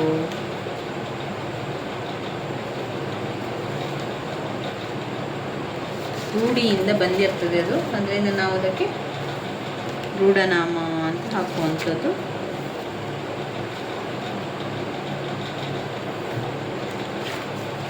ಮನುಷ್ಯ ಆಮೇಲೆ ನಾನು ನಿಮಗೆ ಈಗಾಗಲೇ ತೋರಿಸಿದ್ದೆ, ಆದರೂ ಕೂಡ ಮತ್ತೊಮ್ಮೆ ತೋರಿಸ್ತೇನೆ. ಇದರಲ್ಲಿ ನೀವು ಇಲ್ಲಿದೆ ನೋಡಿ ರೂಢನಾಮ. ನದಿ, ಪರ್ವತ, ಊರು, ನಗರ, ಹುಡುಗ. ನದಿ, ಪರ್ವತ, ಊರು, ನದಿ, ಹಳ್ಳಿ, ನಗರ, ಹುಡುಗ ಎನ್ನುವಂಥ ರೂಢಿಯಿಂದ ಬಂದುವಂಥದ್ದು. ಕುರುಡ, ಕುಂಟ, ಕಿವುಡ, ವ್ಯಾಪಾರಿ, ವಿದ್ವಾಂಸಿ, ರೋಗಿ, ಭೋಗಿಯನ್ನು ಅನ್ವರ್ಥನಾಮಕ್ಕೆ ಬರುವಂಥದ್ದು. ಗುಣವಾಚಕದಲ್ಲಿ ಕೆಂಪು ಬಟ್ಟೆ, ಬಿಳಿ ಕೊಡೆ, ಕಾರ್ಮೋಡ ಅದೆಲ್ಲ ಇದಕ್ಕೆ ಬರುವಂಥದ್ದು. ಹಾಗೆ ಅದನ್ನು ನೋಡ್ಕೊಳ್ಬೇಕು. ಪರಿಮಾಣವಾಚಕ ಅಂತ ನೋಡಿದರೆ ಅಲ್ಲಿ ಗುಡ್ಡದಷ್ಟು, ಇಷ್ಟು, ಅಷ್ಟು ಎಲ್ಲ ಬರುವಂಥದ್ದು ಪರಿಮಾಣ ವಾಚಕದಲ್ಲಿ ಬರುವಂಥದ್ದು. ಚತುರ್ಥಿ ವಿಭಕ್ತಿ ಪ್ರತ್ಯಯ ಯಾವ ಕಾರಕಾರ್ಥ ಇದೆ? ಅದು ಕಾರಕಾರ್ಥ ನೋಡ್ಕೊಳ್ಬೇಕು. ಕರ್ತೃಕಾರಕ, ಕರ್ಮಕಾರಕ, ಕರಣ, ಸಂಪ್ರದಾನ, ಆಪಾದನ, ಸಂಬಂಧ, ಅಧಿಕರಣ ಕಾರಕ ಅಂತ ಬರ್ತದೆ. ಇಲ್ಲಿ ಸಂಪ್ರದಾನ ಎಲ್ಲಿ ಬಂದಿದೆ ನೋಡಿ. ಕರ್ತೃಕಾರಕ, ಕರ್ಮಕಾರಕ, ಕರಣ, ಸಂಪ್ರದಾನ. 4ನೇದು ಅಂದರೆ ಪ್ರಥಮ, ದ್ವಿತೀಯ, ತೃತೀಯ, ಚತುರ್ಥಿ. ಚತುರ್ಥಿ ವಿಭಕ್ತಿ ಕಾರಕದಲ್ಲಿ ಬರುವಂಥದ್ದು ಚತುರ್ಥಿ ಗೆ ಕೆ ಕೆಯಿಂದ ಬರುವಂಥದ್ದು ಚತುರ್ಥಿ ಕಾರಕ ಸಂಪ್ರದಾನ. ಪೂರ್ವೋತ್ತರ ಪದಗಳ ಲಿಂಗ ವಚನ ವಿಭಕ್ತಿಗಳಿಂದ ಸಾಮಾನ್ಯವಾಗಿ ನೋಡಿ, ಇಲ್ಲಿ ಕೂಡ ಒಂದು ಪ್ರಶ್ನೆ ಬಂದಿದೆ. ಇದನ್ನು 2-3 ಬಾರಿ ಅದನ್ನೇ ಕೇಳಿದ್ದಾರೆ. ವಿಶೇಷಣ ವಿಶೇಷ ಸಂಬಂಧಗಳು ಬರುವಂಥದ್ದು ಕರ್ಮಧಾರೆಯ ಸಮಾಸದಲ್ಲಿ. ದ್ವಿಗು ಸಮಾಸ ಅಂಕೆಗಳಿರ್ತದೆ, 2, 3, 4 ಅಂಕೆಗಳು. ಅಂಶೇ ಅಂಶ ಸಂಬಂಧ ಇರುವಂಥದ್ದು ಅಂಶ ಸಮಾಸ. ಕೈಯಾಡಿ ಅಂಗೈ, ಮೂಗಿನ ತುದಿ ಮೂಗ್ ತುದಿ, ಅದೆಲ್ಲ ಅಂಶಿ ಸಮಾಸ. ತತ್ಪುರುಷ ಸಮಾಸದಲ್ಲಿ ಅವುಗಳೇನಾಗ್ತದೆ ಅಂದರೆ ಅಕ್ಷರಗಳು ಸ್ವಲ್ಪ ಬದಲಾವಣೆಗಳಾಗ್ತದೆ. ಮಳೆ ಪ್ಲಸ್ ಕಾಲ ಮಳೆಗಾಲ, ಆಮೇಲೆ ಅರಸನ ಮನೆ ಅರಮನೆ, ಅದೆಲ್ಲ ಬರುವಂಥದ್ದು ತತ್ಪುರುಷ ಸಮಾಸದಲ್ಲಿ.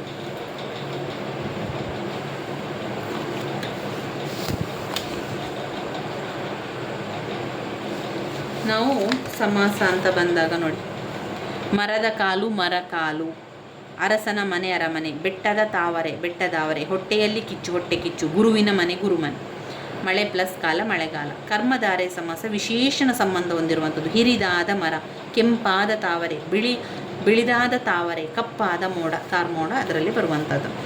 ಇವಿಷ್ಟು ನಾವು ಕನ್ನಡ 2023 ಹಳೆಯ ಪ್ರಶ್ನೆ ಪತ್ರಿಕೆ ಪೇಪರ್ 2 ಅಲ್ಲಿ ಓದ್ಕೊಂಡಿರುವಂಥದ್ದು. ಇನ್ನೊಂದು ಪ್ರಶ್ನೆ ಪತ್ರಿಕೆ 2024 ಪ್ರಶ್ನೆ ಪತ್ರಿಕೆಯ ವಿಶ್ಲೇಷಣೆಯನ್ನು ಮಾಡುವ. 2024 ಕನ್ನಡ ಪೇಪರ್ 2 TET ಪರೀಕ್ಷೆಯನ್ನು ನೋಡಿಕೊಳ್ಳುವಂಥದ್ದು. ಇದರಲ್ಲಿ ಕೂಡ